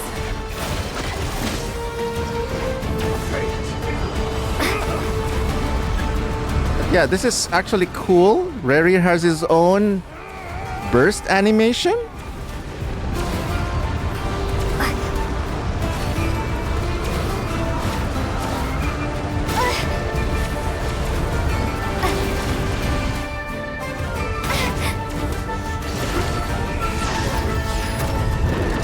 Maybe I wasn't meant for this world. What?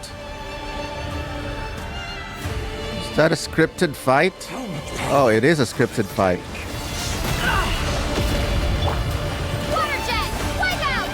The deception ends here.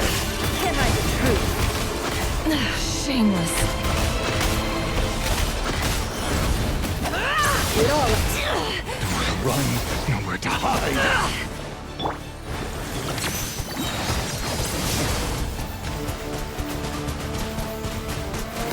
Destroyed.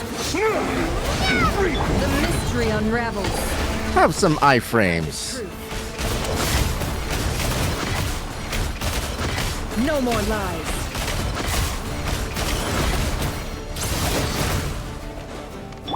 Go!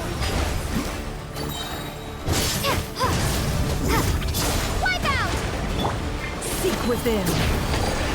Can hide the truth. It all adds up.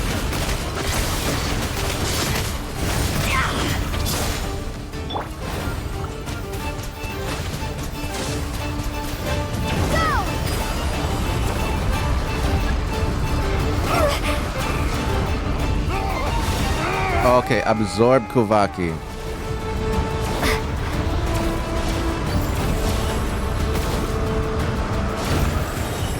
There we go.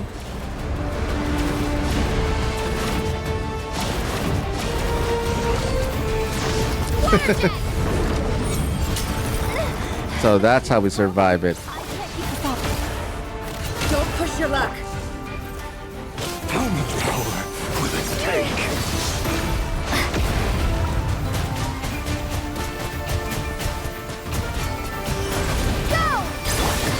Shameless.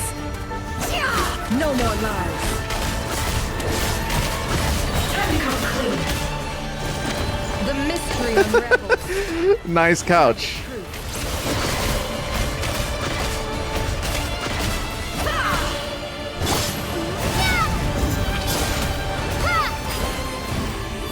No more lies. How unfortunate. Let's see what you're made of. It all adds up. The deception ends. Have some iframes.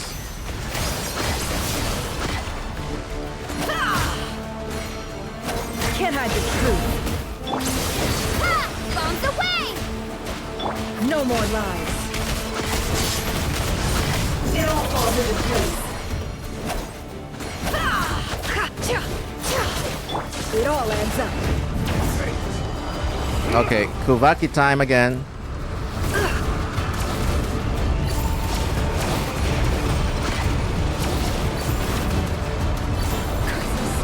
There's no other way.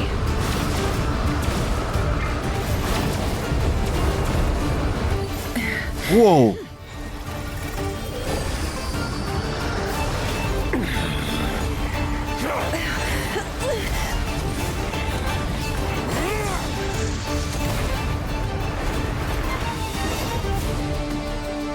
The only way to defeat Rerir is to borrow his own power. That means Columbina will have to disappear while you two bear the brunt of his attacks. Wow, I like this storytelling device. Slowly, the puzzle is being revealed. You have to hold on. Find a way to keep him focused on killing the two of you.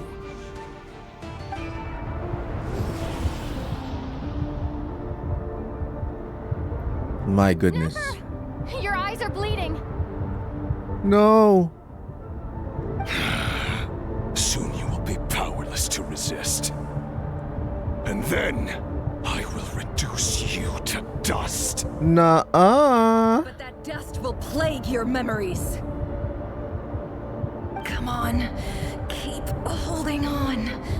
Any other tricks up your sleeve? Let's see them. As entertaining as they are, you've backed yourself into a corner.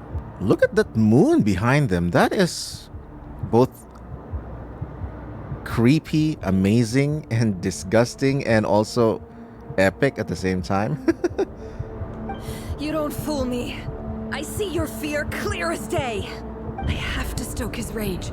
Make him unleash everything. Talk about Tholindis. You fear what you could never defeat. You fear the thought of never being able to save your beloved. Yes, talk about Tholindis more. You cannot win the fight against fate, Rerir. Is that what you think? Well, now it's your turn to feel afraid. Cutscene time. You fear the sound of your own name? Legs. Is it us you hate? Or is it what you've become? Let's see what becomes of you!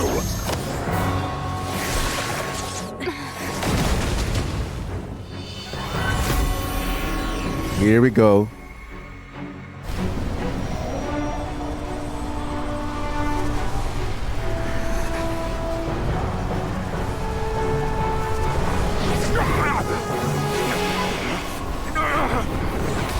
What's happening? That power. I've seen it before. Yo! Gold Rhine Daughter's power. He's seen it before. His power is on another level. We'll need to use an alchemical array to convert his power into a usable form. Then quickly channel it into Columbina. Wow, rendering this... her powerful enough to compete with him. Look at that. She's just playing. I'll join you. I can help. If I release enough abyssal energy into a confined space, it'll create a potential difference, allowing us to extract a huge amount of elemental energy. Next, I'll synchronize with everyone's minds using Pyro, then give you temporary access to their abilities and fields of view. But it won't last long. Damn it. Wow. Well enough. What a great plan. So, we have a student of Gold Rhine Daughter in our midst. How about that?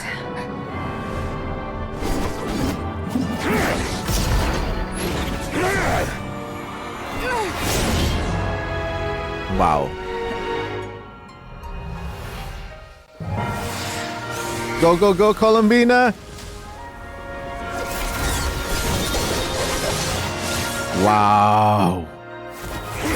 Wow.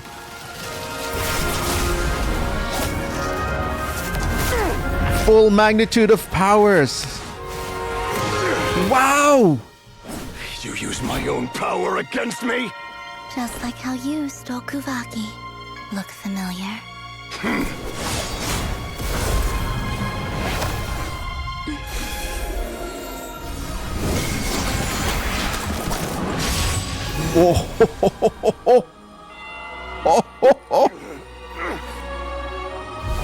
Now you're trapped.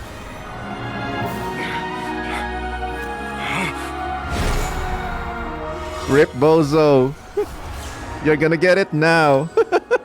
Don't you realize you don't have the power to hold that gate open? I don't, but someone else does.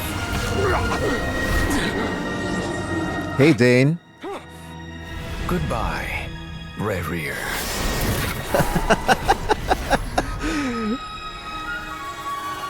Wow. We won. Amazing. Amazing. But I wonder at what cost.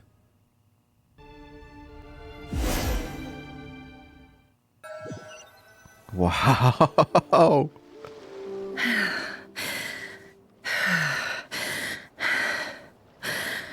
Nefer, how are your eyes? They're fine. Apart from the blindness, of course. What? It's not too late. Let me handle it. She got blind? Llama to the rescue.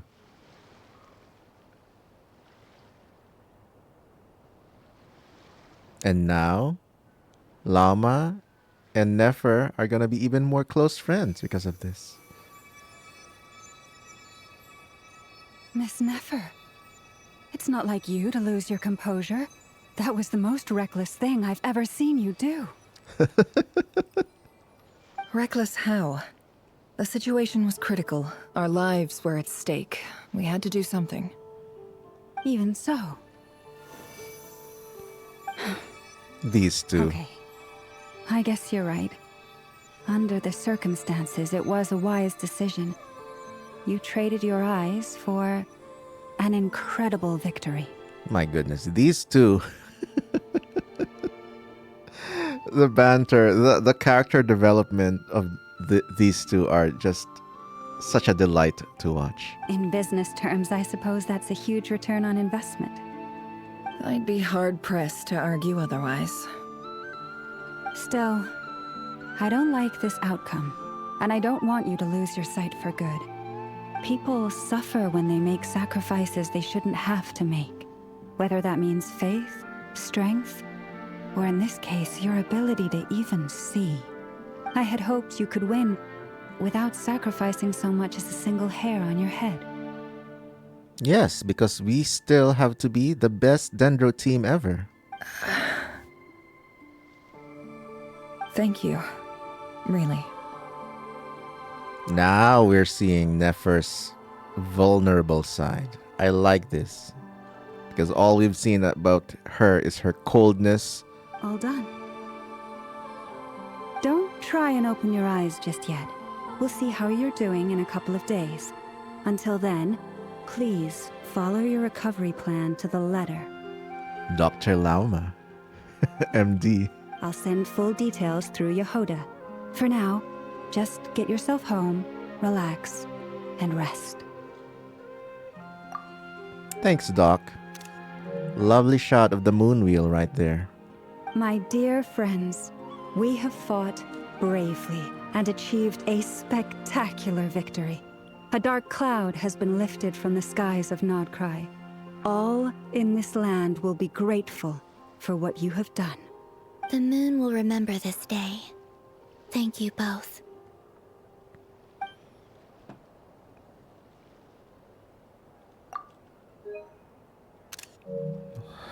What a lovely shot. What a lovely shot. I love this so much. What a great quest. But it's not yet over. So I'll hold off my final thoughts until we get the confirmation. Yehoda shows up and helps Nefer get home, and you, of course, have Paimon to escort you back. I'm glad Paimon is safe. The sight of Nefer navigating the road with her eyes closed is a new one for you. She proceeds cautiously, but as her silhouette disappears into the distance, you notice she seems almost smug. My goodness. There's something I want to let you know. What is it? Oh yeah. The relationship between the Moon Chanter and the Moon Goddess has been kind of downplayed for a bit. So yeah, I'm excited to see this. When Durin connected everyone's minds so I could access their powers, I also felt everything they felt. Kind of like a Pacific Rim situation. And since Nefer's eyes were injured, my eyes are hurting now too. We've never seen your eyes. Officially. Hold on. Let me try. I only feel the pain. There's no actual damage. I just thought I should tell you. You're right. There's no damage. That's a relief. But I must say, I'm surprised to hear the Kutar share something like this with me.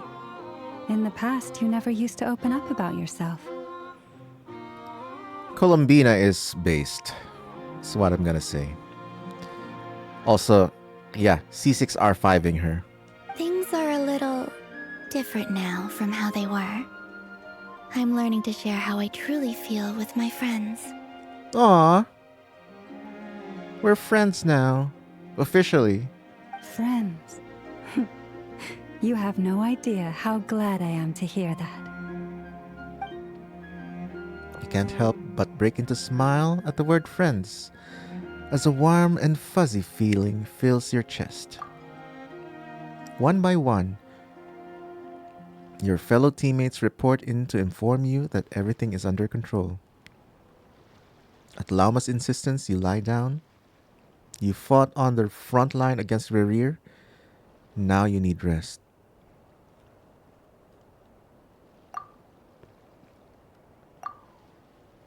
But what's going on with Rerir?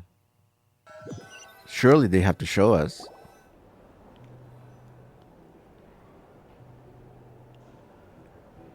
He's not truly defeated. Hey, you're awake! Okay, Skyrim. How are you feeling? Any aches and pains? Did you sleep well? I'm doing all right, Paimon. No need to worry about me. Phew! Well, that's good. Paimon's been sitting on the edge of the bed worrying about you for ages. You slept a whole day and night. Poor Paimon had to eat all by her lonesome. Glad to hear you didn't starve. How was the food? Well, it wasn't the same without you there to share it. Aww. Honestly, Paimon just can't relax when you're not your usual self. She couldn't enjoy the food and settle down to sleep. Well, I'm back to normal now. Oh yeah, and Albedo swung by earlier. He said to tell you to head to the tavern when you woke up. Varker and the others are organizing a victory feast and they want to celebrate with you. He also dropped off some medical supplies, but you seem fit as a fiddle, so guess you won't be needing those. If you're feeling up to it, let's head over now. Wouldn't want to keep them waiting.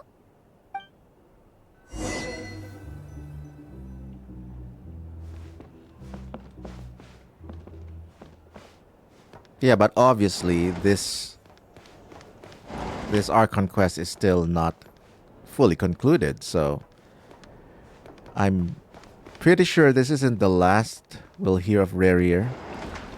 He'll find a way to come back. I'm pretty sure of it. We're here! But I'm pretty sure we'll have more allies by then, with Alice maybe starting to finally get involved, and Nicole too, and more Varka participation. What? Traveler and Paimon! And Dory, hello. Perfect timing!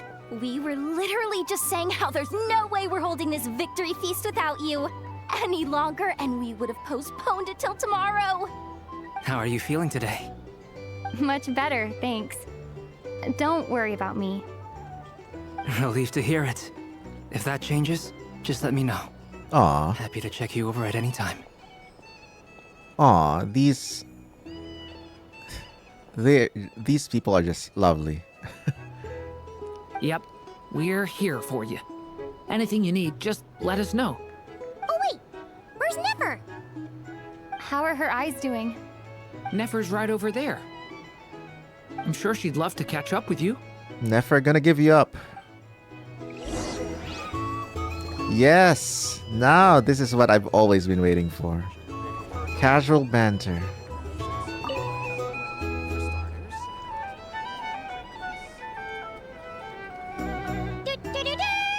Oh, it's just the same. Okay. What? Traveler and Paimon! Perfect timing! How are you feeling today? Much better, thanks. Relieved to hear it. Yep, we're... Oh wait, where's Nefer? How are her eyes? Nefer's right over... I'm sure she'd love to catch up. Talk to Nefer. Okay, but I'll talk to everyone first. Hello, you. Recovered from the battle? Mostly recovered, thanks. I'm touched that you ask. Come on, what do you mean? Of course I'm gonna ask. I I care about my friend's well-being. And we are friends, aren't we? Get yourself a drink. You've more than earned it. In fact, today, your drinks are on me. Lord Sangamabe's got you covered. Really? Wow, that's a first. Wow, really? What about Paimon? Has she earned it too? Has she? Please? Well, you haven't been through quite as much as the Traveler, but... what the heck, sure. Yay! Wow! Drinks on Dory! What a historic day. Truly is a historic day. Hey, keep your voice down, or everyone else is gonna want in too. There's always a catch, huh? Have you heard anything I've been saying recently? Doing business in Nod-Krai has been an absolute nightmare. If I'm buying for everyone, oh... Okay. Paimon will speak more quietly. Jeez. That's more like it. Don't you forget, Lord Sangamabe doesn't just go around buying drinks for anyone and everyone. True.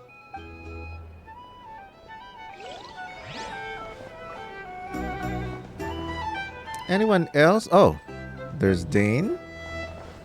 Yeah, I don't want to do the main quest thing before I interact with everyone. Can't hide the truth. Oh.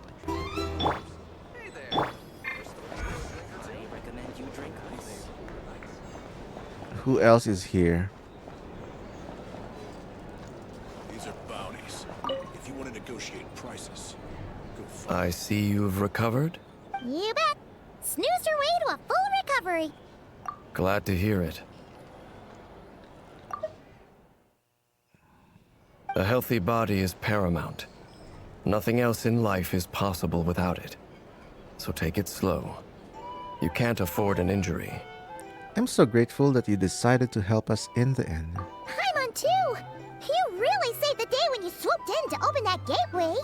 I came to accept that although Rerir was my friend in the past, here and now, he was an enemy that must be defeated. Though I will never fully understand what happened between us, I could not let this crisis deepen any further.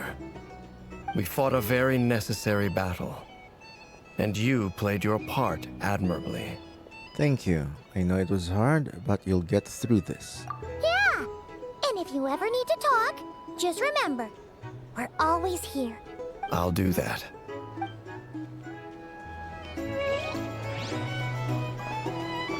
Yeah, but it does feel a little bit too easily tied up. But I know this isn't the end of the quest yet.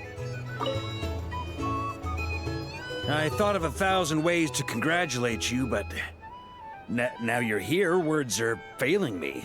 The honorary knight stuns him speechless once again. Aw, I love that. Lumine did the Favonius salute. Well said. The honorary knight showed us all how it's done. The other knights tell me that Mondstadt was the first stop on your journey. All of us are truly delighted to count you as our friend. I'd like to thank you for supporting the Knights of Favonius, and also for helping us save Nod-Krai. Don't mention it, Grandmaster. Nonsense. Of course I'm gonna mention it. This is more than just business. It's a relationship. And there can be no relationship without showing gratitude where it's due. I'm pretty sure Varkov stands are going gaga over this line. They're probably going to say, oh, we're in a relationship? Yeah.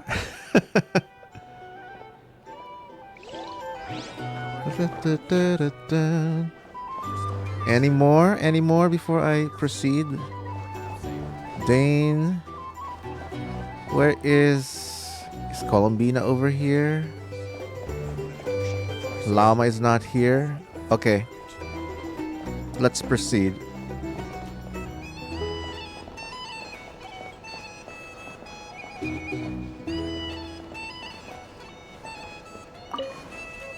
No, that's not where we sit.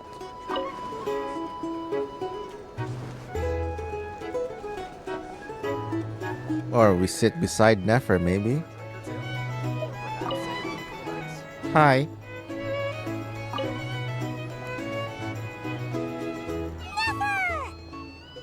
Traveler, Paimon, are you recovering well? Much better thanks to a good rest. You're looking well too. I'm glad to see her eyes again. Turns out that moon chanter has some real talent after all. My eyes were mostly recovered after just a couple days rest. I can actually open them again now. Yeah, but you gotta be careful. Lauma says not to strain your eyes while they're still healing. Yes, thank you. I'm well aware. Yehoda, could I borrow you for a moment? I could do with an extra pair of hands. Lauma knows that we want to talk to Nefer alone. Oh, sure. Coming. Did you hear that? I gotta go help Lauma for a second. You guys chat among yourselves. I'll grab us some drinks on the way back. Paimon, you still like 'em sweet? You bet. Make it extra sweet, because Paimon's earned it. Sure thing.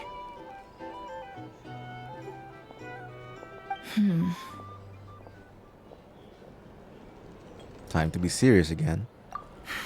The Raker of Solnari. Kind of a snake, don't you think? More of a wolf in my mind. No, definitely a snake. A poisonous one who spewed his venomous hatred everywhere. Anyone who seeks revenge out of hatred for other people has become a snake. That's something my dad used to say. I guess he didn't like seeing people go down the path of vengeance? Perhaps. I'm sure it sounds like a very wise and open-hearted perspective to your ears. But me? I think hatred is a perfectly justifiable emotion.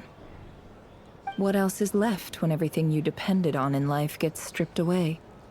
Something's gotta fuel that drive to keep on living. If you're worried about me, you can nip that in the bud. I'm not someone who gets stuck in the past. She definitely channeled her hatred to be something that's productive, I guess. It's just... I suddenly feel like I was wrong to call my father a liar. He was just a fool. That's why the Academia turned their back on him, and why the other tribes ganged up on him. Oh, Father. How much better things could have been if you were a skilled liar. Look at the Ibis King. Thoth is a fiendishly cunning liar. And yet, strangely, he feels more like a father to me than my real dad ever was. Ashru. Oh, look at that. Llama's just in the background. I like this. He's never brought it up, but I'd bet he feels the same way. Why else would he give me the power to perceive the truth, while at the same time training me in the art of deception? Sadly, I've never heard the Ibis King's voice. What's he actually like?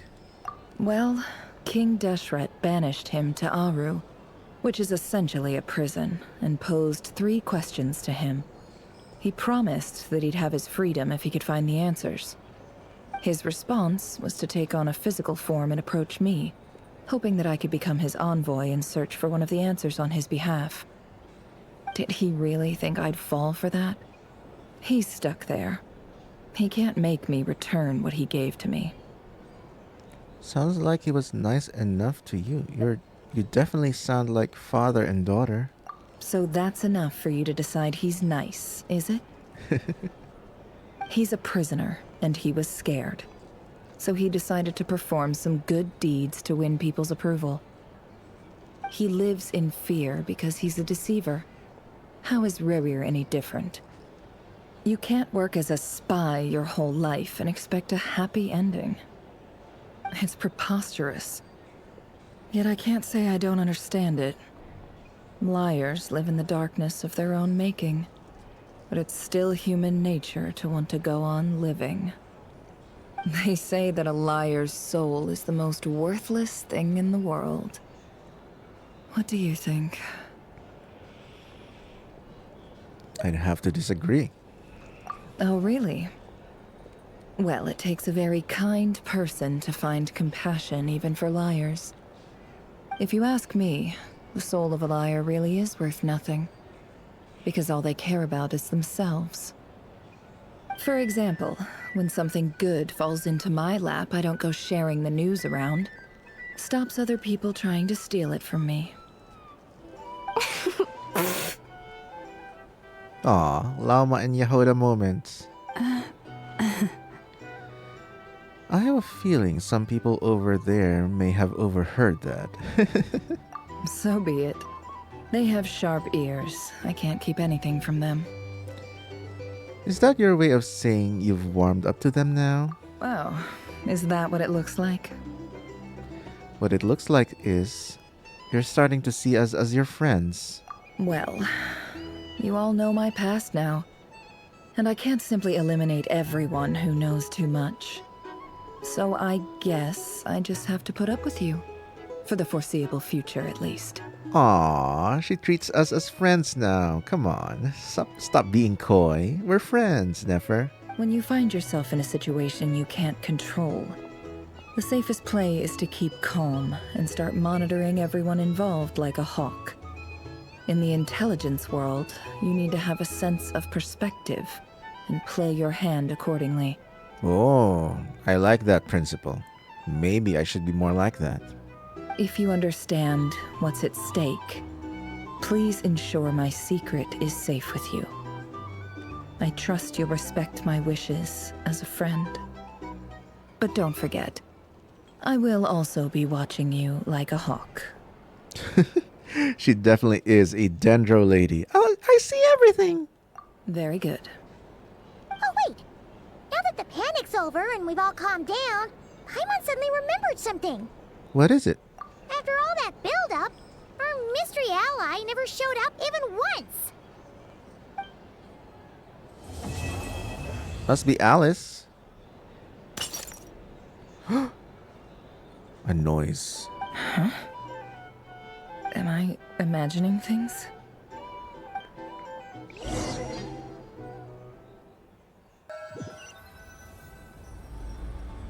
So, that close colleague who stayed behind with you? What's he been up to recently? Don't know, don't care.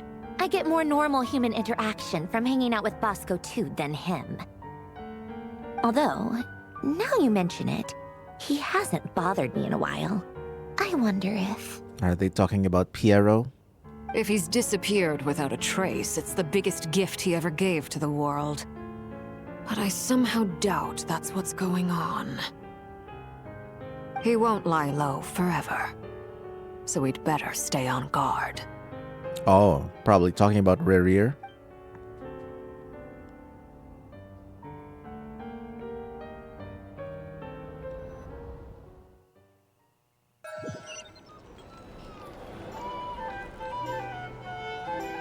Listen to what everyone is talking about.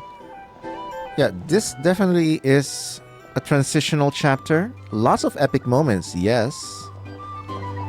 But I feel like it's only the beginning. Or at least the beginning, middle part. How have you been holding up? Any adverse reactions? If you start to take a turn for the worse, make sure you tell me right away. You don't need to worry about me, Grandmaster. I'm fine. I mean, I barely did anything, so... Yes, your chapter is not yet up, Durin. I have a feeling it'll be next patch. 6.2. Or 6.3? No, 6.2. What? You're too humble, young man. You played an indispensable role in the battle for Nod-Krai. We can't thank you enough for your support. Sometimes, when people praise you, it's because you deserve it. The best thing is to accept it calmly and with grace. It's important to learn how to respond to words of admiration. He's right. Good brother. Let's do a quick demonstration. Albedo, that was an incredible feat of alchemy. The pressure was on, but you worked flawlessly at lightning speed to get the job done. Thank you. I can't take all the credit, though. Durin played a big part in forming the alchemical array. See? Did you catch that? A masterclass in how to take a compliment. These two are funny. Okay, yeah. I did work pretty hard to help prepare for the battle. No point denying that. Hey, you guys! Seriously, great work, everyone. You all outdid yourselves. Hey, look who's bounced back. Looking good, traveler. Seems like you've recovered. You won't need to take any more medication. Can I get you a drink? Huh? You know how to order at a bar now? You've sure learned a lot recently. Handling a drinks order is ridiculously simple compared to alchemy. Don't worry, I'll blend into society yet. Paimon believes it. You're clearly a fast learner, just like your brother. To be totally honest, though, Paimon didn't quite follow all the details when you first explained the plan to us. Don't worry, that's completely understandable. Unless you're a student of alchemy, it's hard to grasp the principle and how the process works. To put it in the simplest terms, we saw how our enemy stole the power of Kuvaki. And that gave us the idea of stealing his power to turn it against him. When facing an enemy you have no hope of defeating, it's best not to engage them in battle. So, instead of looking for a way to overpower him, we decided to help Columbina get strong enough to at least stand up to him in a fight. For this to work, we had to analyze his modes of attack, confirm who his main target was, and make sure that he wouldn't go beyond the range of the alchemical array. For added security, we prepared a total of 4 arrays. But to mitigate the impact of the battle, we identified one location in particular as the ideal spot, which is where the confrontation took place. The alchemical array absorbed his abyssal power. Then Durin processed it to render it usable by Columbina. That power enabled her to do what would otherwise have been nigh on impossible. What surprised me was that Dainsleif actually agreed to join us. Given his history with Rerir, he had every right to sit this one out. But we're extremely grateful for the decision he made. Confronting a former friend in battle? That can't have been easy. It must have been a painful choice to make. But I'm sure that making a decision was far better for him than staying in limbo. I mean, there probably is more to their friendship than what was shown to us, because in the cutscenes, in the Khaenri'ah scenes, it feels like they're more like work colleagues than actual close friends, or at least from what was shown to us. Absolutely. He was torn between 2 paths, but in the end, he made his choice and stuck to it resolutely. He doesn't strike me as the sort of person who'd stay trapped in limbo for long. Anyway, however you cut it, everyone gave a stellar performance. And now, it's time to kick back and celebrate.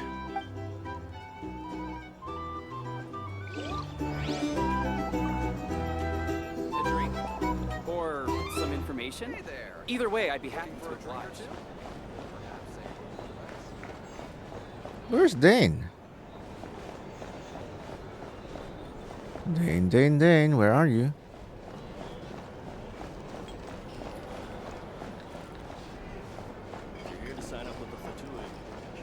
Maybe it'll show up here.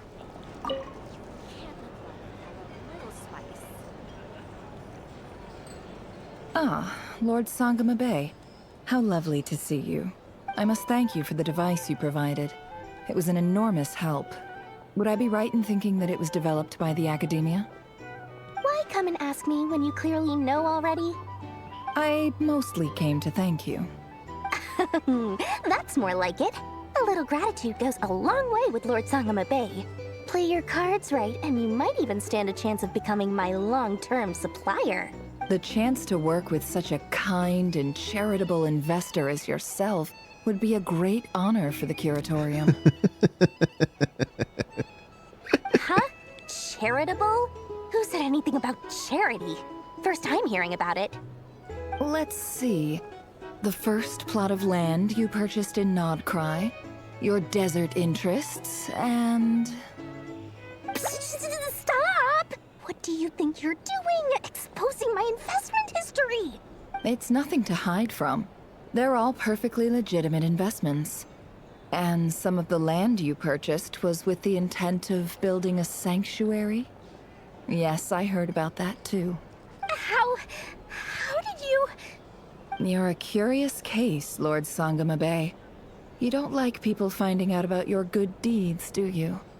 But I'm afraid no matter how hard you try to keep things under wraps, where there's a will, there's a way.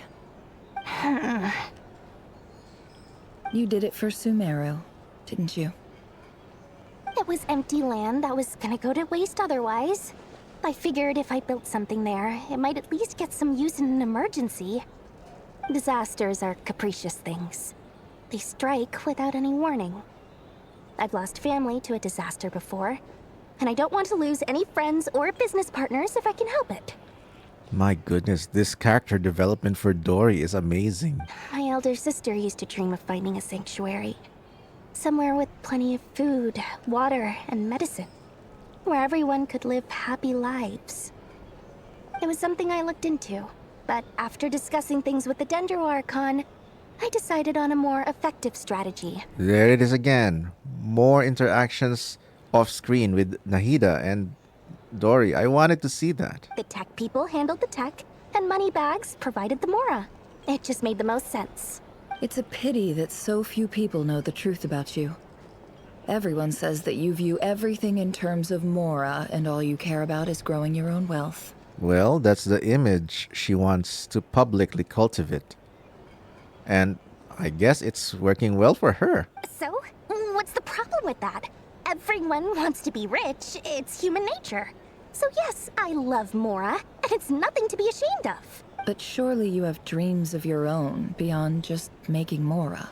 You don't get it, do you? My dream is to invest in other people's dreams. And, you know, make a nice little slice for myself along the way. A venture capitalist of sorts. Just thinking about it makes me happy. That sweet, sweet sound of Mora. There's the Dory that we know. Thank you. For the device? And the pendant. Oh, that. I was just returning a favor. Don't worry about it. Seems like we've both been away from home for a very long time. Yeah. So long that I barely remember what my family even looked like. That would be your mother, father, and sister? Yeah, though it's been years since my sister passed away. My goodness. My goodness, this this is more Dory character development. I'm all for it. It's not like I want to forget them, obviously, but memory can be even more ruthless than the most calculating business person. Beyond a certain point, if something isn't helping you, it just gets rid of it. My sister can't help me now. Slowly but surely, her face is fading from my mind's eye. It's become a vague impression. My goodness. It's sad. Not everything will fade. When loved ones pass away, the beautiful memories are the ones that last the longest. Yeah, that's true. If you ask me, that's the one silver lining in all of it. Well, that, plus, I'm sure that life is much better now than it was back then. Oh, absolutely. I have tons of Mora, a big beautiful house, business is booming, and I'm as happy as can be. You've got a lot going for you too. Boss of the Curatorium of Secrets? I'm sure there's plenty of Mora to be made in that line of work. Absolutely. I appreciate the vote of confidence.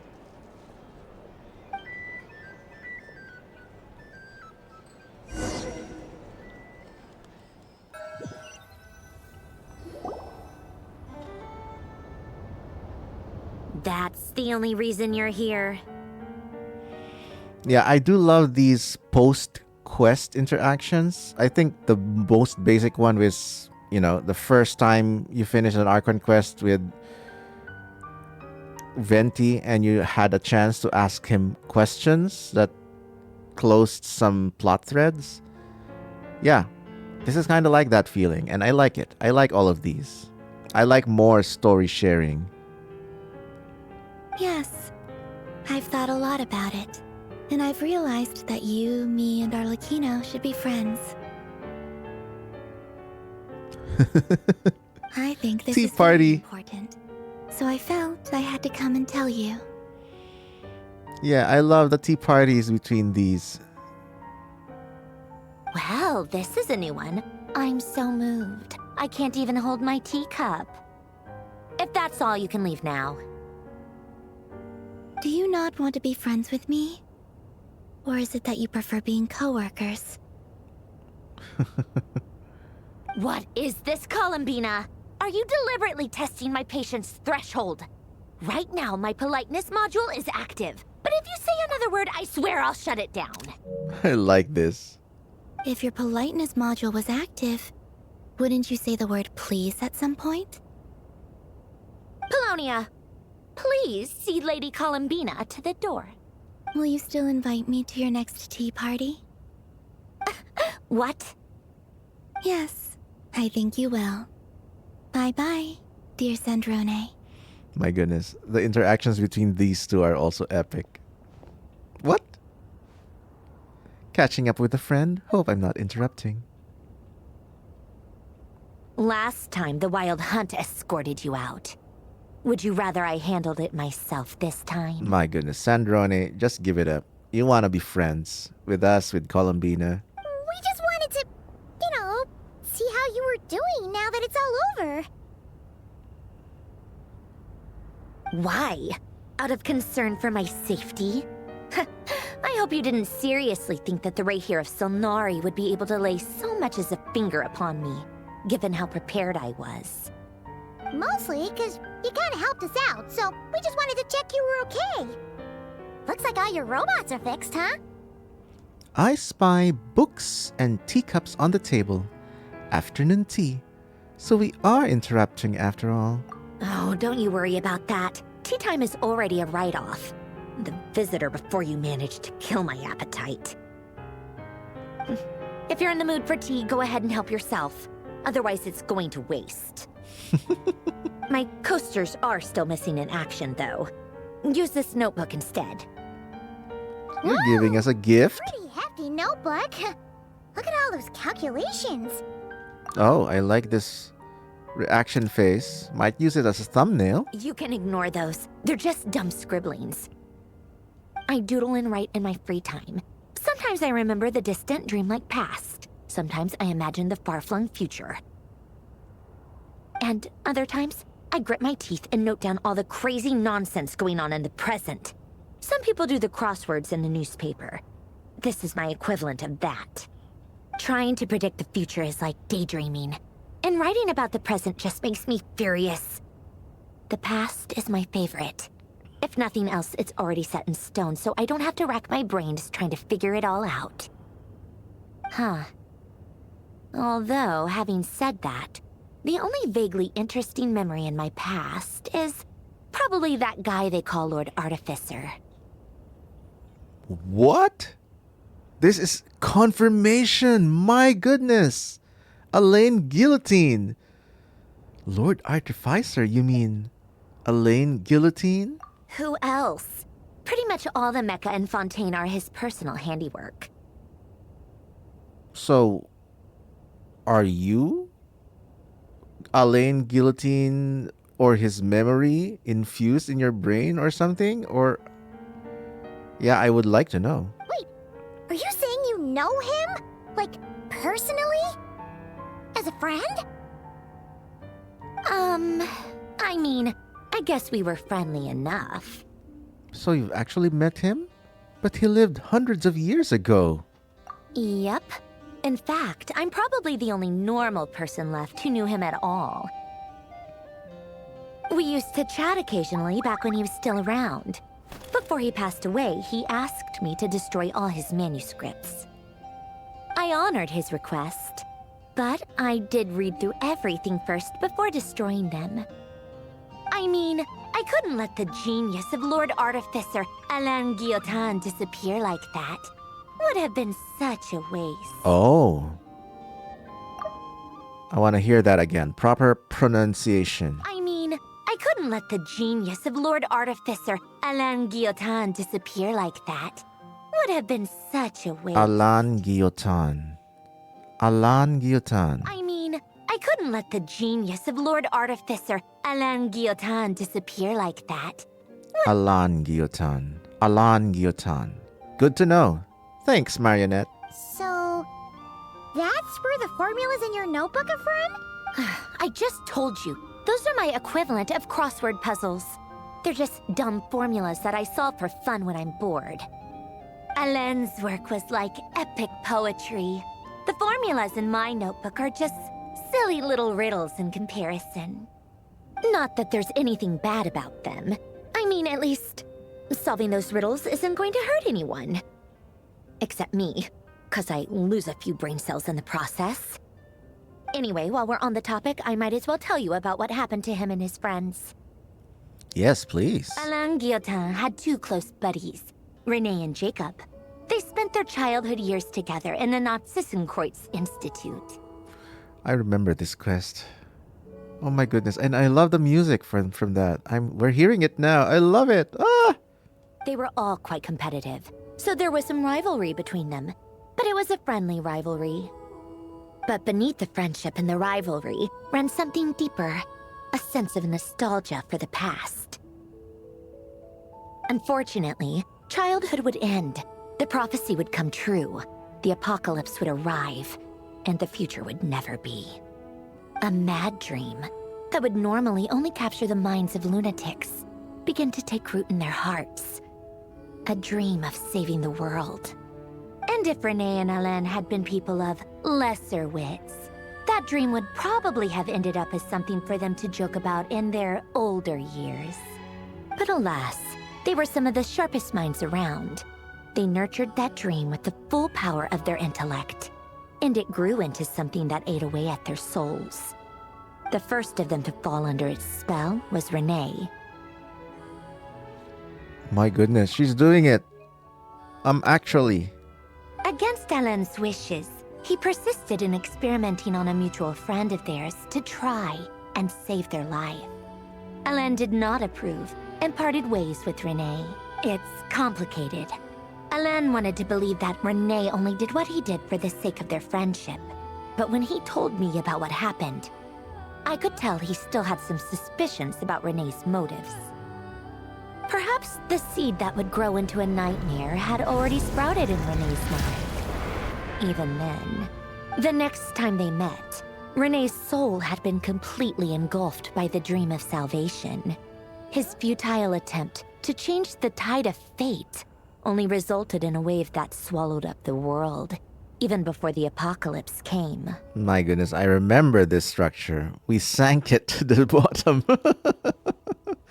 I wish there was a way to bring it back up just because it's a nice view.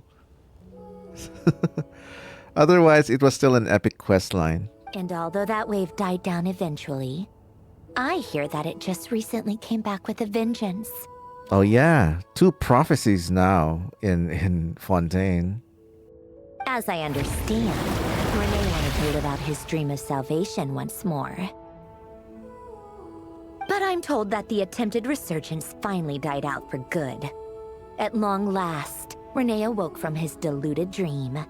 Though of course by then it was far too late. What do you think of Renee? Do you admire his transcendent genius? His view that any price was worth paying to achieve the lofty goal of saving the world? Or do you despise him? Dismiss him as an evil madman who wrought havoc on the lives of everyone around him as he pursued his delusional dream? In the end, he was just an Oceanid that turned mad. Same difference, really. Just a matter of perspective. I don't know. What a cop-out. But I suspect you'd have a more incisive and insightful answer if we dug into it further. What about you? What's your take on Renee? I don't like fanatics who give up their whole lives for their ideology. Nor do I like fools who let their delusions take control. Maybe I could understand if Renee had just been an ordinary person. But he had a sage-like intellect. And still managed to get himself lost in a labyrinth of his own desires. Anyway, that's enough about Renee.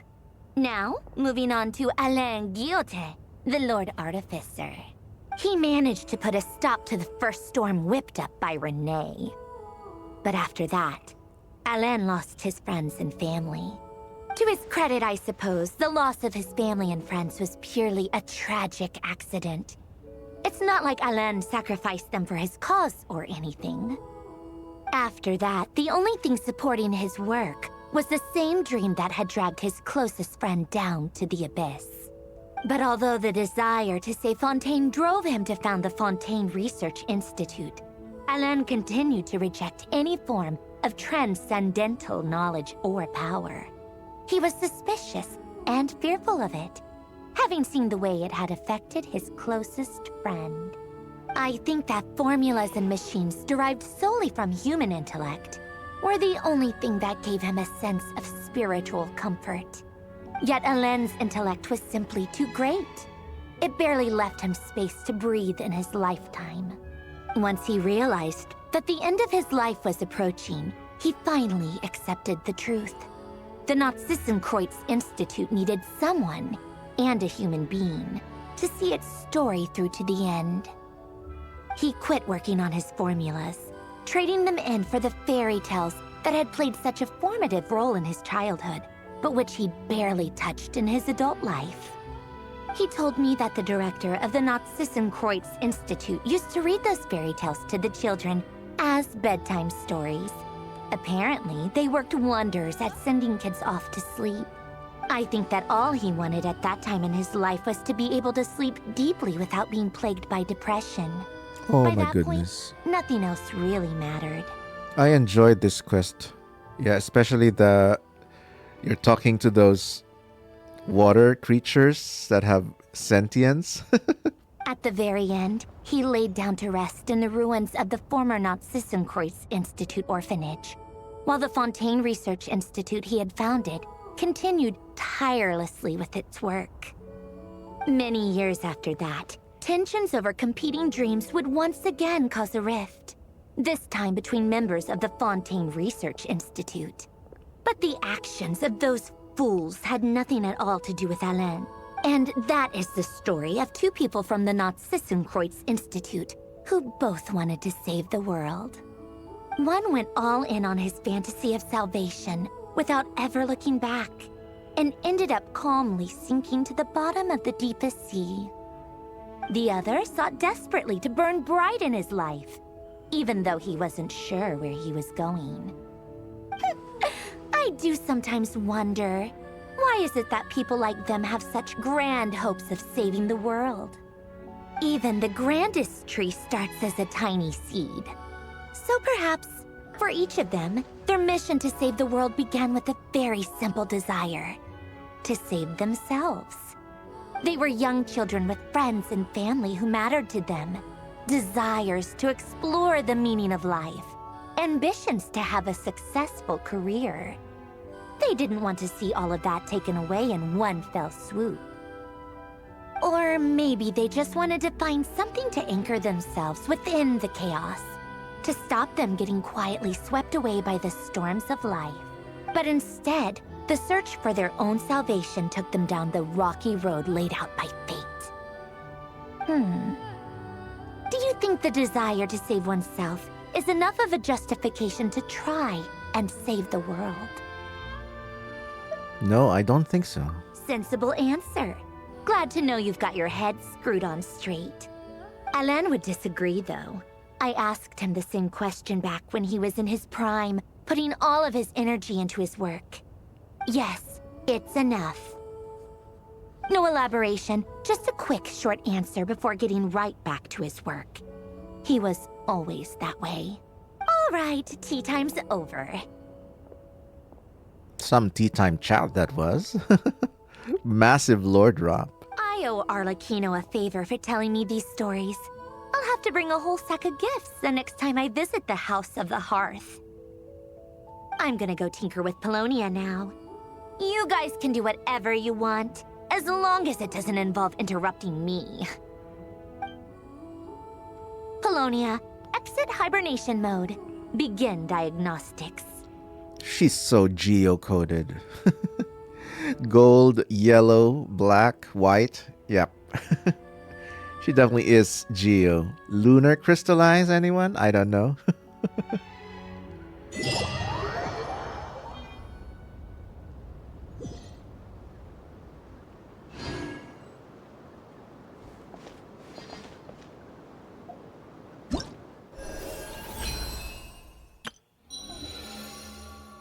Completed.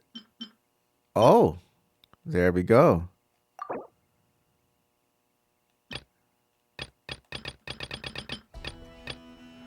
Oh, so Echoes of Fate was, I guess, a post-quest thingy.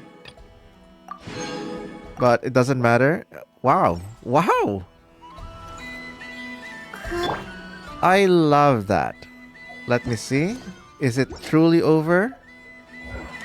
The only one way to confirm it. Okay, yeah, it is truly over. My goodness. I loved that quest. The writing, the way it was delivered, the execution of the writing, and the writers deliberately hiding the grand plan from us. I like that approach. It's more suspenseful.